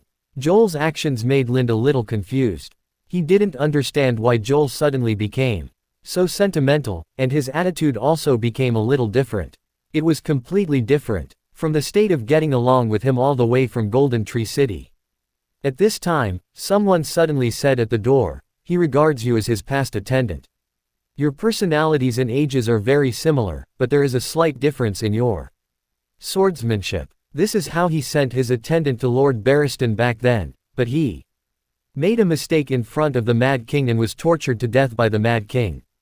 Quote, Linda's expression changed slightly. He raised his head and looked towards the door. He didn't know when an ordinary-looking old man wearing servant clothes had appeared at the door. From what the old man said just now, it is not difficult to tell that he must have been standing at the door for a while and heard Joel's words of advice. However, neither Lind nor Joel noticed that there was someone eavesdropping outside the door. No doubt Lind was wary. Lind thought that it was fine that Joel didn't notice anyone outside the door, but his various senses had been unusually strengthened after his rebirth, and he could easily hear all the sounds within a radius of 20 to 30 meters through his hearing. For example, footsteps, voices, and even breathing can be distinguished. However, now even if he saw a person standing at the door, he could not hear the sound of the old man breathing at the door, as if the old man was just an illusion. Just when Lind was surprised by the identity of the old man in front of him, the old man hiding in the shadow of the door, turned to Lind and said, "Don't worry, I'm just a person who has lost his name and identity. I just want to meet my former self here. Old friend, I was supposed to leave silently, but my curiosity was aroused by your swordsmanship, so I appeared in front of you." Quote, "Is your friend Joel?" Lind did not relax his vigilance because the other party showed no malice. His hand still fell on the hilt of his sword, and he asked tentatively, "He was just an accident, just like you." The old man didn't pay attention to Linda's move of holding the hilt of the sword. He just shook his head slightly after listening to the inquiry. It seemed that he didn't want to continue the topic, so he gave a simple answer and then chow. Lind asked, "Is the teacher who taught you swordsmanship a water dancer master?" "No." Lind shook his head. "Isn't it?" The old man said with a confused look on his face, "Although your swordsmanship is very different from that of the water dancer, the steps you move are very similar to the steps of the water dancer. It should be water dance. It is made by improving the steps of the water dancer, specifically to cooperate with the dual-wielding swordsmanship. There are only a handful of people on the continent of Essos who can improve the steps of the water dancer, and there is only one in the continent of Westeros," he said extremely seriously. He looked at Lind and asked again, "Are you sure your swordsmanship teacher is really not a water dancer master?" "I am extremely certain that my swordsmanship did not come from a water dancer master," Lind replied with a sure expression. Then he looked at the old man and said, meaningfully, "All mortals are mortal, and all mortals need to serve. That water dancer is the master of dance, your target. The master of the faceless men from Bravos." When the old man heard what Lind said, he looked at Lind in great surprise. He neither denied Linda's guess nor admitted it. He just said with suspicion, "If I remember correctly, Mr. Lind should be just an ordinary hunter. You have never left the Reach, let alone the continent of Essos. How do you know about the faceless men in Bravos?" Lind did not answer him, but drew out his swords and faced the old man, saying, "I would like to see the legendary swordsmanship of the faceless men. You compete with me, and I will tell you all my knowledge." "From where?" The old man shook his head and said, "If you know the faceless men, you should know that the faceless men will only kill targets marked by the god of many faces, and you are not." Just as he was talking, there was a sound of footsteps and voices outside the attic. It should be some servants coming to clean the bathroom downstairs. Seeing someone coming, the old man also lost interest in talking to Lind. After saluting Lind, he retreated into the shadows. Lind did not stand there and watch the old man leave, but chased after him. However, the old man had disappeared from the door. With his extraordinary eyesight, he could still see a figure on the tree not far from the attic. He moved and jumped to the wall next to him, then climbed over the wall and disappeared from sight. Seeing that the old man had left, Lind returned to the room, closed the door, and then lay on the bed. He did not put the swords back into their scabbards, but placed them at hand, where they could be reached at any time. Although he was not hurt in any way just now, it taught him a great lesson. The pride he originally had due to his fight with Fertimo Klein completely disappeared, and it also made him realize the difference between ice and fire. There are still many mysterious forces and unknown strong men in the world that can threaten him. If he is not careful, he may die unexpectedly. Lind kept himself half asleep and half awake for the rest of the time, without relaxing his vigilance at all until dawn. After hearing the sound of Joel getting up next door, Lind went directly to Joel and told him what happened last night. After hearing this, Joel was stunned for a moment, but soon he seemed to have thought of something, and his face turned very ugly. After telling Lind not to worry about the faceless man, he said nothing more. It was just that before Joel left, he found Fertimo Klein alone and talked with him for a long time. Afterwards, the number of guards around Garland Tyrell was doubled, and Fertimer also stayed by Garland's side at all times, as if to prevent an assassination. Chapter 16 Arriving at Bitter Bridge. Although in the TV series, the continent of Westeros does not seem to be very big. The cities are close to each other and it only takes a few days to reach them. However, in fact, the cities in the Seven Kingdoms are very far apart and it takes a long time to travel between them. measured in months or even years. For example, Lind went from Jinshu City to Shintong City in only 4 or 5 days because he went down the river very quickly. However, if he took the land route, it would probably take more than a month to get there. This is assuming the road conditions are good. If the road conditions are bad, it is possible to extend it for another month. After the Tyrell family's team left New Beryl City, they walked northeast along Rose Avenue. Stopping along the way, it took them almost a month to reach Bitter Bridge. Baron Alman Caswell, who had received the news in advance, was waiting outside his castle to greet Garland Tyrell's team. He said that a banquet had been prepared and asked Garland to stay for the banquet and stay one night. "I'll leave tomorrow to show my kindness to the landlord." Baron Caswell, who only wanted to please the Rose family, behaved in an extremely humble manner, and Garland Tyrell could not find any reason to refuse. In the end, the team was stationed outside Bitterbridge Castle. Garland, together with the knights and nobles in the team, went to the castle to attend the banquet. Although Lind was a knight attendant of Fertimo Klein, he was not qualified to participate in this kind of noble banquet. He could only stay in the camp with the rest of the team and enjoy the food provided by Baron Casway. In more than a month, Lind did not learn any combat-related skills from Fotimo. Fotimo directly told him that he could no longer teach him anything in terms of swordsmanship and combat, and asked him to follow his previous methods. The only thing he could do was teach Lind how to be a knight's squire. Therefore, it became his daily routine to take care of Fertimo's war horses, help Fertimo maintain his armor and weapons, learn some basic knightly etiquette, etc. The rest of the time, he followed his past methods to improve his physique and train for group battles. However, what is really very useful to Lind is the cultural class that has nothing to do with knight fighting. Every night, Fertimo would ask Maester Hawley to teach Lind the history of the 7 kingdoms, the family history of each great noble, as well as the coat of arms and family motto of each family. Originally, Lind's knowledge of the world of ice and fire came from previous life dramas and discussion posts on forums, and part of it came from a setting book about the world of ice and fire. Interestingly, Bachelor Hawley said that this book really existed in the Citadel. But only a few maesters can read and don't know much about the real Westeros. Although being able to systematically learn this knowledge will not directly improve his combat effectiveness, it will play a very critical role in obtaining a higher status in the future. Maester Hawley comes from a small vassal under the Tyrell family and has high attainments in history and culture. This time he is just following the Tyrell family's team to King's Landing and is not a member of the Rose family. At first, Bachelor Hawley was very resistant and reluctant to teach Lind, not because he had any objections to Linda's identity, but because he had his own things to do, and teaching Lind knowledge took up too much of his personal time.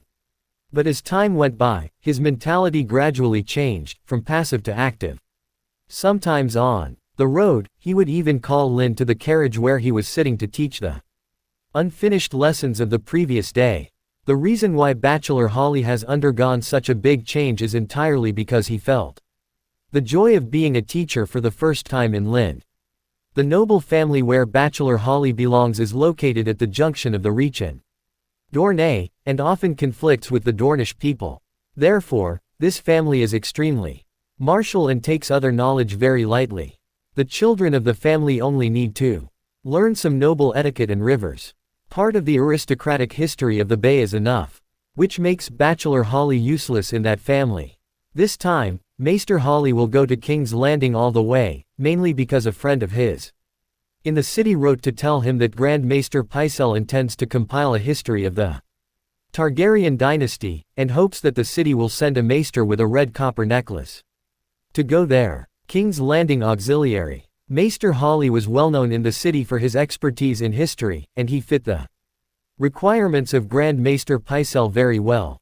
His good friend knew that he was unhappy in that noble family, so he told him about it.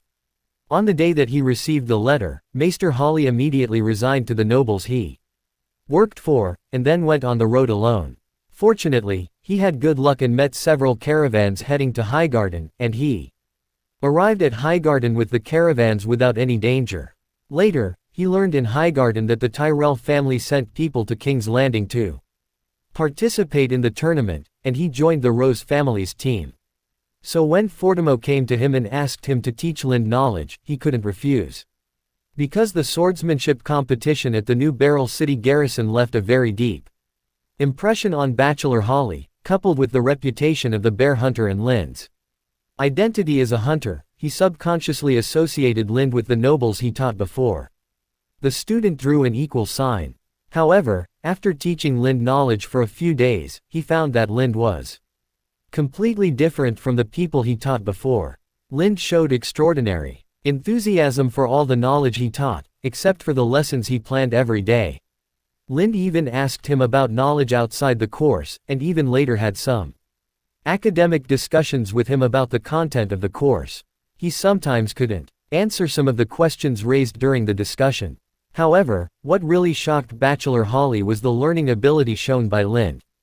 Lind had completely mastered almost all the knowledge he taught just once, and he had already fully memorized the books after just reading them once, which gave Bachelor Holly the illusion that there was a sphinx living inside Lind. "You should go to the Citadel." This sentence became what Bachelor Holly would say every day. This matter quickly reached Garland's ears, and after confirming that Lind really had extremely high learning ability, he allowed Lind to borrow the books he brought with him on his trip, but he could only borrow them every time. Borrow a copy. Lind's amazing learning ability once again caused quite a stir in the team, but this time the sensation was compared to when he left New Beryl City. People in the team learned that he was the bear hunter Lind.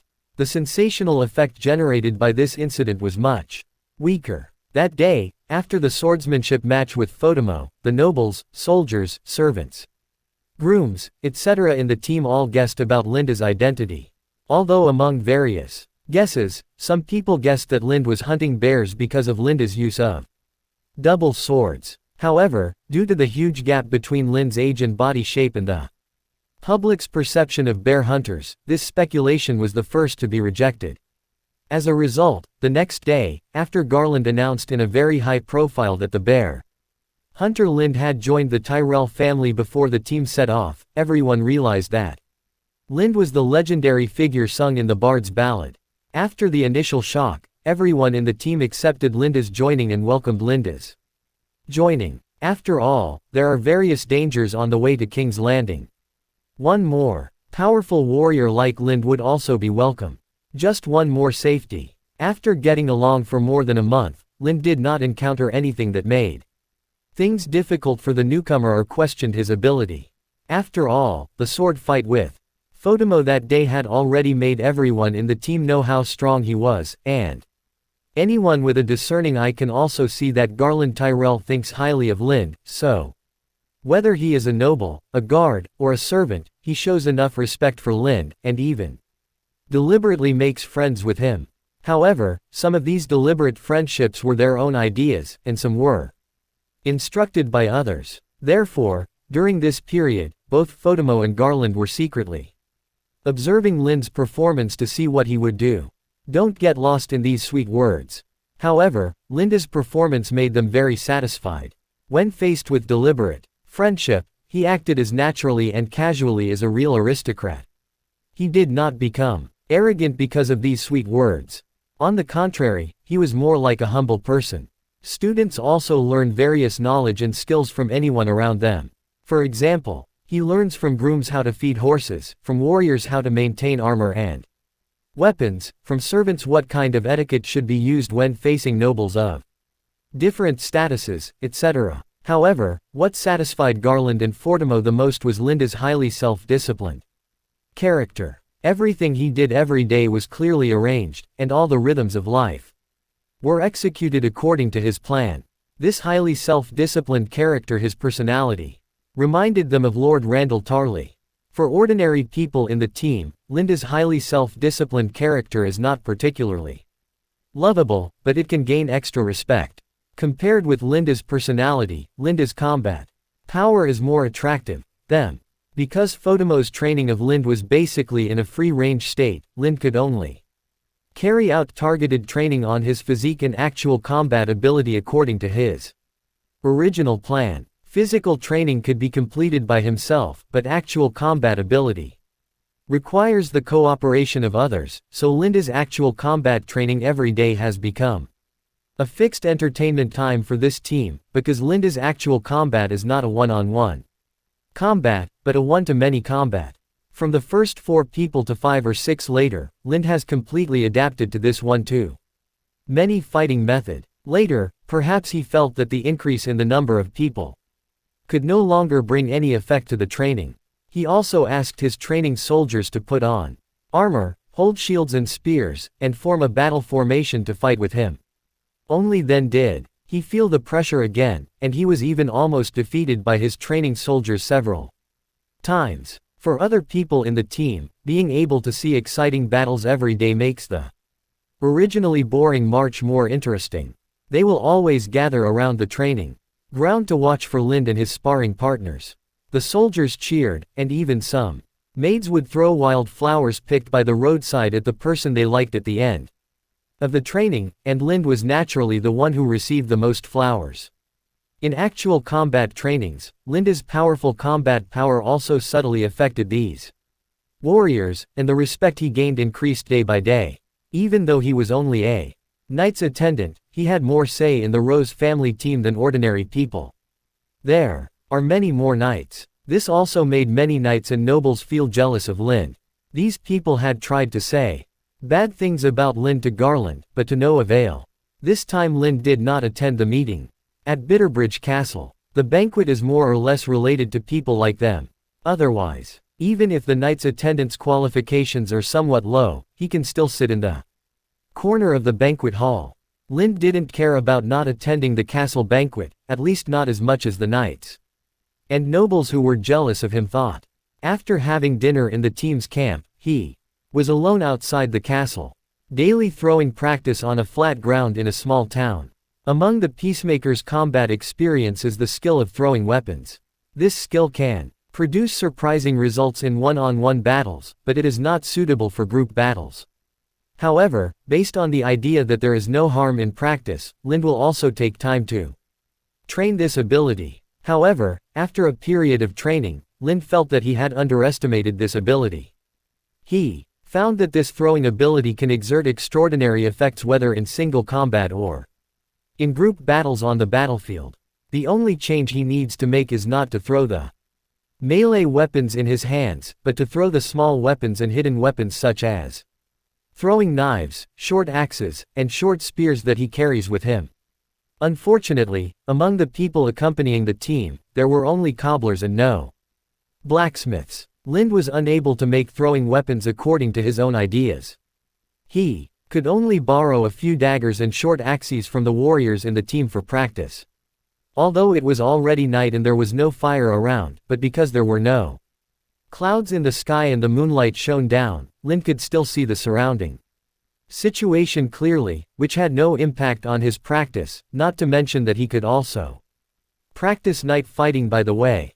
After continuously hitting the marked positions on the trees in front of him with his dagger and hatchet, Lind felt that continuing to practice like this was ineffective.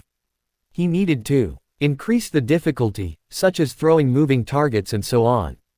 Just when Lind was thinking about the next step of training, he suddenly heard a burst of footsteps not far away. Since meeting the Faceless Man, Lind has consciously trained the sensory abilities of various organs in his body, instead of passively enjoying the talents produced by the physical changes after rebirth. Although the training time is still short, it has already initial results have been achieved. With the help of this period of training, Lind quickly judged the general shape of the person through the weight and frequency of the footsteps.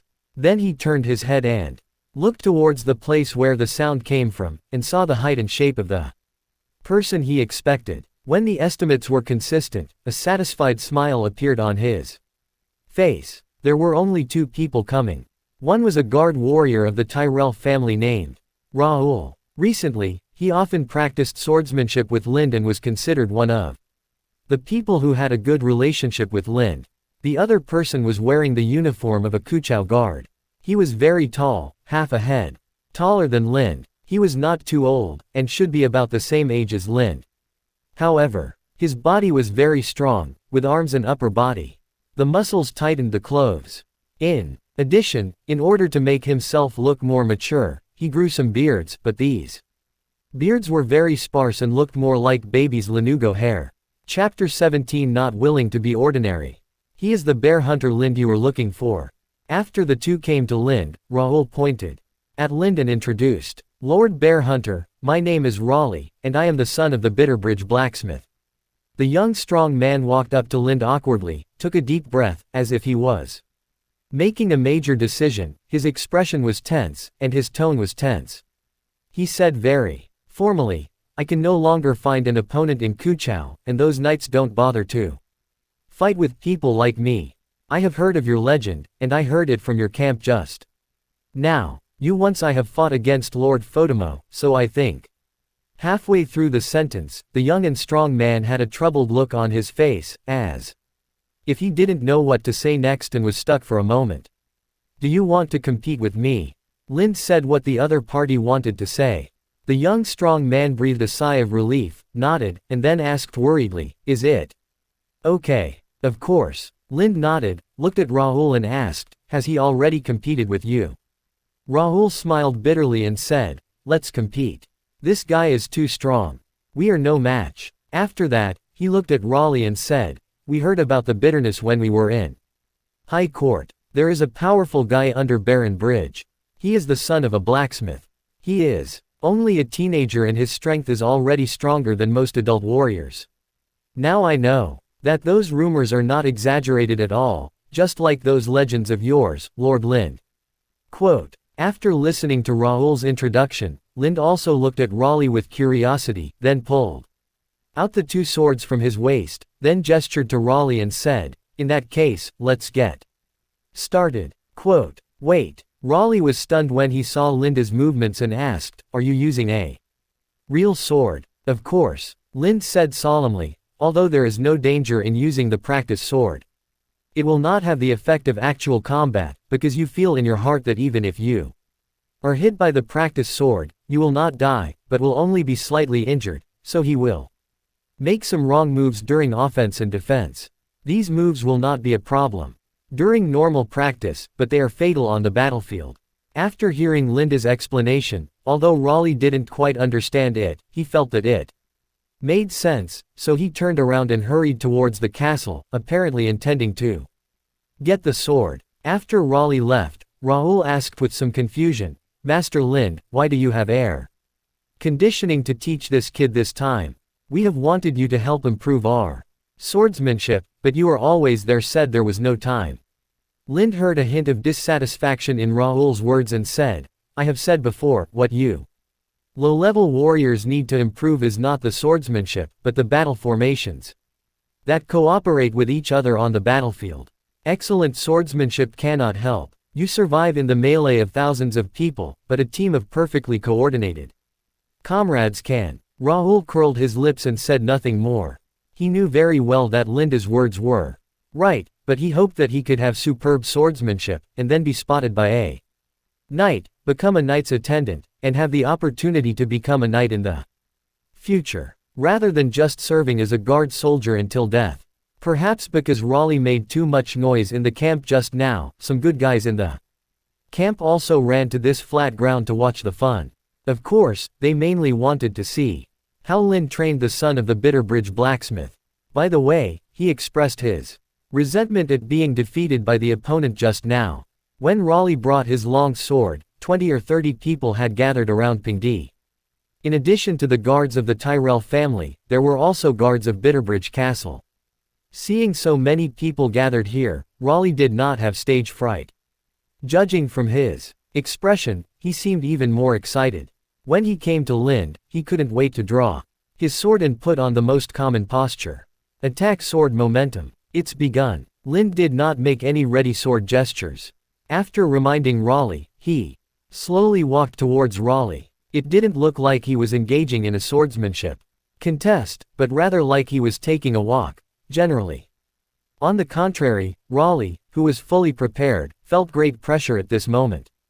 In his eyes, Lind turned into a beast and slowly approached the prey, which made him have to take 2 steps back before he could weaken slightly. Some pressure. However, Lind's pace did not stop and he was still slowly approaching. The pressure that had just weakened reappeared again, and this time it was stronger.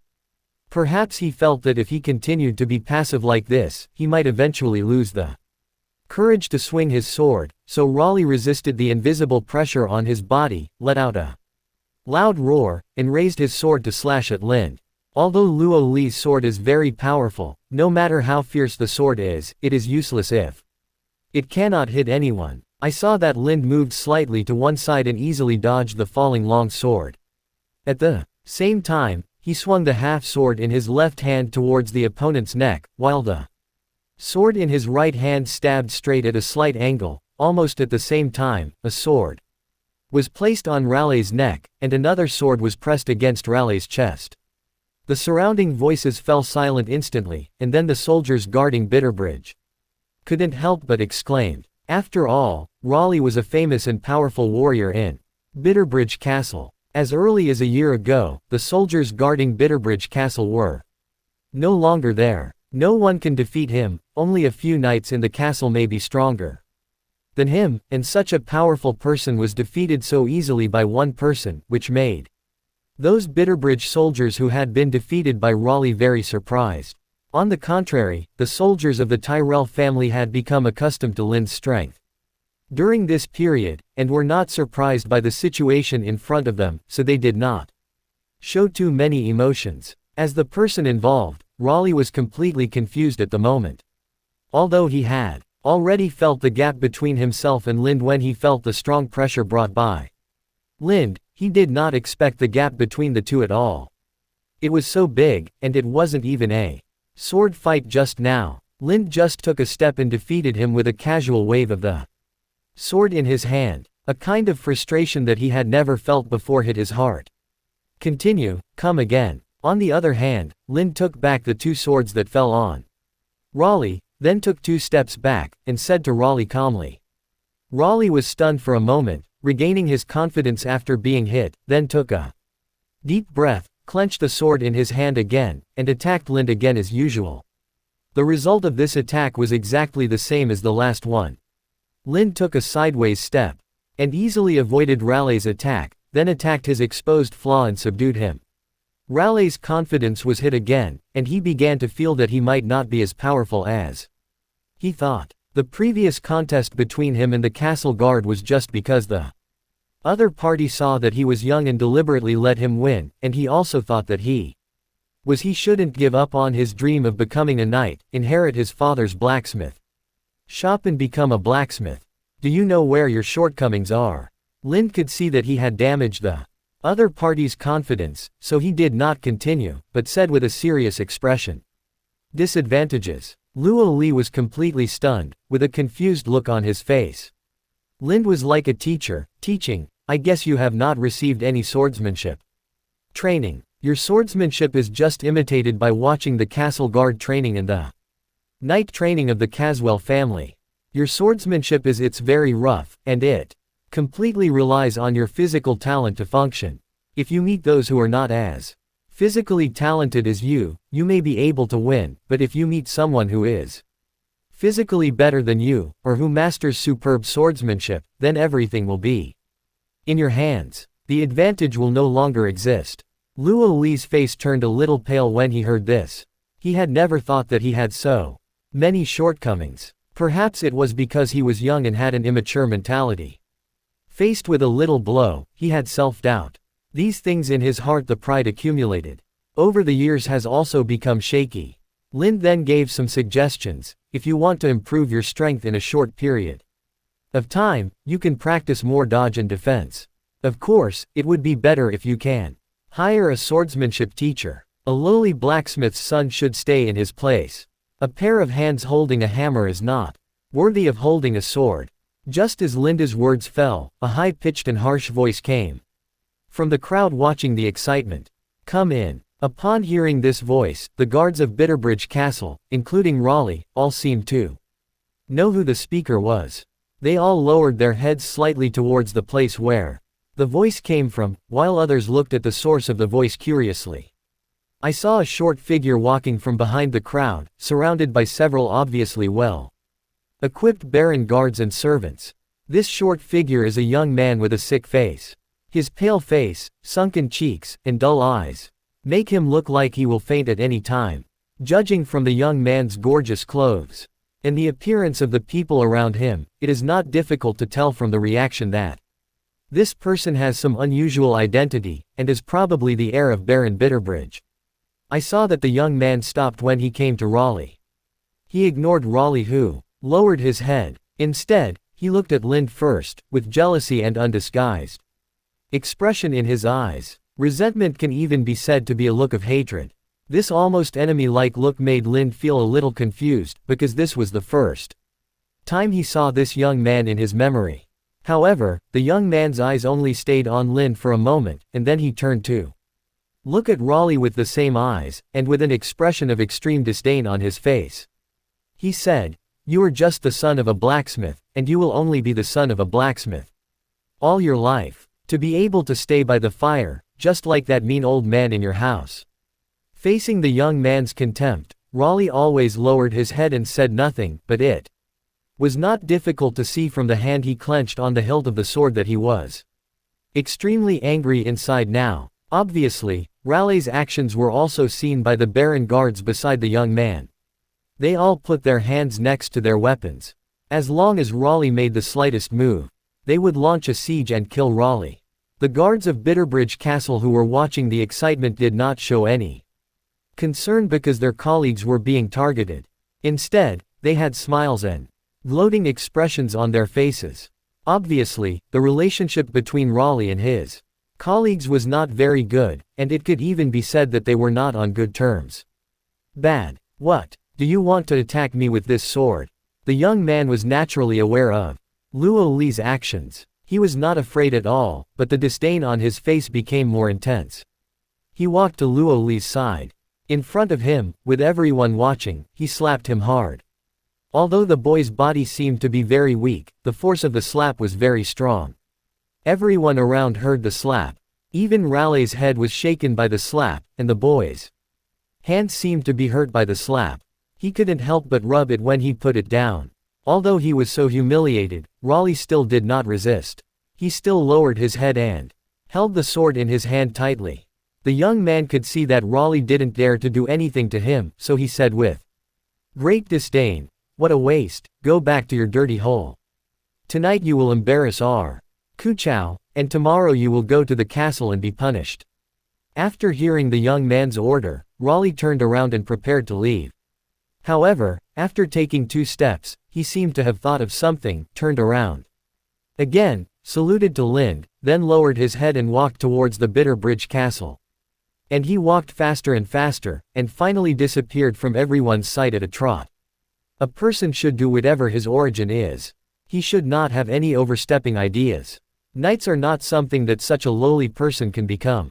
After Raleigh left, the young man seemed not to be satisfied, and he pointed the finger at he asked Lind and said, "I have heard about you, Bear Hunter Lind, the son of a hunter.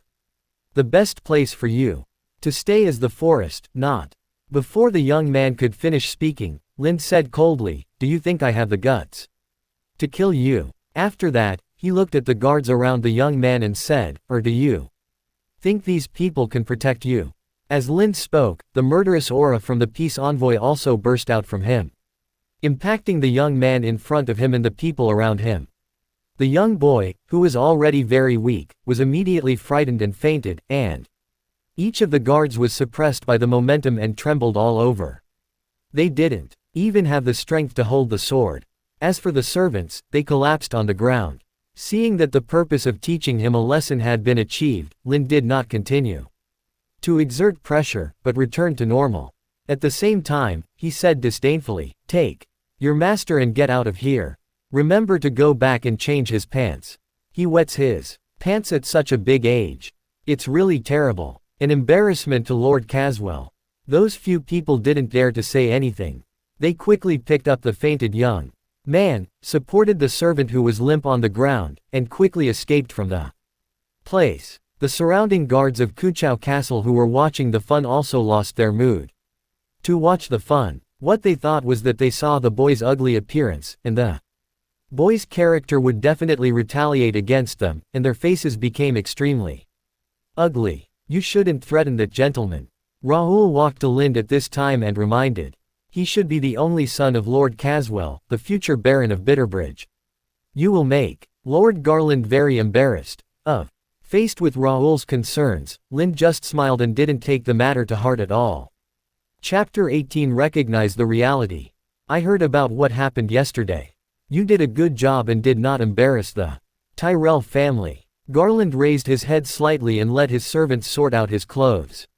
At the same time, he said to Lind beside him, the bridge is located in the middle of the Rose Avenue, guarding the most important bridge and a key part of the Reach.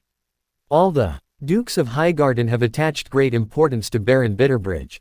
As he spoke, he turned to look at Lind and said very seriously, I need you to see Baron Caswell later. And apologize for yesterday's behavior in the most sincere manner. Bear Hunter, do you understand? I follow your instructions, Lord Garland. Lind did not show any dissatisfaction, always had an indifferent expression, and did not take the apology to heart at all. Well, you can go down now. Garland nodded, and then as if he remembered something, added, remember to change your clothes before going. Lind nodded and left Garland's room. Then he did not immediately go back to the room to change clothes and go to Bitterbridge Castle to apologize. Instead, as usual, he went to the stables, took out Fotimo's horse, and brushed it, put on the reins and saddle, and then went to Fotimo's room to help him organize his armor. The belt of the armor needs to be replaced. After setting up camp tonight, you can take it to the cobbler to get a new one. When Fotimo tightened the belt of the armor, he saw that the belt was seriously worn and reminded him. Lind said, yes, sir. Lind nodded, and at the same time tightened the belt on Fotimo's back so that the plate armor could fit tightly against his body. Okay, leave this to others. What you have to do now is to go to the castle to apologize. Fotimo indicated that it was almost tight, then turned to look at Lind, and said seriously. You didn't do it yesterday. It's time to take action against Laurent Caswell. He must be the future Baron of Bitterbridge. You are just a knight's squire. You are lucky to be from the Tyrell family. Otherwise, with the character of that old guy Caswell, he attaches great importance to his only heir, and I am afraid that he has sent an army to hunt you down. Quote. Lind did not respond to Fotimo's words. He just put the tools for cleaning the armor on the table, then bowed and left. After Lind left the room, the servant serving Fotimo said, this boy is a hunter after all, and he doesn't know the seriousness of the matter. Fortunately, Lord Garland dissuaded him. Otherwise, the servant only heard half of what he said, because at this moment Fotimo turned his head and looked at him coldly. He is my knight squire and may become a knight in the future. Fotimo said with a cold face, you should call him Lord, or Lord Lind, not this boy. I understand, Lord Fotimo. The servant quickly lowered his head and responded in fear. While Fotimo was teaching the servant, Lind had already returned to his room, put on the clothes that the Tyrell family had prepared for him, and then walked straight towards Tartary Buckwheat Castle. Tartary Buckwheat Castle was built on the riverside and was integrated with the stone arch bridge over the river by connecting the city wall to the bridgehead. Last night, when Maester Hawley taught the history of Westeros, he specifically talked about the history of Bitterbridge, especially the origin of the name Bitterbridge. Although more than 200 years have passed since the massacre still has a great impact on this place. It is said that people living here often hear the screams of the massacre, and some people can even see those the ghosts of the dead keep reenacting the massacre. It is precisely because of these ghost legends that the entire Bitterbridge Castle looks extremely cold. The fearful local residents will not choose to build houses near the castle, but choose a settlement far away from the castle. This leaves a large open space around Bitterbridge Castle, and there is no obstruction to the view from the city wall. In Lind's opinion, those ghost legends may have been spread deliberately by the barons of Bitterbridge in the past generations, in order to leave no obstructions around Bitterbridge. castle and avoid being attacked by others. Not only the local Caswell family attaches great importance to a military important site like Bitterbridge Castle, which is often renovated and reinforced, but also the Duke of Highgarden and the Tyrell family, the guardian of the southern border, also attaches great importance to it, and will provide it when the Caswell family needs it. At that time, various materials were provided to strengthen the castle. After so many years of reinforcement, Bitterbridge Castle was more of a pure military castle than a castle for people to live in. It was very difficult to capture the castle from the outside. You can only start from within. These are all the thoughts that came to Lynd's mind after entering Bitterbridge Castle and checking the surrounding situation. And when he thought about it, he found it a bit ridiculous. He didn't have a single soldier or any foundation at hand, but he wanted to capture a castle. This was not only because of his own random thoughts, but also because of the influence of the memory of the peacemaker. Through continuous training with the guards of the Tyrell family during this period, Peacemaker's energy bar has gone nearly 3/4. Lynd feels that the energy bar should be completely filled before arriving at King's Landing. By then he might be able to activate another character from For Honor. The advancement of the energy bar not only represents the accumulation of experience points, but also represents the fusion of character experience memories he has obtained. With the fusion of this memory, even Lynd has already noticed and made a decision. Some responses, but it will still inevitably be affected.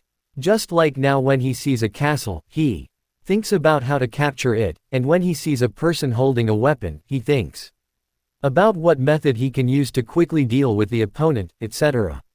Fortunately, this influence is still within the acceptable range of Lynd and can be controlled by Lynd. Otherwise, if the influence continues in the long run, Lynd will not be sure whether his character will be completely distorted. However, this does make Lynd a little worried.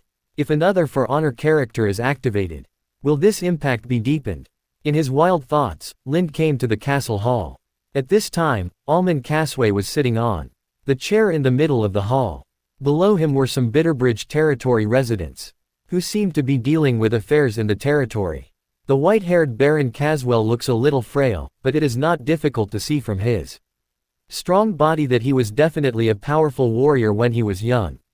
When Lynd entered the hall, a man dressed as a bachelor standing next to Almond approached his lord's ear and whispered a few words, apparently introducing Lynd's identity. "I want to take a break. You guys will report the rest later." Almond raised his hand to interrupt the report of the people. Then he motioned for the rest of the people in the hall to leave, and then waved to Lynd to signal him, "Walk over." Lynd walked over, saluted Almond, and then followed the etiquette taught to him by Fertimo. During this time, very carefully and seriously apologized for yesterday's actions, and hoped to be forgiven by Baron Caswell. "Lynd the Bear Hunter, I have heard the ballads about you. It is not difficult to see that you are a lucky guy to have a healthy body, but my child cannot even hold a sword." Almond looked at him. Lynd, waves of Lord power accumulated over the years fell on Lynd. "You are my guest. As a host, I provide you with food and a safe place to live, but you hurt my child. According to my opinion, I'll capture you and chop you into pieces, but after all, you are Lord Fotimo's attendant. I have a very good relationship with Lord Fotimo, and hurting you will cause a rift in my relationship with Lord Fotimo, but I can't let you go so easily. Doing so will only damage my majesty and make people no longer respect me." As he spoke, Almond stood up, walked toward the side door of the hall, and motioned for Lynd to follow him. The group quickly walked out of the hall, passed through a corridor, and came to the open space on the side of the castle. At this moment, two people were seen on the horse hitch in the open space with their hands tied to it and their backs facing the sky. Because the horse hitch was a little short, they could only kneel on the ground. Seeing these two people, Lynd frowned slightly, because he recognized that one of them was Luo Li, who asked him for swordsmanship last night, and the other gray-haired old man, although it was his first time to see him, but looking at the current situation, one can guess that it should be Raleigh's father, Almond's weapons blacksmith. Almond Caswell walked not far behind the two of them, raised his hand to signal to an Executioner took the whip from the executioner's hand, then handed it to Lind, and said, "I asked about the matter. The reason is that if this guy didn't come to you to compete with you in swordsmanship, things wouldn't have happened, so he must be punished. His father will also be punished for not teaching his children what dignity and inferiority are, and this. Executioner, I think you're a good fit, Bear Hunter." Lind calmly looked at the whip handed to him and took it. "Let's start. Beat me until I'm satisfied." Alman walked aside, motioned a servant to kneel down, then sat on the servant's back and said. Lind said nothing, walked up behind Raleigh and his son, and swung the whip in his hand towards the backs of the two of them. Although this is only the first time Lind has used a whip, Peacemaker also has the skill to use a whip in his memory, and he is now using it. Because they were not familiar with each other, the first dozen or so whips were of varying severity, causing some severe damage to the father and son. However, as he gradually became familiar with how to use the whips, the situation changed. The whips that fell on the father and son looked very serious. Each blow would leave deep marks on the two people's bodies, and even open the flesh. However, this only looked serious. In fact, it was just some flesh wounds that were easy to heal. And after mastering the use of the whip, he directly knocked the father and son unconscious, so that the father and son could not feel the subsequent whipping for the time being, and it also made them look miserable. That's enough. Not long after beating Raleigh and his son unconscious, Alman stopped the execution and said, "If you continue to beat them like this, I will find another weapons blacksmith." After saying that, he stood up and left, returning to his meeting hall. Lind returned the whip in his hand to the executioner, looked at Raleigh and his son, and did not go up to untie the two of them. Instead, he turned around and left because he knew very well that if he showed a little bit of concern, then he would be in trouble later. Life would be even harder for the relays at Bitterbridge Castle. Although the matter has been resolved smoothly, Lind is in a very bad mood, and he is even more eager to have a noble status. Otherwise, things like this will continue to happen. Today, no matter how superb his swordsmanship is, among those nobles in his eyes, he is nothing more than a powerful thug. Has the matter been resolved? After Lind returned to the station, Fortimo called him over and asked. Lind nodded, and then told the story again. "Are you feeling aggrieved?" Fortimo said after hearing this. "A little bit," Lind said truthfully. Fortimo nodded, and then said earnestly, "You have ambitions and abilities, and you will do a lot in the future, but before you become full-fledged, you'd better curb your ambitions and ideas, and don't let them people see. I don't want something like this to happen again. Do you understand?" "Understood, sir," Lind responded. "Today's incident should be taken as a lesson. You must remember your current identity clearly. Once you forget your identity, you will do things inconsistent with your identity. Some things may not be a problem, but some things are enough. Fatal." Fortimo continued. "If Baron Caswell intends to make things big this time, he can claim that we violated the rights of guests and harmed the descendants of the host after eating the food provided by the host. In that case, even Lord Garland will be implicated, and you will be handed over by the Tyrell family without hesitation to quell Baron Caswell's anger." Lind did not speak, but his expression became solemn due to Fortimo's words. "Although you have superb swordsmanship and a bright future, that is only the future. You will only be my attendant for a long time in the future, and in the eyes of the big man, there is no difference between you and other soldiers. You have become my knight attendant from the beginning, and your own abilities have caused you to have some illusions. Now I need to correct your illusions." Fortimo pointed to the Tyrell Guard soldiers on the table. "Wearing clothes," he said. "You don't have to serve me during this period, and you don't have to do the things I told you. You just stay in the scout team and be an ordinary soldier. When will you get military merit? When will you come back to be my—" "Yes, sir." Lind did not defend or pray, but calmly responded to Fortimo's order. Lind's calm reaction surprised Fortimo. He looked at Lind, as if to confirm whether Lind really understood what he meant or was just angry. However, the look on Lind's face remained the same. He couldn't see any information, so he could only wave Lind to leave. and secretly observe Lind in the past few days to see if Lind had really realized his problem regarding the fact that Lind joined the scout team, although some of the Tyrell families guarding soldiers were gloating and some felt sorry for it, no matter how different their ideas were, they were all surprised by this incident, and as for the scout team, they were all surprised. They said that Linda's joining made them extremely happy. After all, the joining of a strong man like Lind would make their next journey safer. Chapter 19 Howling Forest. The Kingswood is located at the southern end of King's Landing, separated by the Blackwater River. It has been the king's royal hunting ground since the Targaryen dynasty established King's Landing as its capital. Because of this, this forest has not been inhabited for a long time in the past, and no one has cut down the trees here. As a result, this forest has the richest species of flora and fauna in the entire Westeros continent. There are even legends that there is a forest creatures that appear only in ancient stories, such as the sun, still live in this vast forest. However, during the period of the Mad King, King's Landing city's control over the royal forest became very weak, which caused many civilians who could no longer live in King's Landing to enter the royal forest to seek life. Although it is impossible to provide them with a very comfortable living environment here. As long as they know a little bit about hunting skills and plant identification abilities, they can survive on the edge of the royal forest. As a result, there were more and more civilians living in the royal forest. It was no longer just people from King's Landing, but also debtors, refugees from other territories, etc. In the later period, the entire royal forest had formed 20 large and small groups. There are many villages and towns with populations in the tens of thousands. Because the royal forest is a key area between the north and the south, the Rose Avenue needs to pass through the royal forest to reach King's Landing.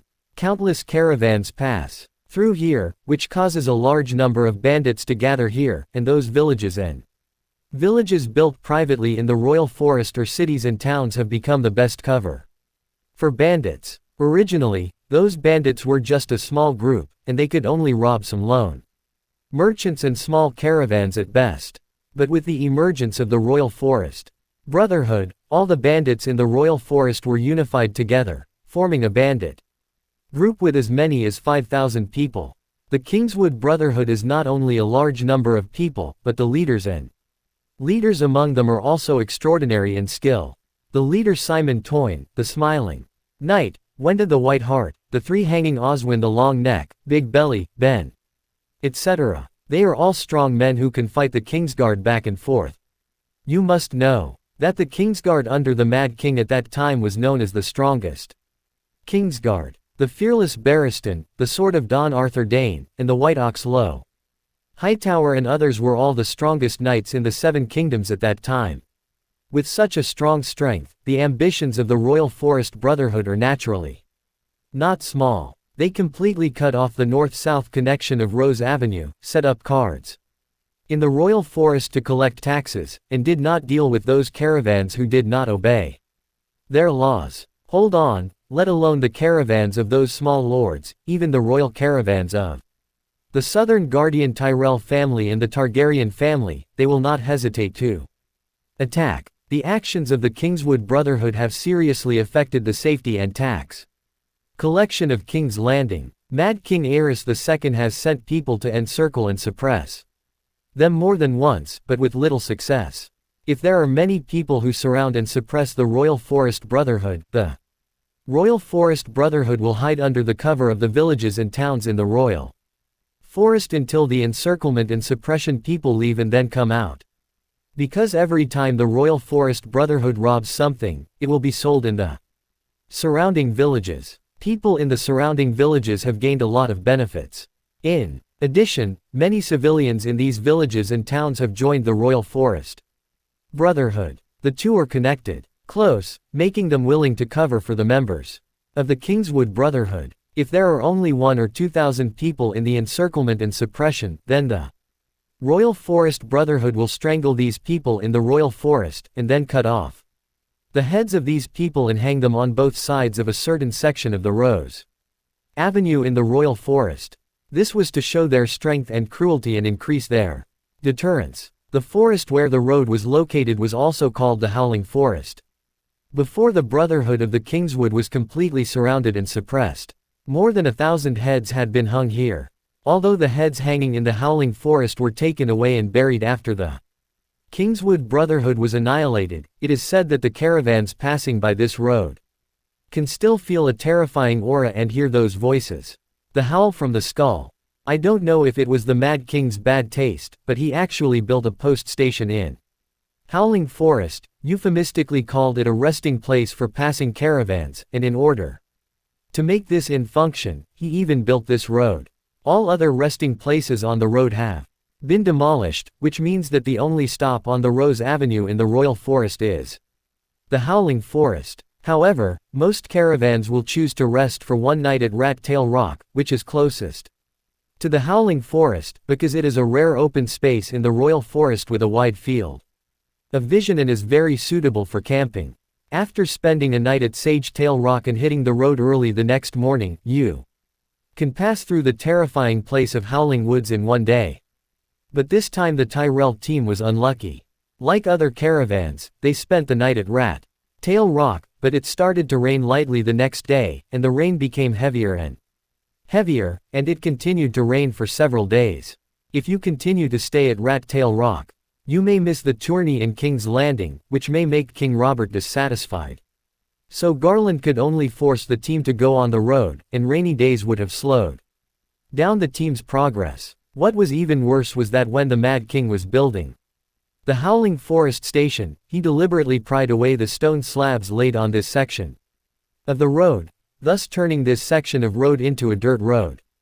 After Robert Baratheon ascended the throne, he was busy with other things and had no intention of repairing the road, leaving this dirt road unchanged. This section of dirt road is easy to walk on a sunny day, but once it rains, this section of road will turn into mud. Not to mention carriages, even if people walk on it and stay for a while, they will get stuck in the mud. Go inside. Until dark, the Tyrell family's team did not walk through the dirt road in the Howling Woods. Even more coincidentally, they happened to walk near the Howling Woods station just after dark, which forced them to stop one night at the inn, otherwise, they would have to camp in the mud. Although this inn was built only a few years ago, because it is located deep in a cold and humid forest and has not been used or maintained all year round, many of the houses in the inn are uninhabitable due to rotten wood. Only the front hall is made of stone because the foundation and walls are made of stone. Although the roof is a little damaged, it is still much better than other houses. After lighting the fireplace and dissipating the damp smell in the house, I can barely stay for one night. The only people who can take shelter from the rain in the hall are Garland and other nobles and their servants. As for the others, they can only set up a temporary tent outside the house that can protect them from the rain. But compared to the guards responsible for the night, it is enough to live in a tent. Alright. Lind, who was originally assigned to the scout team, could also stay in the tent and rest. But the accompanying nobles around Garland wanted to eat some game, so they asked the hunters in the team to form a hunting team and enter the nearby forest. Hunting, and among all the hunters, Lind, the bear hunter, was obviously the most famous, so he naturally became the leader. I think these prey are enough. Deep in the forest, Rahul picked up the deer whose head was pierced by an arrow, turned to Lind and said, after more than an hour of hunting, almost every member of the hunting team was holding a prey in their hands. Although the prey was not enough for the entire team, it was enough to fill the stomachs of the nobles. Although Lind's hunting skills are mainly based on setting traps and he is not good at tracking prey, he has organ perception beyond ordinary people.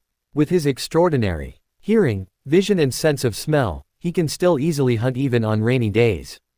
Find the right prey. The only flaw is that his bow and arrow skills are a little bit worse. There is no rain, and in the open area, he may be able to shoot the prey, but in this situation, he can only hit the prey by chance. Fortunately, there are hunters who are proficient in bows and arrows in the team. Otherwise, it may take longer for them to catch enough prey. Let's go. Go back. Lind nodded and agreed to Rahul's proposal. Perhaps because they thought that they would have a warm campfire to warm themselves to when they returned, and that they could change out of their wet and heavy clothes. Everyone's pace became much more relaxed, and they even started to talk and laugh. Stop, don't talk at all. Be on guard. After walking for about 10 minutes, Lind suddenly stopped everyone, and then looked toward a dense forest on the right. Because everyone had seen Linda's powerful search ability before, when Lind gave the order, everyone stopped, silently put down the prey, and took off their bows and arrows, ready to pull at any time. The look of a bow shooting an arrow. At this time, Lind looked at the dense forest ahead with some confusion, and concentrated on looking for the unknown existence that made him feel dangerous. Just now, Lind suddenly felt a strong sense of danger, and the hairs on his body even stood up because of the sense of danger. This made him immediately order to stop traveling, stay on guard, and at the same time carefully search the dense forest that caused a strong sense of danger. Although he searched carefully, Lind did not find anything, and even the sense of danger disappeared. Just when he thought it was just an illusion, his extremely sensitive hearing seemed to hear a faint sound of breathing. It came from that dense forest. Be careful, be on guard. The moment Lind sensed the weak breathing, he also saw the bushes under the dense forest begin to shake slightly. This shaking was not because of the raindrops, but because other things were passing through the dense forest. Lind, who discovered this, immediately warned the others and drew out the two swords at his waist. Immediately afterwards, I saw a huge, fuzzy black shadow emerge from the secret order and rushed towards the hunters closest to the dense forest at an extremely fast speed.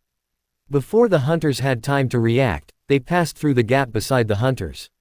After passing through, he picked up a deer on the ground and rushed into the forest on the other side. Everyone was confused by this scene. They never expected that a black shadow would rush out of the dense forest, and the target of the black shadow turned out to be a dead deer.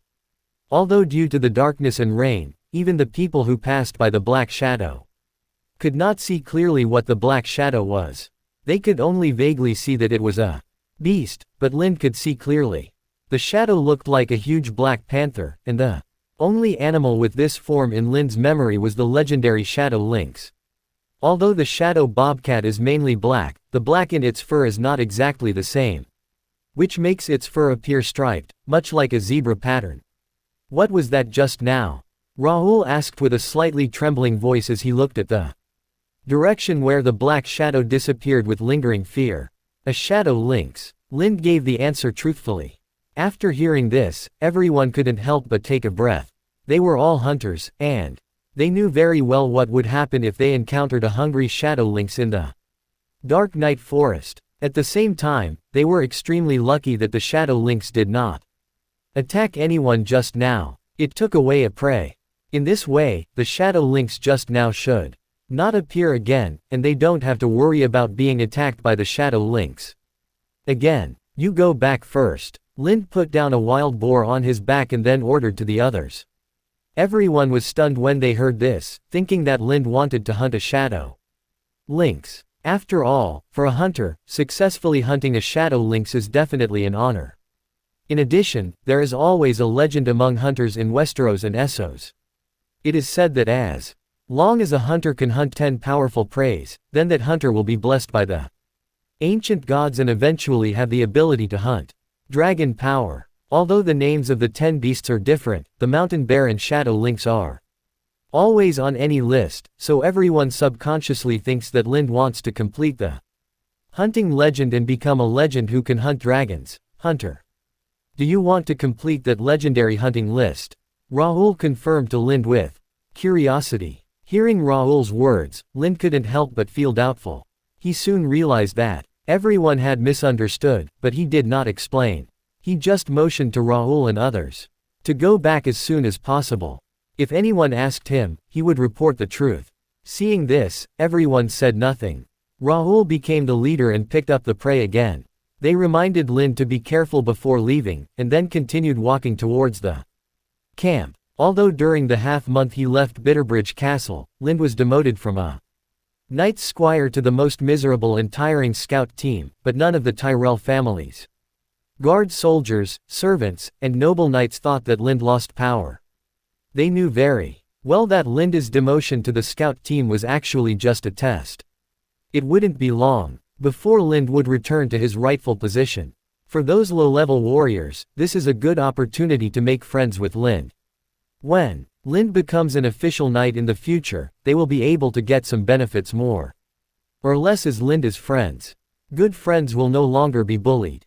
As a result, many guards offered to join the scout team and work with Lind. For example, Raoul, who had a good relationship with Lind among the guards, was one of them. Chapter 20 Children of the Forest. After the others left, Lind took out some odor-masking powder from his pocket and applied it to the exposed parts of his body, especially his face. In order to prevent the powder on his face from being washed away by the rain, he also put on his clothes. He put on the hood behind him, and then used his strong sense of smell to smell the residual scent of the shadow lynx and followed him. The reason why Lind wanted to track the shadow lynx alone was not because of the 10 hunting trials to become a legendary hunter, but because he saw artificial objects on the shadow lynx, which were several carefully woven vines. The vines tied to the shadow lynx will not hinder its movements, but the position and shape can help the person sitting on the shadow lynx's back to stabilize the body. Although the shadow lynx is huge, it is not big enough for an adult to use as a mount. On the contrary, the size of a child is very suitable. And ordinary children are lucky enough not to be eaten by the shadow lynx, even the legendary ones. It is also impossible for a skin changer to control a shadow lynx as a child.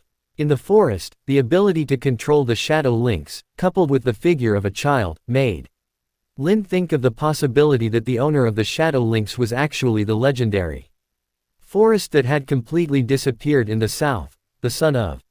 With strong curiosity about the son of the forest, Lind walked through the forest for about half an hour. The smell of the shadow lynx around him became much stronger, and it was also mixed with a lot of other extremely special aromas. Lind could not smell the characteristics of any plant from these aromas, but he felt that these aromas were related to any plant. If he wanted to use a name to refer to them, natural scent might be the most appropriate name. Lind slowed down and made his movements as quiet as possible. With the sound of rain, he almost perfectly hid his whereabouts and got close to the target location.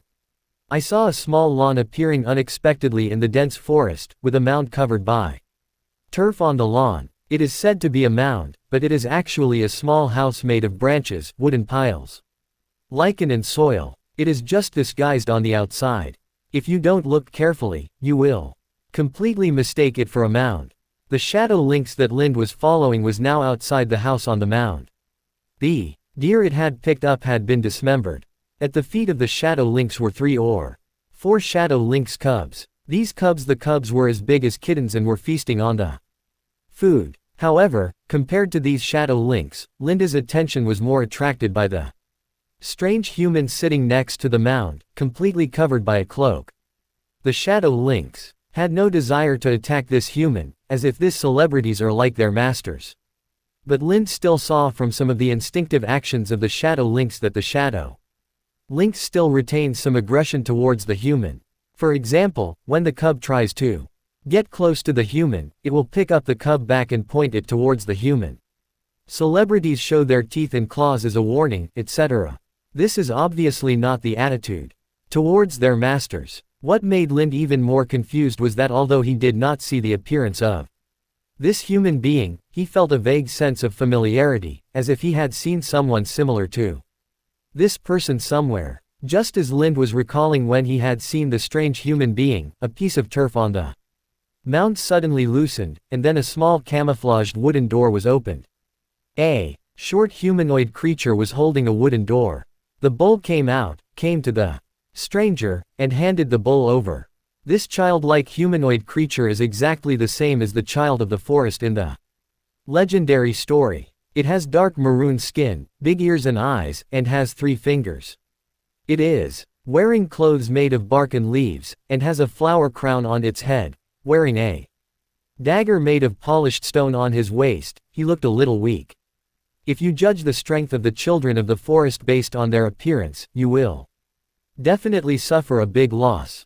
You must know that the children of the forest fought back and forth with the ancestors. They are not only proficient in weapons such as spears and daggers, but also have superb close combat skills, and they also know a lot of magic.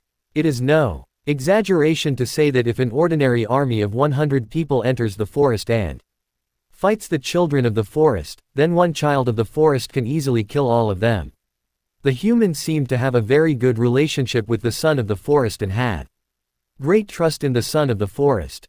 After taking the wooden bowl, he took off the hood on his head, revealing the face of a middle-aged man, and followed without hesitation. The contents of the bowl were swallowed. When the human took off his cloak to reveal his appearance, Lind murmured in his heart, because the other person's appearance was very unfamiliar. It was the first time he saw this human, but the feeling of familiarity became even stronger. Just when Linda was filled with doubts, he suddenly felt something rubbing under his feet.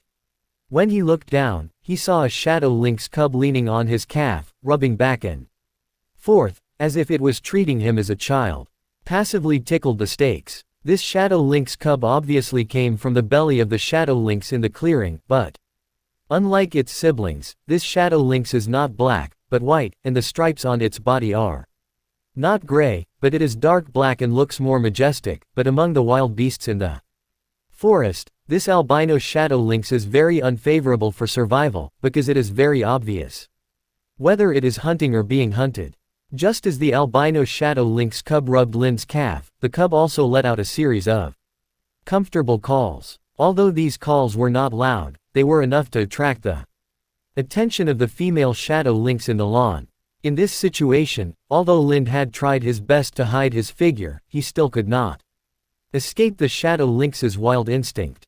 I saw that the shadow lynx immediately turned around and let out a low, threatening roar towards Linda's position. At the same time, it swept several cubs to the feet of the children of the forest. The strange movements of the shadow lynx immediately aroused the alertness of humans and the children of the forest. The humans sitting on the ground immediately stood up and drew out a long sword, while the children of the forest drew out the obsidian dagger from their waists and used another weapon. One hand naturally placed on a bag on his waist. It looked like there must be some dangerous items in that bag. Seeing that his whereabouts were exposed, Lind naturally couldn't hide anymore. He didn't draw his weapon, he just put his hands on the hilts of the two swords at his waist, and then walked out directly from behind the blocking trees. And what's interesting is that when he walked out, the albino shadow lynx cub also followed closely and clung to his feet. Even after hearing its mother's call, it never left. However, at this moment, Lind had no intention of paying attention to the movement of the cub. When he walked out, he immediately expressed his attitude: "You don't have to be afraid. I am not your enemy and will not hurt you." As he said that, he pointing to the shadow lynx that was ready to pounce at any time, he said, "I followed it here, and it carried a prey I killed in its mouth." The child of the forest seemed to understand the common language spoken by Lind. She knew that the shadow lynx was being followed, so she was very angry and yelled at her mount in a language she had never heard before, and the shadow lynx then he shrank his neck and grunted twice, as if he felt aggrieved at being scolded, and then showed a more fierce expression and bared his teeth at Lind. When the son of the forest was about to question Linda's identity and whether there was anyone else around, the human on the side lowered his guard, put the long sword back into the scabbard, then made a gesture to the son of the forest, and said, "No need worry, he is not an enemy." As he spoke, he looked at Lind and said, "I didn't expect to see you here. You were walking too slowly. It took you so long to reach the Imperial Forest. I thought you were already here. It's in King's Landing." Hearing this man's words, Lind was stunned. Although his words sounded like he knew him, the appearance and voice of the man in front of him were still very strange to Lind. But the problem was that the familiarity was not because of his appearance. The unfamiliarity of the voice faded away, but it always remained. It was precisely because of this contrast between strangeness and familiarity that Lind quickly thought of a possibility, and asked tentatively, "Are you the faceless man from New Barrel City?" What a keen sense and observation. If your name appears on the list, I will definitely not pick it up. The middle-aged man nodded and said with a smile. Lind looked at the faceless man in front of him who had changed his appearance, and his eyes fell on the scars on the man's chest and abdomen that almost dissembled him, and said, "It seems that your mission has been completed." Quote, the middle-aged man looked down at the wound, nodded and said, "Although the process has some twists and turns, it is finally completed." While the middle-aged man was talking, the son of the forest tugged on his clothes, as if to remind him of something. "By the way, I forgot to introduce you." The middle-aged man looked very friendly and said, "This is Spark, an old friend of mine. Thanks to her, I was able to survive this time." As he said, he pointed at Lind and said, "His name is Lind, and he is called the Bear Hunter. Are you Bear Hunter Lind?" Sparkle, the son of the forest, looked at Lind in surprise after hearing the introduction of the faceless man, and said in proficient common language. From her words, it was not difficult to tell that she knew Lind. Lind saluted the Sparks and said, "Didn't you expect that even the children of the forest have heard of my name? I heard the Bear Hunter's song sung by a bard in a village outside the forest." Sparks explained, and hummed the Bear Hunter's song in the same language just now, although it was the same song, kind of tune, but now the effect of Sparks humming far exceeds the effect of humming in common language. "I like this song very much, but you are really different from the Bear Hunter in the song," he said. She turned to look at the faceless man and asked, "Is he really a bear hunter?" "Yes, he is the Bear Hunter," the faceless man responded. "You have to know that any legend contains exaggerated elements and cannot be completely believed."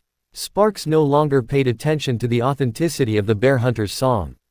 Instead, she became slightly interested in Lind's ability to attract a shadow lynx cub. She followed her too. Lind looked up and down, and then circled around.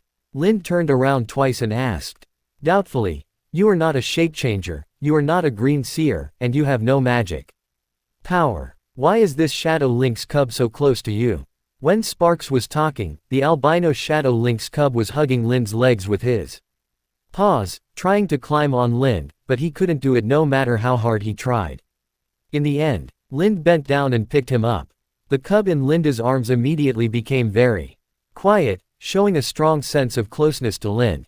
On the other hand, other normal shadow lynxes, whether adults or young, showed strong resistance and vigilance towards Lind.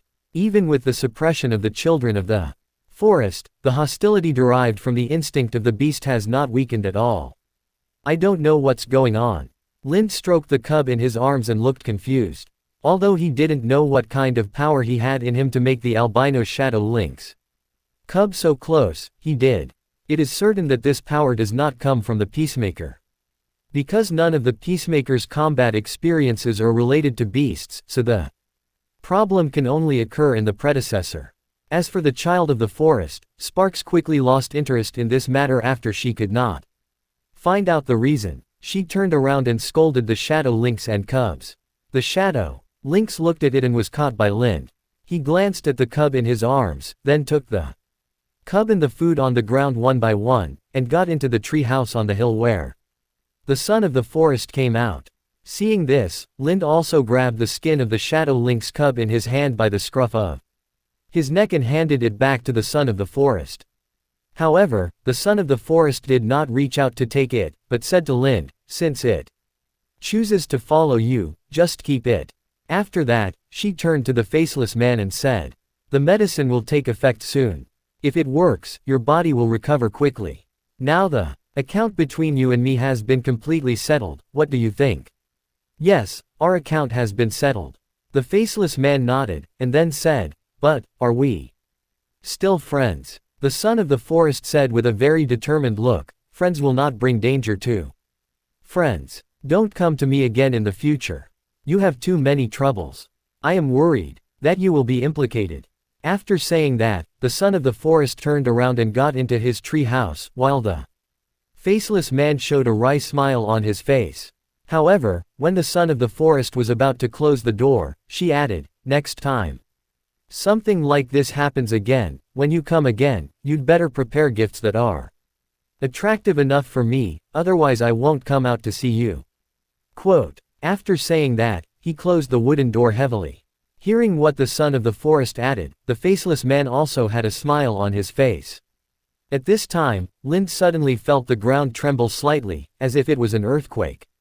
Then he saw the bulging tree house in front of him began to slowly sink. Soon the bulging ground began to gradually calm down, and finally became a flat piece of grass. And then the grass on the ground began to grow crazily. It stopped when it reached waist height, and the deep grass completely covered up the traces of the son of the forest's residence. Chapter 21 Ordinary. At this moment, there were only two people left on the grass, Lind and the faceless man. And of course an albino shadow lynx cub. I still don't know your name. Lind turned to faceless man and said. My previous name has been dedicated to the god of many faces along with my face. The faceless man put the hood behind his cloak back on and said, you can call me Bovo, this is my new name. Lind asked tentatively, can you tell me what happened between you, Joel and Fortimo? Faceless man Bovo shook his head and said, there is nothing to say.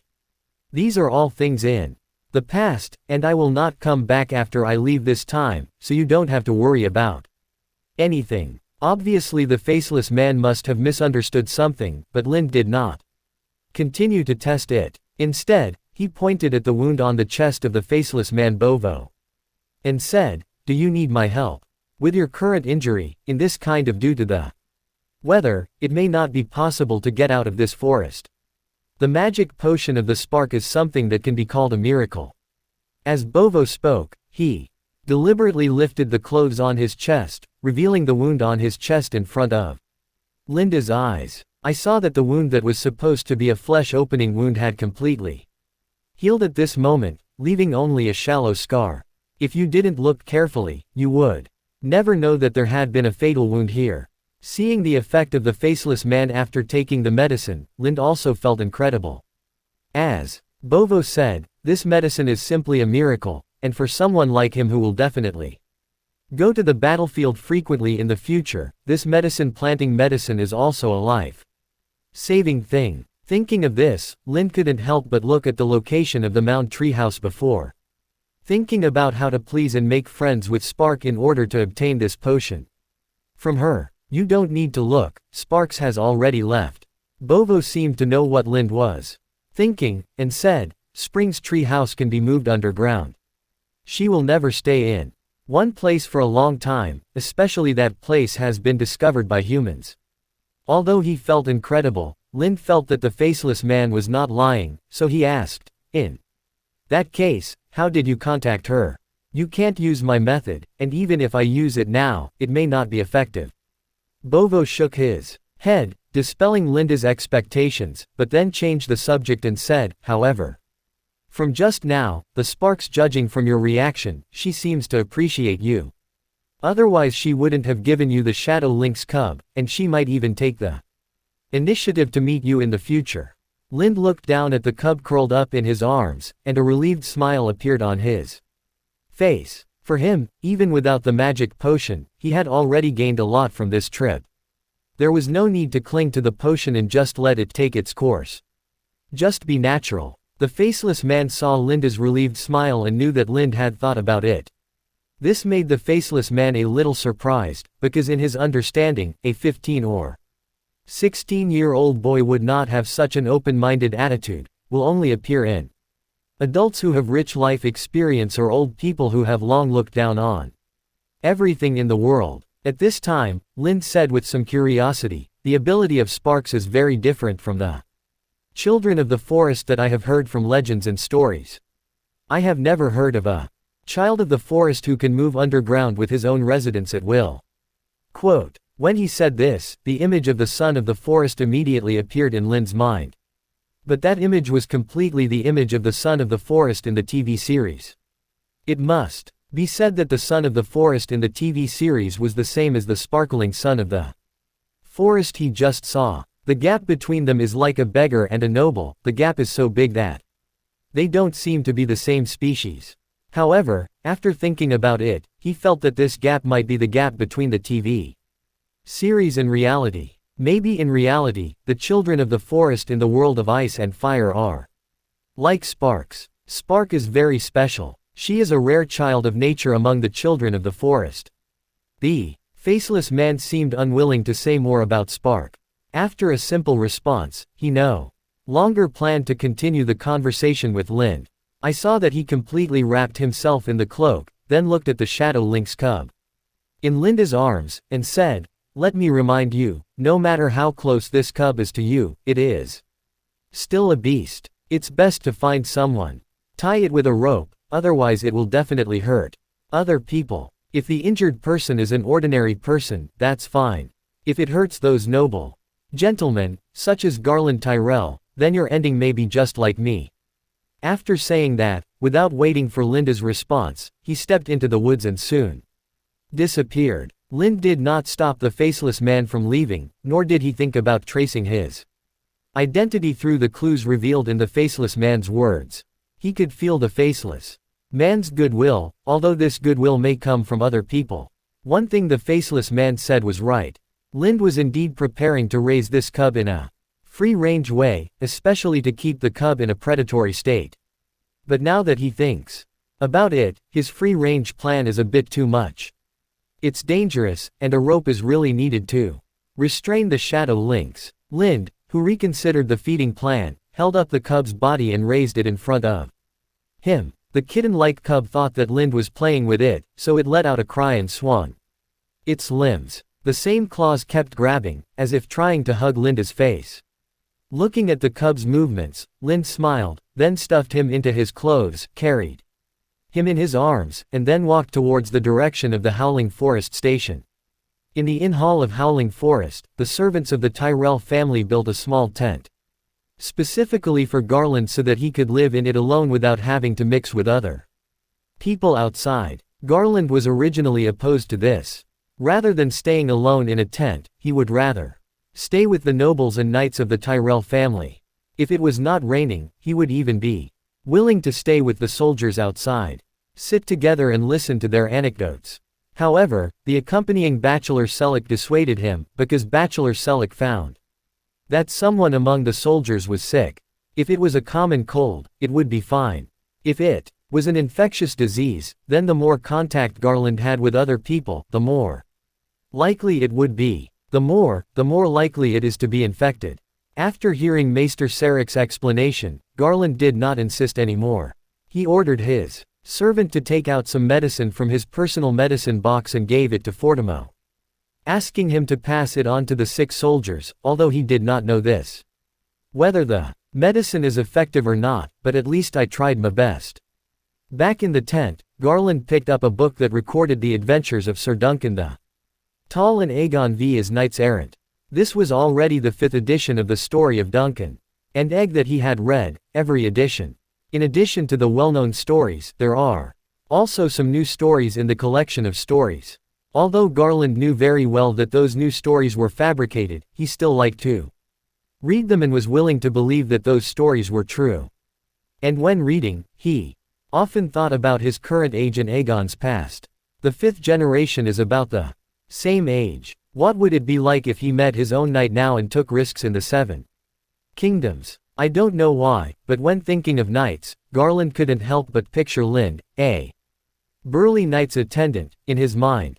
Thinking of this, Garland closed the book in his hand, picked up the bell on the low table next to him and shook it. After the servant outside the tent came in, he ordered, "Invite Lord Fortimo, I have something to ask." The servants responded and exited the tent. After a while, they saw a soaked Fortimo Crane walking in from the outside. Fortimo took the towel handed over by the servant, wiped the rain off his body, and then asked Garland, "Sir, why did you call me here?" Garland pretended to be casual and said, "It's nothing important, I just want to ask how our bear hunter is doing. Is he still used to being in the scout team?" After hearing this, Fortimo recalled the relevant information he had received from the captain of the scout team, and a satisfied smile appeared on his face involuntarily. Then he reported to Garland the news he knew about Linda's presence in the scout team. "Listen." After hearing this, Garland showed a hint of disappointment on his face. Although Linda's previous actions almost got him into big trouble, he still liked Linda's flamboyant and Confident character, but now Linda when went to the scout team, he turned into ordinary like a pearl turning into dust. His publicity and self-confidence all disappeared. Some just followed the rules. The only thing that remained unchanged was the almost strict self-discipline. Did I make a mistake by putting him in the scout team? Garland asked hesitantly. Furtimo responded, no, your decision is very correct. Garland frowned and said, but I feel like he became mediocre after joining the scout team. Mediocre. Furtimo had a completely blank expression on his face. He really didn't understand why Garland thought that Lin's performance in the scout team was mediocre. Because in his opinion, even if he was beaten, even if he was demoted to the scouts, his performance would definitely not be better than Lin's. Furtimo originally thought that Lind would be depressed for a few days because of the fact that he was demoted from Night Squire to scout team. As a result, Lind did not show any depression at all, and on the next day, he was completely independent by relying on the prestige he had established before. The rights of the captain of the scout team later improved the way the scout team detects the enemy, greatly increasing the efficiency of the scout team in exploring the road ahead. After that, many guard warriors took the initiative to join Linda's scout team. With Furtimo's intention to let him go, Lind also successfully selected suitable candidates from the guard warriors and formed a team entirely based on him. The core scout team. This kind of performance does not look ordinary at all. At least in Furtimo's past experience. He has never seen any teenager who can compete with Lind in terms of adaptability and workability. After all, Garland was only 10 years old. No matter how excellent the education he received, some of his thoughts were still immature. He could not see how outstanding Linda's performance in the scouts was, so he began to regret what he did in New Barrel City. The penalty decision was made, so he tentatively asked Furtimo, do you want to transfer Lind back to you? I think letting him stay in the scout team may destroy a night seed. Furtimo was stunned for a moment, and when he was about to explain to Garland how outstanding Lind's performance in the scouts was, and there was no need to worry about destroying a cavalier's seed, bursts of noise suddenly came from outside. The expressions of Garland and Furtimo immediately became serious. At Garland's signal, Furtimo turned around and opened the tent door curtain, and the two of them looked outside. I saw that none of the knights and nobles in the hall were staying by the lit bonfire at this moment. They all came to the door of the hall and looked out, as if there was something magical outside. Immediately afterwards, some soldiers from the scout team were seen walking into the hall, carrying various prey, and then placed the prey in the middle of the hall. Soon the prey piled up into a small mountain. It should be Linda's scout team that has returned from hunting. It looks like they have gained quite a lot, Furtimo said, looking at the pile of prey in front of him. Go. The bear hunter is calling. I want to know how he hunted so many prey in this weather. Seeing so many prey, Garland also seemed very excited and ordered to the servant beside him. He shouted, and then added, there are too many prey, leaving only one wild boar and one deer. After the other prey is roasted, they are sent to the camp outside for the guards at home to eat. Yes, master. Garland's personal attendant responded, and immediately ordered other attendants to deal with the prey. He also found the scout team who was about to leave the hall and informed Garland of the order. Why are you? Where is the bear hunter? Garland waited in the tent for a while. When he saw that the person who came in was the captain of the scout team, and there was a scout behind the captain, he frowned and said, could it be that he or you still complaining that I demoted him to the scout team and don't want to see me? Quote, no, it's not. Before the captain of the scout team could speak, the scout behind him said, first, Lord Lind did not come back with us. Is he a subordinate of Lind? Garland looked at the scout who was speaking and asked. The scout captain said quickly, yes, his name is Raoul. He was selected by Lord Lind from the guard soldiers when the scout team expanded some time ago. He has good skills and is now Lord Linda's right-hand man. Why didn't Lind come back with you? Did he find any danger in the forest? Garland asked again. Raoul immediately replied, no, Lord Lind is chasing the shadow lynx. Chasing the shadow lynx. Garland and Furtimo were both stunned. Raoul then quickly told them about the shadow lynx they encountered on the road. By the way, they also mentioned that they guessed that Lind planned to complete 10 hunting trials and become a legendary hunter. After listening to Raoul's words, Garland also had a look of excitement on his face. After all, he had only read about pursuing ancient trials and becoming a legend in the world, but now it was actually happening in front of him. How could this make him not feel excited? However, while he was excited, he also felt a little embarrassed, because just a moment ago, he thought Lind was mediocre in the scout team, but as soon as he turned around, Lind made such a big noise, which undoubtedly made his judgment seem so stupid and short-sighted. Chapter 22 Passive Propaganda. When Lind returned to the camp, it was already late at night. The reason why he came back so late was entirely because he had just gotten lost in the forest. Logically speaking, it was impossible for him to get lost in the forest with his ability, but he was indeed lost, and the process of getting lost was a bit inexplicable. It always felt like the entire forest was moving with him, which also made him he couldn't help but wonder if Sparks, the son of the forest, was teasing him. As for why he teased himself, he thought it might be because he had coveted Wahua's potion before and let Wahua sense it in some way, so Wahua wanted to teach himself a small lesson. However, no matter what, Lind did not suffer any injuries, he just lost a little bit of physical strength, and he also hunted a few hares on the way to feed the little guy in his arms. Along the way, the little guy in his arms was very honest and did not move. He seemed to use Linda's clothes as a sleeping bag. With nothing to do, Lind also named the little guy Glory. "You're finally back. I'm going to send someone to look for you in the forest." The scout captain learned from the night guard that Lind had come back and hurried over. He also blamed Linda's colleagues who came back too late. After taking a look at Lind, he found that Lind was not injured, and then his tense face relaxed a little. In his opinion, Lind should not have hunted the shadow lynx.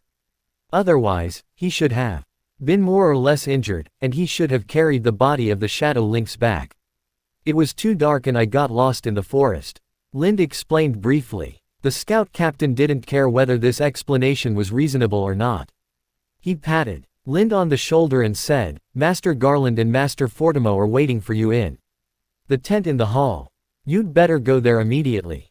Lind was stunned when he heard this, and without asking the reason for waiting for him, he was led by the scout captain to the hall of the inn-house. Because there were several bonfires in the hall, the dampness and coldness of the rainy day were completely dispelled. The nobles and knights each found a clean place to sleep. Only some attendants remained awake, waiting for the call of their masters at any time.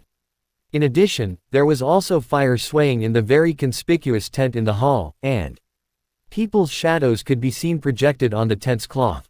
It seemed that the people in the tent had not rested yet. After seeing Lind, the attendant sitting next to the tent stood up immediately, then signaled Lind to wait for a while, turned around and got into the tent, and whispered to wake up Garland and Fortimo, who were dozing. "Lind, come in." After clearing his mind a little, Fortimo said on behalf of Garland. Lind heard the sound, opened the curtain and walked in, but the tent was covered with carpet. The rainwater on his clothes dripped down his body and fell to the ground, leaving puddles of water stains on the carpet, which made him stop involuntarily, stood on the edge of the carpet to avoid getting the carpet even more wet. "Don't worry, I didn't want to lay this carpet in the first place. Those guys insisted on laying it, so it doesn't matter if it gets dirty." Garland rubbed his sleepy eyes, and then looked at the situation on Linda's body, with a slight expression on his face. He said with disappointment, "Looking at you, you probably didn't catch the shadow lynx." "No, I caught up with it," Lind replied, "but I didn't kill it." "Not killed?" Garland was stunned. At this time, Fortimo saw something in Linda's arms, which seemed to be alive and moving. So he pointed at Linda's arms and asked, "Is this what you gained from tracking the shadow lynx?" "Yes." Lind nodded, then took out the albino shadow lynx cub sleeping in his arms, and said, "This little guy was given to me by his mother, the shadow lynx I was tracking." Garland and Fortimo were stunned when they heard this. They looked at the lynx cub. Guangrong that Lind took out and didn't speak for a long time. In the early morning of the next day, the rain had stopped. Although the ground was still a little muddy, it was much easier to walk than yesterday. As usual, the scout team went ahead to check the situation, but what was different from usual was Lin, who was the core of the scout team. There is a shadow lynx cub beside Da, and this cub is an extremely rare albino cub. Last night, the people who went hunting with Lind returned to their respective queues and told others about Linda's pursuit of the shadow lynx, and also publicized the misunderstanding of the 10 hunting trials come out. However, Lind did not come back for a long time, and many people speculated whether something would happen to Lind. After all, the place he was in now was the royal forest. No matter how high Linda's swordsmanship was, he would not be able to fully display it in such an environment. What's more, the shadow lynx is far more dangerous in the forest than in other places. It can approach its prey silently under the cover of trees and grass, tear out the prey's throat with its sharp claws and sharp teeth, and kill it with one blow. Even formal knights may not be able to escape the shadow lynx's sneak attack, so when the time reaches late at night, more and more people feel that the bear hunter may die in the royal forest this time. However, Lind came back unscathed, and there was no trace of any battle on his body, so everyone in the camp felt that Lind had not tracked the shadow lynx this time. But not long after, new news came from the lobby of the inn. It turned out that Lind tracked the shadow lynx, completely defeated the shadow lynx in a non-injury way, and then captured it alive. However, when Lind was about to kill the shadow lynx, when the lynx was brought back to the inn, they found that the shadow lynx was a female beast with several cubs beside her. When Lind was a hunter, he had an unwritten rule, which was not to capture female beasts with cubs, so he let go of the shadow lynx. When he was about to leave, the shadow lynx blocked his way, and he took an albino cub in his mouth and gave it to Lind. At first, when everyone in the camp heard the news, they all thought that the person who spread the news must be talking nonsense, because they had never heard of a shadow lynx being tamed, let alone being humane to repay a favor. However, when Lind came out of the inn hall, holding an albino shadow lynx cub in his arms, everyone's expressions were filled with shock, and the eyes looking at Lind became more and more awe-inspiring, because like this kind of thing can only be seen in those legendary stories, and it only happens to those legendary heroes, so that Lind also has the shadow of some legendary heroes in their hearts. In fact, this is the effect that Lind hopes to achieve.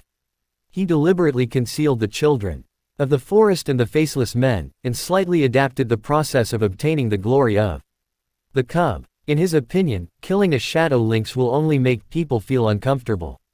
He is a powerful hunter, but having shadow lynx automatically sacrifice his cubs feels like something that only happens to a legendary hero. And more importantly, he doesn't need to promote it himself. Others will take the initiative to help him promote it. This kind of thing narrated through the mouths of others is far more convincing than what he takes the initiative to tell. So, in the early morning of the next day, the entire Rose family team knew about the shadow lynx. Many people who were curious ran to the scout camp to read the story before Lind set off. The albino shadow lynx cub in the room, and those who were still doubtful about the rumors had all their doubts dissipated after seeing the glory of the lynx cub clinging to Linda's side and showing its teeth at others. However, even so, there are also some jealous people among these people. These people are almost all the nobles and knights of Highgarden who traveled with the team this time. In their view, people like Lind have a low status, don't deserve such a legendary experience. It's just that because of Fortimer, they didn't dare to belittle Lind too deliberately around Garland. They could only slightly question the authenticity of Lind's story, but when Garland asked them the reason for their doubts, they couldn't tell them. All kinds of things made them feel that Lind was like a hedgehog, unable to start. In the end, they could only attack Lind in his glorious albino form, because albino beasts have never been auspicious in Westeros. They are just like human deformities and are discriminated against. Even albino beasts are described in many folklores. The beasts are described as evil beasts that devour human souls. People who die from the mouths of albino beasts will not be led by strangers, and will wander between life and death forever, eventually turning into evil ghosts. Although Garland did not believe this absurd legend, and he had no discrimination against either animal deformities or human deformities, he had to take into account the thoughts of other people around him. But he didn't want to do anything to Lind because of the jealousy of these people, so when he was repairing it that night, he asked his servant to give Lind a collar made of reins, which was a sign of his attitude. Lind had originally planned to make a collar to restrain Glory, because apart from being particularly close to him, Glory maintained the wild nature of a beast towards others. Even Rahul was inadvertently bitten off a small piece of flesh by it. Therefore, Lind had to put the plan to train the Shadow Lynx on the agenda, and until he trained Glory to a satisfactory level, he would restrain it with a collar and rope to avoid hurting people again. On the other hand, Glory didn't know that its hard days were coming soon. Instead, it felt that the collar Lind put on it was a gift and a toy, and it had a great time playing with it. The journey after that became very smooth, and it didn't rain again. After starting from the inn, it took another 3 days to finally walk out of the royal forest and arrive at the end of Rose Avenue. This is also the end of Tongman Avenue and Kings Avenue. The 3 avenues converge. It's here. What's interesting is that this is the intersection of 3 avenues and is also located at the exit of the royal forest. Behind it is the Blackwater Bridge connecting the southern border and the royal territory. Logically speaking, it should be a very critical military location, not to mention that it was built here. It is a fortress castle. At least a military camp should be built here, and some troops should be stationed here to guard the key points. But in fact, there is only an abandoned military camp here, and this military camp was temporarily built for the purpose of crusade against the Kingswood Brotherhood. After the crusade against the Kingswood Brotherhood was completed, it was completely abandoned. Now Robert Baratheon sits after taking the Iron Throne. No military fortress was built here, but the original temporary military camp was still left abandoned here. As for the reason, it is very likely that he believes that the Bronze Gate Road leads to Storm's End, and Storm's End is the territory of his Baratheon family, and there is no need for him to waste manpower and material resources stationed here. However, when the Rose family team came to this intersection, a group of people walked out of the abandoned temporary military camp. This group was only about 100 people. These people were wearing dark armor, wearing a dyed gold cloak behind them, which looks both eye-catching and impractical. The only things that are still practical are the hammers hanging on their waists and the iron-headed spears they hold in their hands. They should be the golden robes of King's Landing. Rahul came closer to Lind at this time and whispered. Lind listened to Rahul's prompts, and his eyes swept over the golden robes, and finally landed on the man leading the golden robes.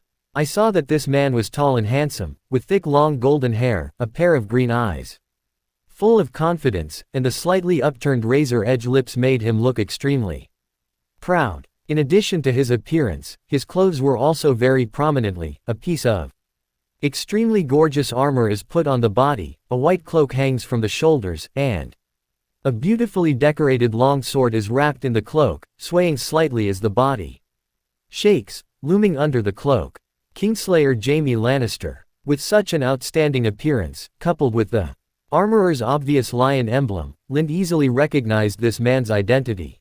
Not only did Lind recognize this man's identity, but everyone else in the team also recognized this man's identity. However, after they recognized the identity of the Kingslayer, they all couldn't help but show disdain and disgust. Even Garland, who had received special training, could not hide his disdain. In the past, no one could be sure who was the most shameful knight in the entire 7 kingdoms, because everyone had their own standards of measurement and could not be unified. But after the Usurper War, this most shameful knight, the knight, was deservedly blamed on the regicide Jaime Lannister, because he broke his oath and killed the Mad King, Aerys he was supposed to protect. As the person involved, Jaime Lannister seems to have become accustomed to this kind of contemptuous and disdainful gaze. A year ago, he might have been angry about it, but now He has no fluctuations, because he knows very well that no matter how he explains it, he can't. No one would believe him, and no one would listen to him quietly. The only thing he could do was to keep his head high and not let the crown on his head fall off. However, just when James's eyes swept over the soldiers of the Rose family in front of him, he discovered that among the countless looks of contempt and disdain, there was one person whose eyes were extremely calm and did not show any negative thoughts towards him. Emotion made him couldn't help but pause on that person for a moment, and then quickly moved away, landing on Garland Tyrell, who had already walked to the front of the team accompanied by Fertimo. "I have heard of you, the brave Garland." James drove the horse to Garland, looked up and down at Garland on the horse, and said in a very frivolous tone, "Are you serious? I don't know about Yongwu, but judging from your figure, it's not comparable to Yongwu." Jaime Lannister's casual tone of teasing Garland made the knights and nobles of the Rose family feel dissatisfied, and Fertimo even left his hand on the hilt of the sword without leaving a trace. James seemed to be unable to feel the dissatisfaction of the Rose family, and the contemptuous smile on his face became more and more obvious, and he did not take the threat shown by Fertimo to heart at all. Chapter 23. Outside Junline City. Jaime dislikes the Rose house very much because his father, Tywin Lannister, once had the idea of marrying his sister Cersei to Highgarden. Although in the end this idea ended before it was implemented, he's still dissatisfied with the Tyrell family. In addition, he was arranged to greet the Tilly family team this time. When Garland arrived in the Kingswood, he had already received the news, and counting the time, he came to the abandoned military camp at the entrance to the Kingswood to wait for Tilly. The arrival of the family, but the Tyrell family's team was several days late, making him suffer for a few days in vain, so he couldn't wait to make things difficult for Garland as soon as they met, in order to vent his resentment. "I am only 10 years old this year. I wonder what Lord Jaime looked like when he was 10 years old." The Kingslayer's provocation and ridicule had no impact on Garland at all. He smiled and asked Jaime Lannister. Faced with Garland's inquiry, James was silent for a moment. In fact, in James's mind, Garland was already very good. At only 10 years old, he was able to lead the team from as far away as Highgarden to King's Landing. This kind of leadership is something that most people don't have, and he didn't have such an ability when he was 10 years old. Although he recognized Garland's ability, he did not show it. He just smiled and did not answer Garland's question. Instead, he changed the subject somewhat bluntly and said, "Why is it that the person who led the team to King's Landing is not your eldest brother? Why, Lars Tyrell, you, a little guy who hasn't shed all his fetal hair yet, are you, the Tyrell family, so disdainful of participating in the tournament organized by His Majesty Robert? Specifically for the birth of his eldest son. Is His Majesty Beau's heir dissatisfied? Lord James, you seem to have forgotten one thing. My father, Duke Mace Tyrell, is currently in King's Landing. Is my eldest brother more important than my father? If the Tyrell family really means a lot to Robert, if His Majesty's heir is dissatisfied, I think my father may be in Highgarden now instead of staying in King's Landing." Facing James's blaming behavior, Garland dealt with it with ease. Seeing that his difficulty was ineffective, James did not continue. Instead, he returned to the topic and said, "I was ordered by His Majesty Robert to greet the Tyrell family's team here. Now follow me to arrange for you. Set up camp." After saying that, he pulled the reins of the horse, turned around and walked in the direction of King's Landing. As he passed by the scout team, he couldn't help but look at Lind, who did not show contempt or disdain for him. The expression of the Tyrell warrior. At first, he didn't think there was anything special about Lind, until he saw the albino Shadow Link's glory at Linda's feet. A trace of surprise appeared on his face, and he also had a trace of curiosity about Lind in his heart, but he knew very well that now was not the place or time to satisfy his curiosity, so he quickly averted his gaze and led the Tyrell family to the camp in accordance with the king's order. Under the leadership of the regicide, 2 teams of 100 people marched one after another on the King's Road. After seeing the flags of the two teams, the caravans spontaneously retreated to both sides of the road and waited for the teams to pass before embarking on the road. Although it has been a year since the war ended, the impact of the war has not disappeared. Especially the impact on business, which is still having a huge impact to this day. During the war, not all the dragon army was wiped out. Most of the surviving dragon army surrendered after the death of Prince Rhaegar, but some of the dragon army were loyal to Targaryen. The knights of the family led the army and had no intention of surrendering. It's just that these people also know very well that they can't reverse the situation with their strength. They can only escape to a safe place first and then think of a solution. At that time, there were not many escape routes they chose. It could even be said that there was only one, and that was to go south. Because the north, the Riverlands, the valley and the west are all enemy territory, only the Tyrell family in the south and Dorne further south were still on the side of the Long family. So these last loyalists of the Long family led the remaining troops across the Blackwater River and moved south. However, before they even left the Kingswood, the Tyrells and the Dornes had already publicly expressed their support for Robert Baratheon to ascend the Iron Throne, completely abandoning the failed dragon family. What made these remnants of the Long family even more desperate was that the new king, Robert, immediately issued a wanted order for all the remnants of the Long family, and confiscated all the properties of the lords and wealthy knights among the remnants of the Long family, completely blocking them, provided these people with a way out. At the same time, in order to show his loyalty to the new king, ease the conflicts caused by the Usurpers' War, and eliminate the new king's suspicion, Duke Mace Tyrell immediately ordered all the nobles in the south to encircle and suppress the remnants of the dragon family, and forcefully the remnants of the Long family were trapped in the southern border and forced to become bandits and bandits. After hearing this order, the Queen of Thorns, who was sitting in Highgarden, was so angry that she broke her most beloved exquisite porcelain vase from the Far East, because she knew very well that this order issued by her son would how much damage and negative impact will it cause to the Southern Territory. These harms and impacts may even directly shake the Rose family's rule over the Southern Territory. However, it is impossible for her to stop it, because Duke Mace Tyrell issued this order in a public way. If she stops it, it will undoubtedly be regarded by the new king as supporting the Long family. The usurper army that has not dispersed will go south and directly bulldoze the Tyrell family. Therefore, the only thing she can do is to order Duke Mace Tyrell to stay in King's Landing and not return to Highgarden, lest he come back and make some stupid decisions and make things worse. The excuse is very simple, just to ease the situation. Relationship to the Iron Throne. For a whole year after that, the Southern Territory was as the Queen of Thorns expected. Bandits were rampant and bandits were wanton. The Red Lake Forest bandits that Lind participated in the encirclement and suppression were just one of them. There were also many bandits who were incarnations of the remnants of the Long family. Amidst the vast plains, hills and mountains between Highgarden and King's Landing, the entire Southern Territory has also suffered a severe commercial blow for this reason.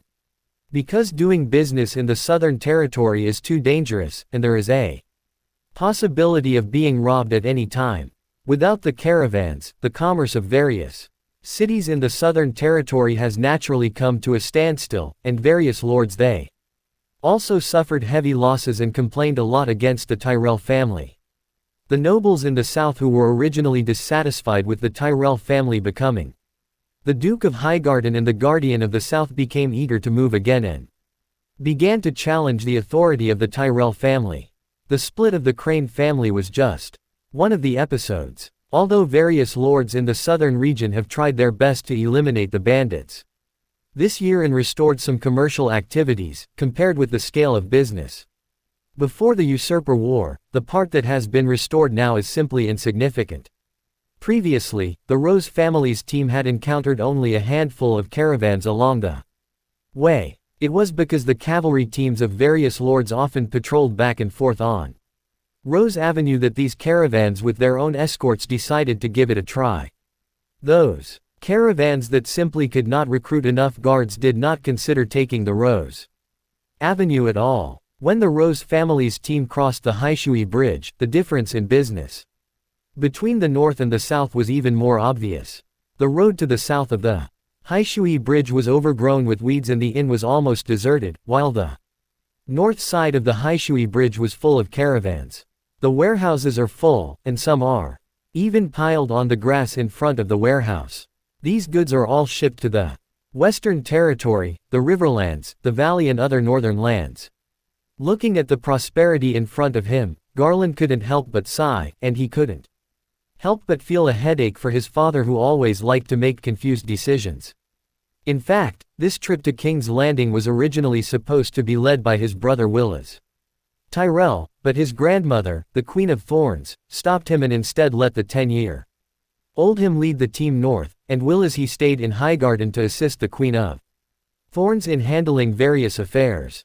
Apparently his poisonous grandma thought that since her son was raised crooked, she would train a grandson to replace her son.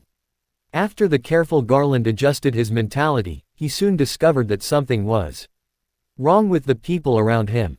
This was not the danger of assassination, but the way the people around him looked at them was wrong. Normally, ordinary people would feel scared when they see a team of nearly 300 people, lower their heads, and stay away from them. But now these civilians in King's Landing have gathered on the roadside one by one, staring at the team. Look, each pair of eyes is full of hatred and contempt.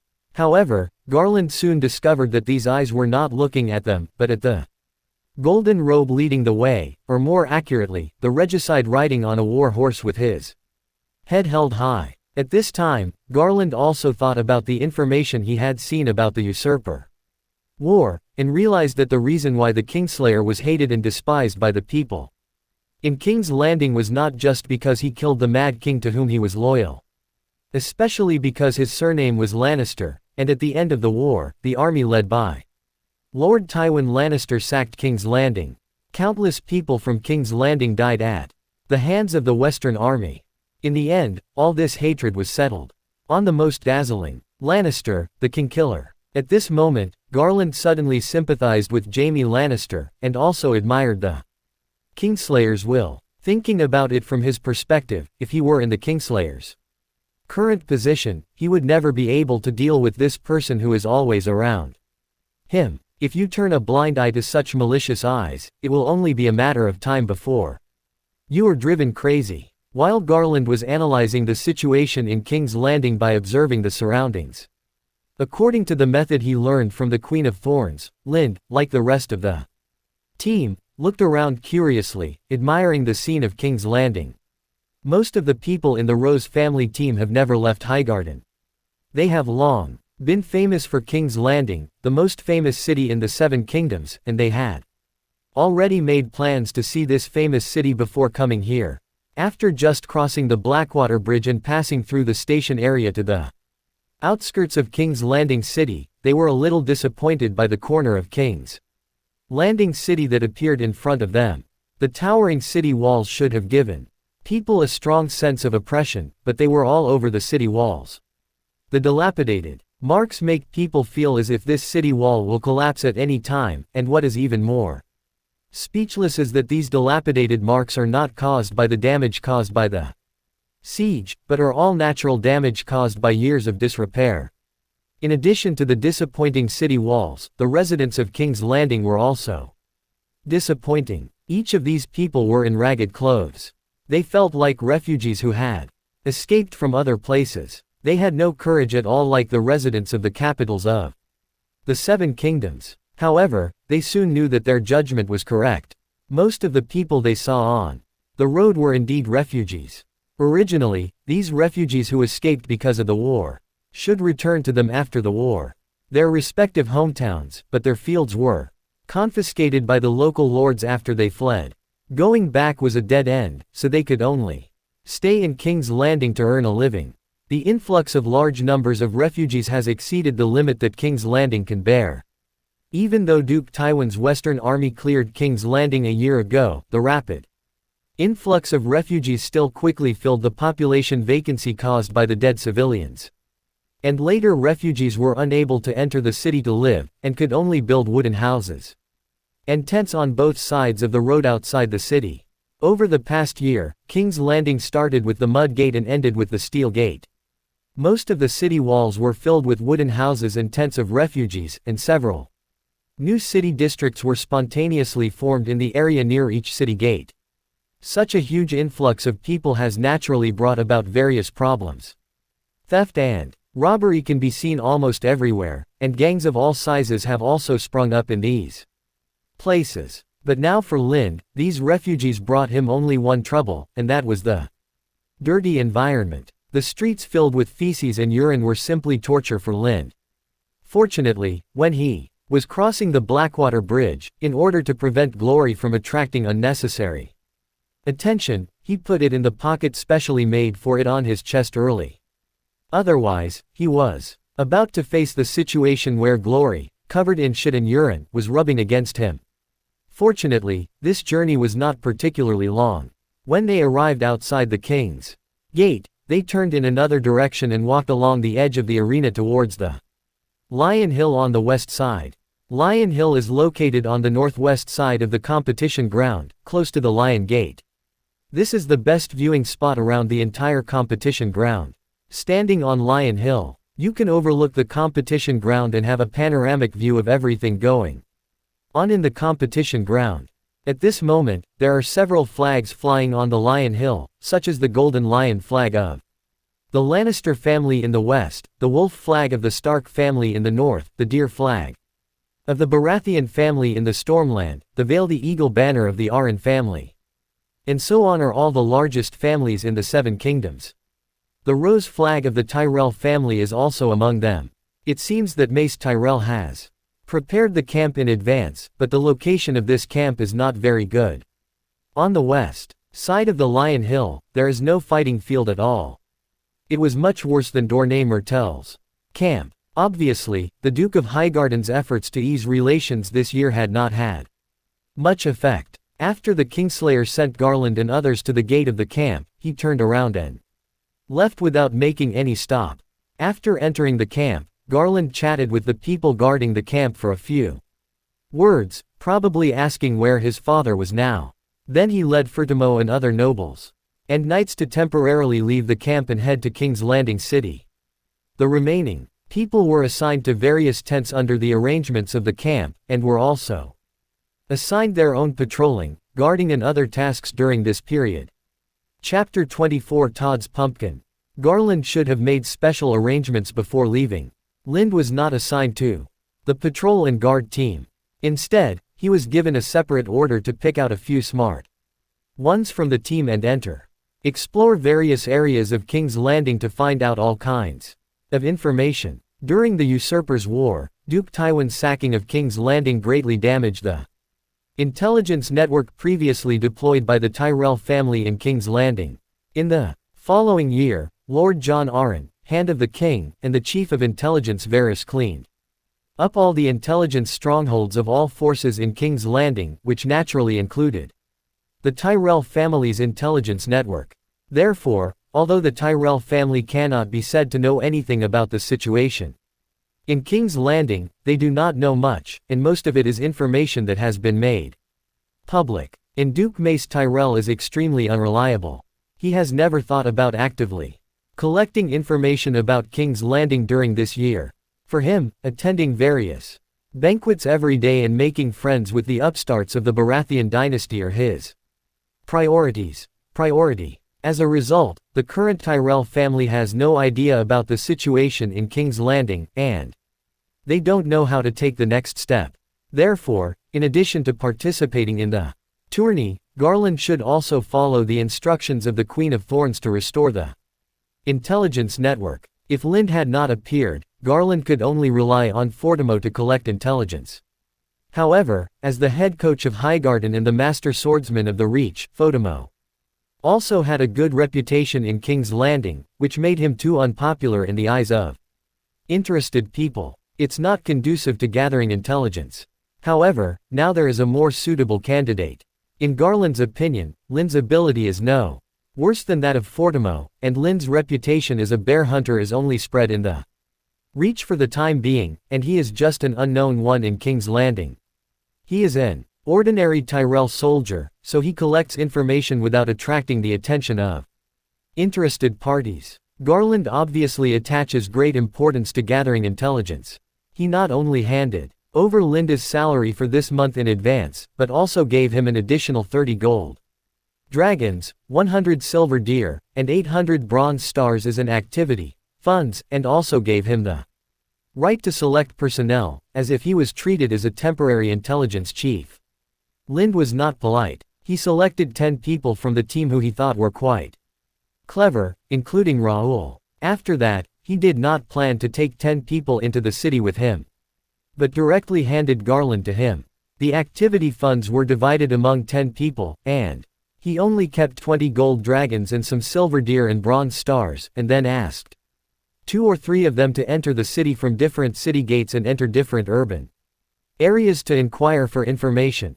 As for himself, he partnered with Raoul and went to the nearest Lion's Gate. I didn't expect to come to King's Landing again. I thought I would never come here again in this life. When passing the Lion Gate, Raoul raised his head and looked at the wide gate, and then looked at the 2 sides of the suspension bridge. The crouching lion stone sculpture sighed involuntarily. Lind heard Raoul's sigh, and while stuffing the cut pieces of meat into his chest pocket to feed Glory, he asked curiously, "Have you been to King's Landing before?" "Well, I came here with Baron Brinton's caravan a few years ago," Raoul nodded and said. At that time, the Mad King was still sitting on the Iron Throne. The Duke of the North had not been burned to death, and the new king was still here. Just the adopted son of Lord John Arryn of the Vale. The woman I love has not yet opened her arms to other men. When Lind heard this, he looked at Raoul with a deep look in his eyes, feeling that this veteran of the Tyrell family was a man with a story. After the 2 entered the city, Lind handed over the job of leading the way to Raoul, who had been to King's Landing before. However, he soon discovered that this decision was a mistake, because after Raoul brought the 2 to a rice-shaped intersection, he no longer knew how to go. "Didn't you say you were here a few years ago?" Lind asked with a puzzled look on his face. Raoul said helplessly, "Yes. I have been here before, but I was just walking around the Fisherman's Square in Mudmen. I have never been here."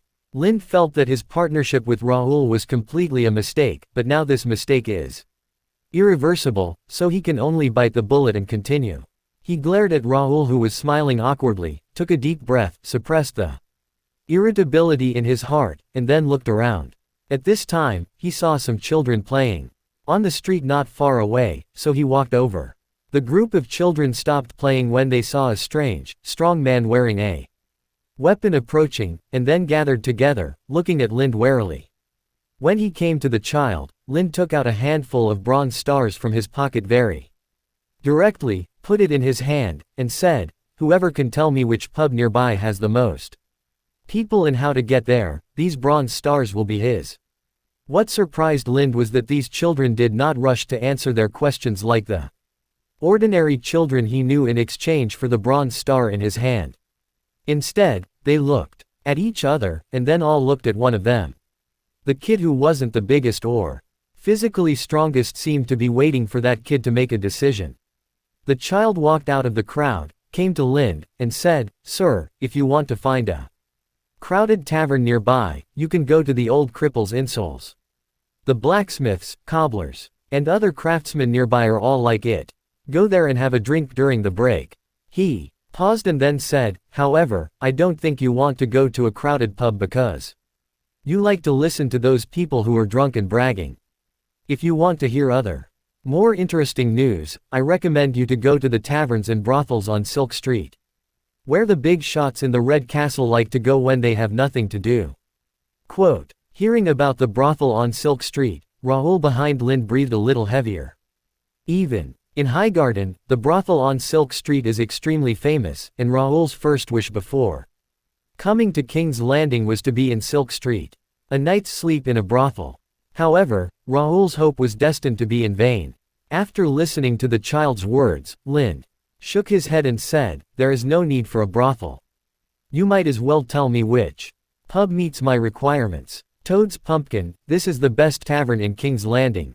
Almost all the big merchants and Nobles who come to King's Landing will sit there when they have time, and then taste the fine wine from the Arbor Island and the delicacies from across the narrow sea, just sitting there requires a golden dragon. The child looked at Lind and Raoul, saw their clothes, smiled, and said, "Sir, you don't seem to have the ability to sit there, people. It's right there." Lind ignored the child's doubts about him, put the bronze star in his hand into the child's hand, and said, "Tell me how to get there."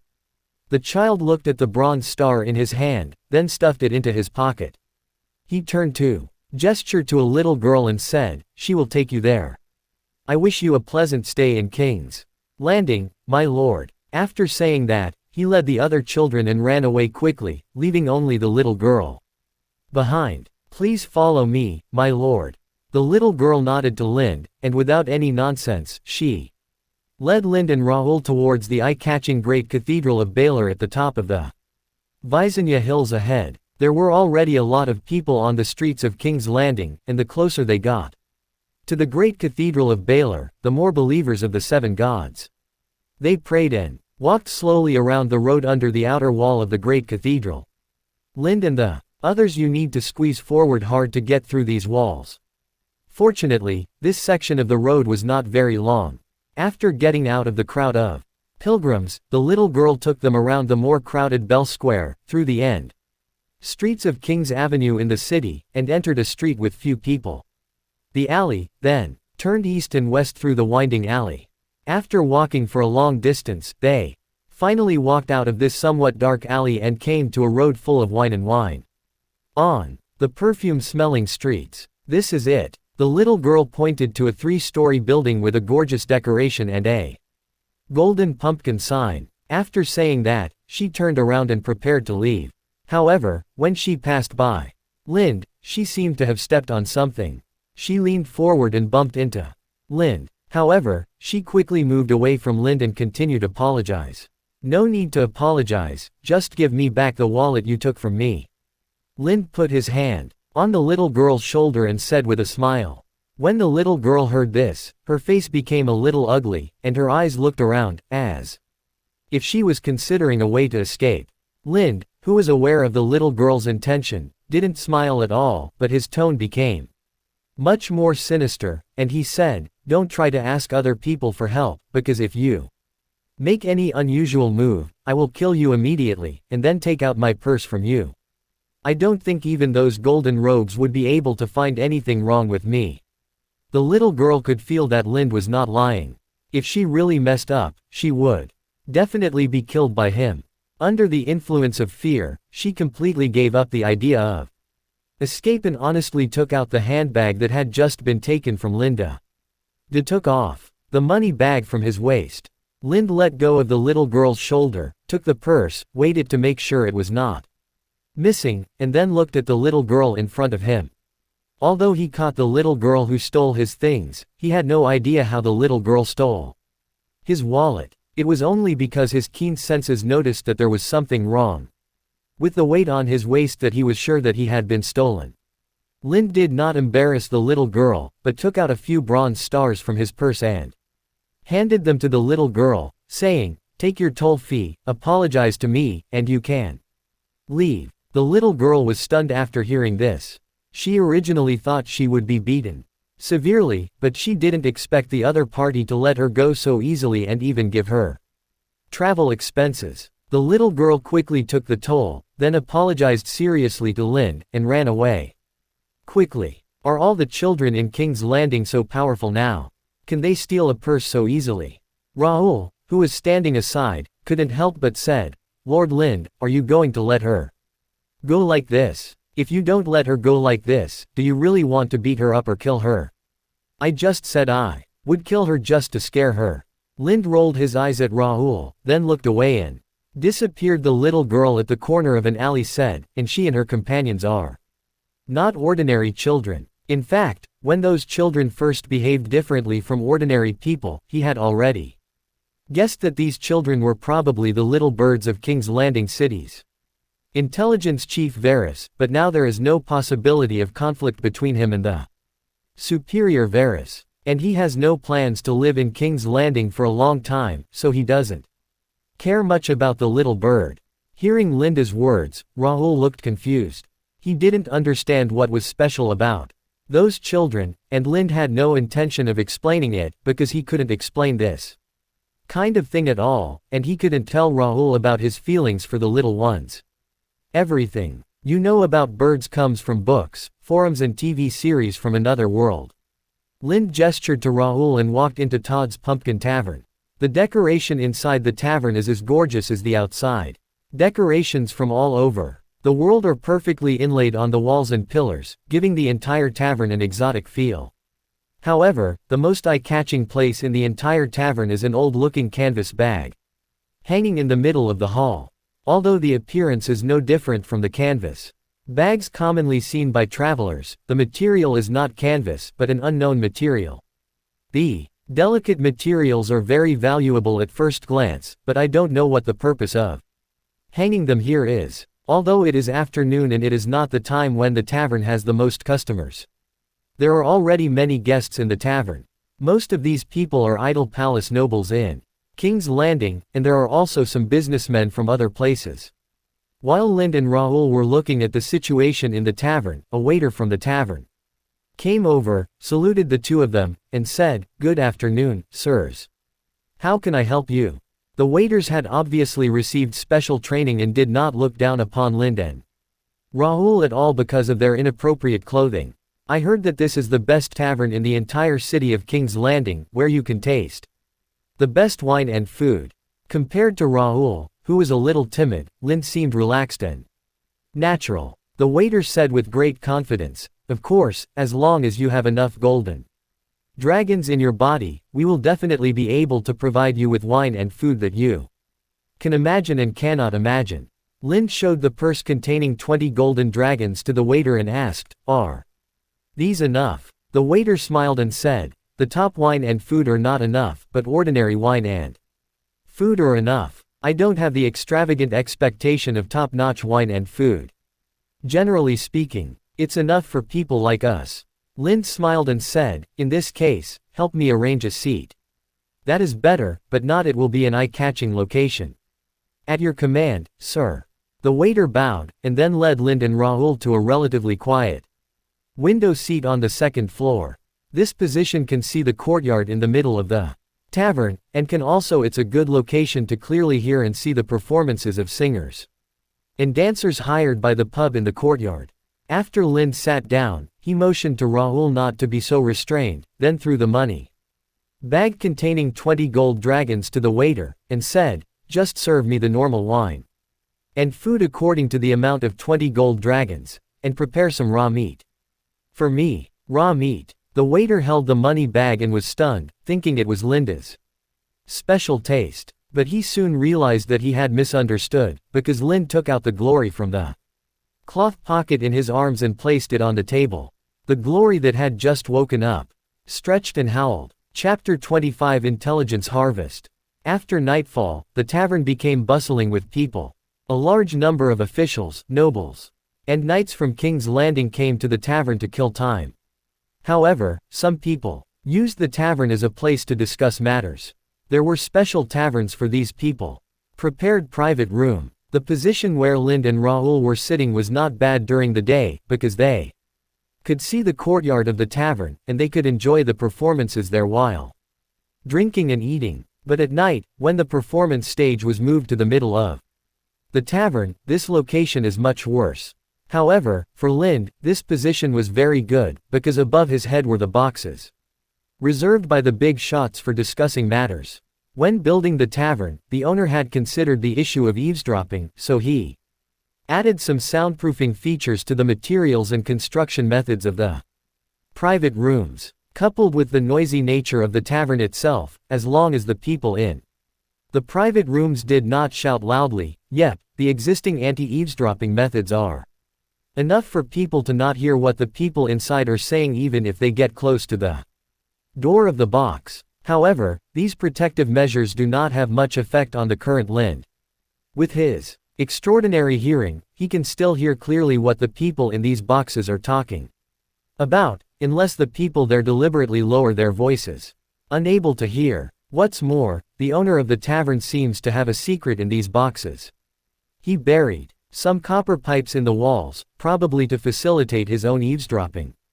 These copper pipes themselves have the effect of sound amplification, which makes Lind unable to listen at all. You need to concentrate on listening to the conversation in the box, and you can also hear what you want to hear from the corresponding copper pipes on the wall. So he sat close to the wall closest to the copper pipes and listened all afternoon, while Raoul sat close to the aisle to take cover and alert him when someone was coming. It has to be said that I did not hear a lot of information during this afternoon. Most of the conversations were about daily matters, as well as some small secrets about bribery of powerful people. Although he did not know the specific purpose of these contents, Lind still recorded them. However, because he did not have pen and paper to record them, he could not remember everything. He could only choose the relatively important information to remember. For example, which dignitaries in the Red Keep can be bribed to help the Tyrell family build relationships. Compared with the information obtained in the afternoon, after the dignitaries of the Red Fort began to come to Silk Street to have fun in the evening, Lind obtained a lot more information, and it was also a lot more important. There are two most important pieces of information. One is that Duke Eddard Stark and King Robert have fallen out.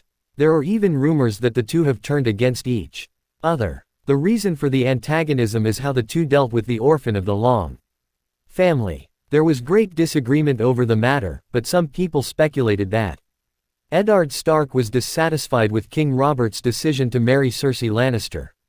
All in all, for this major ceremony related to King Robert's chief heir, Eddard Stark did not personally lead the team to King's Landing, but asked his younger brother Benjen Stark, who had already put on a black robe, to lead the team. This approach seemed to others to be simply humiliating King Robert. News has spread in the Red Keep. After King Robert learned about this, he was so angry that he broke many things. Even the servants around him became his punching bags and were beaten until their noses were bruised and their faces were swollen. Because of this, many people think that King Robert may launch a northern expedition this time to teach the Duke of Winterfell a lesson. Therefore, in the box above Lind's head, many businessmen and dignitaries were secretly discussing the hoarding of various strategic supplies and weapons and equipment. It seemed that they were preparing to make a fortune when King Robert announced his crusade against the North. However, Lind knew very well that although Robert Baratheon was very angry, he did not complain or hate Eddard Stark because of it, let alone launch the northern expedition. Even if he rebuked Eddard Stark, no decision will be made. His friendship with Duke Ed far exceeded most people's imagination. Even if they didn't see each other or correspond with each other for more than 10 years, their friendship would still not weaken by half. Therefore, the entire Red Keep officials, dignitaries, and big businessmen all made wrong judgments, and this may become an opportunity for the Tyrell family to take advantage of. The only thing is how to profit from this opportunity. It's just about the big shots. Compared with this piece of information, another piece of information may be more important to the Tyrell family. This piece of information is that Robert Baratheon and his brother Stannis Baratheon are at odds. Now the discord between the two brothers is not only spread within the Red Keep, but many people outside the world are also aware of the situation. The reason is that Stannis was dissatisfied that King Robert gave Renly Storm's End, which had been passed down by the Baratheon family for generations, while he only got the barren Dragonstone Island. In Stannis's view, he made great achievements in the Usurpers' War. He defended Storm's End and held back the Tyrell army, which allowed Robert to have no worries and kill Prince Rhaegar at the Ruby Ford, and finally defeated him completely. Long family. Therefore, both emotionally and logically, he should inherit Storm's End Castle and become the Duke of Storm's End Castle. But now, he has become the Duke of Dragonstone Island. You must know that Dragonstone Island is the fiefdom of Crown Prince Targaryen, but now it is the Baratheon dynasty. What does it mean for Baratheon to grant Dragonstone Island to him? No matter how he thought about it, he felt that this was the greatest insult to him, so in the royal meeting a few days ago, he complained directly to King Robert. Instead of comforting him, King Robert scolded him for not catching away Cyrus and Daenerys, the two remnants of the dragon family. The quarrel quickly spread throughout King's Landing, and everyone thought that Stannis and King Robert had fallen out. However, someone bribed Stannis's servants and learned that Stannis returned to his residence in King's Landing. Finally, instead of cursing King Robert, he cursed Renly. This makes people think it is understandable. After all, directly cursing King Robert and venting dissatisfaction with King Robert by cursing Renly are completely different natures. Even if King Robert pursues the case, there will not be much punishment.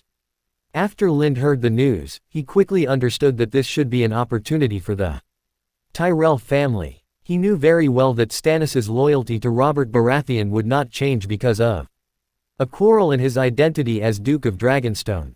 Their public break seemed to him more like an act, performed to those who is the unscrupulous people lurking under King's Landing. If anyone wants to exploit the discord between the brothers to cause trouble at this time, they may fall into a fatal trap.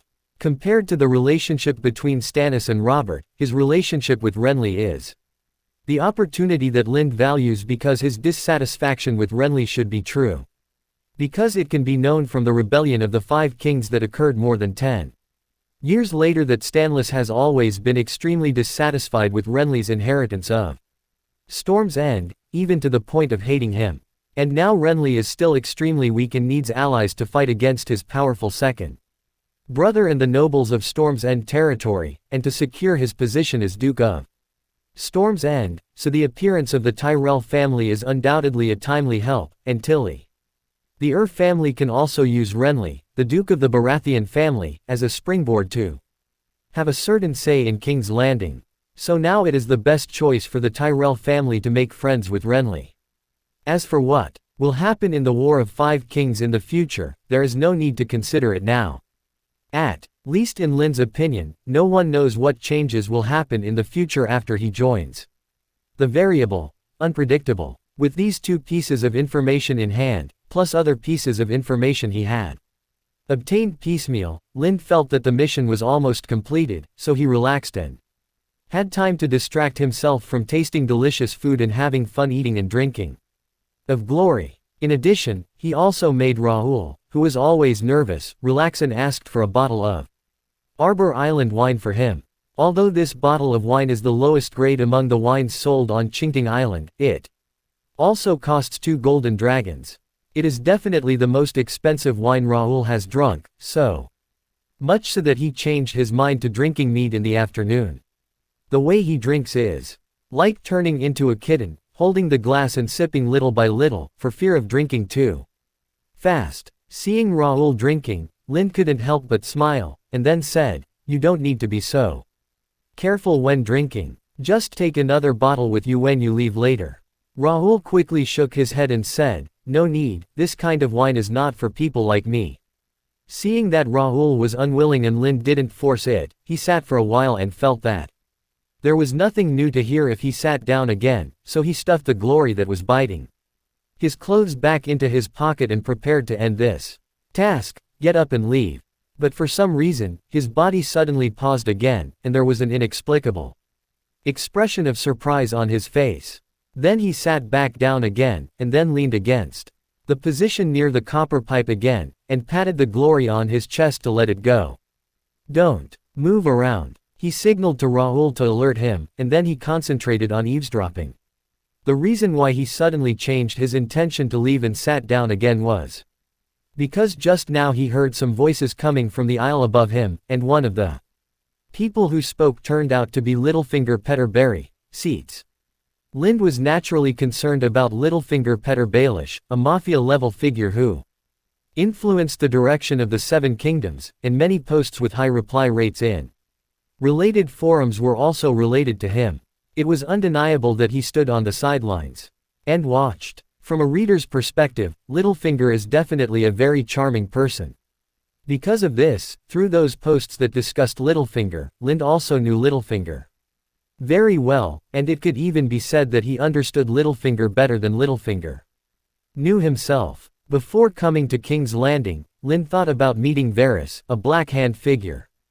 But he never thought about meeting Littlefinger, because according to his understanding, Littlefinger was still working as his tax collector in Gulltown at this time.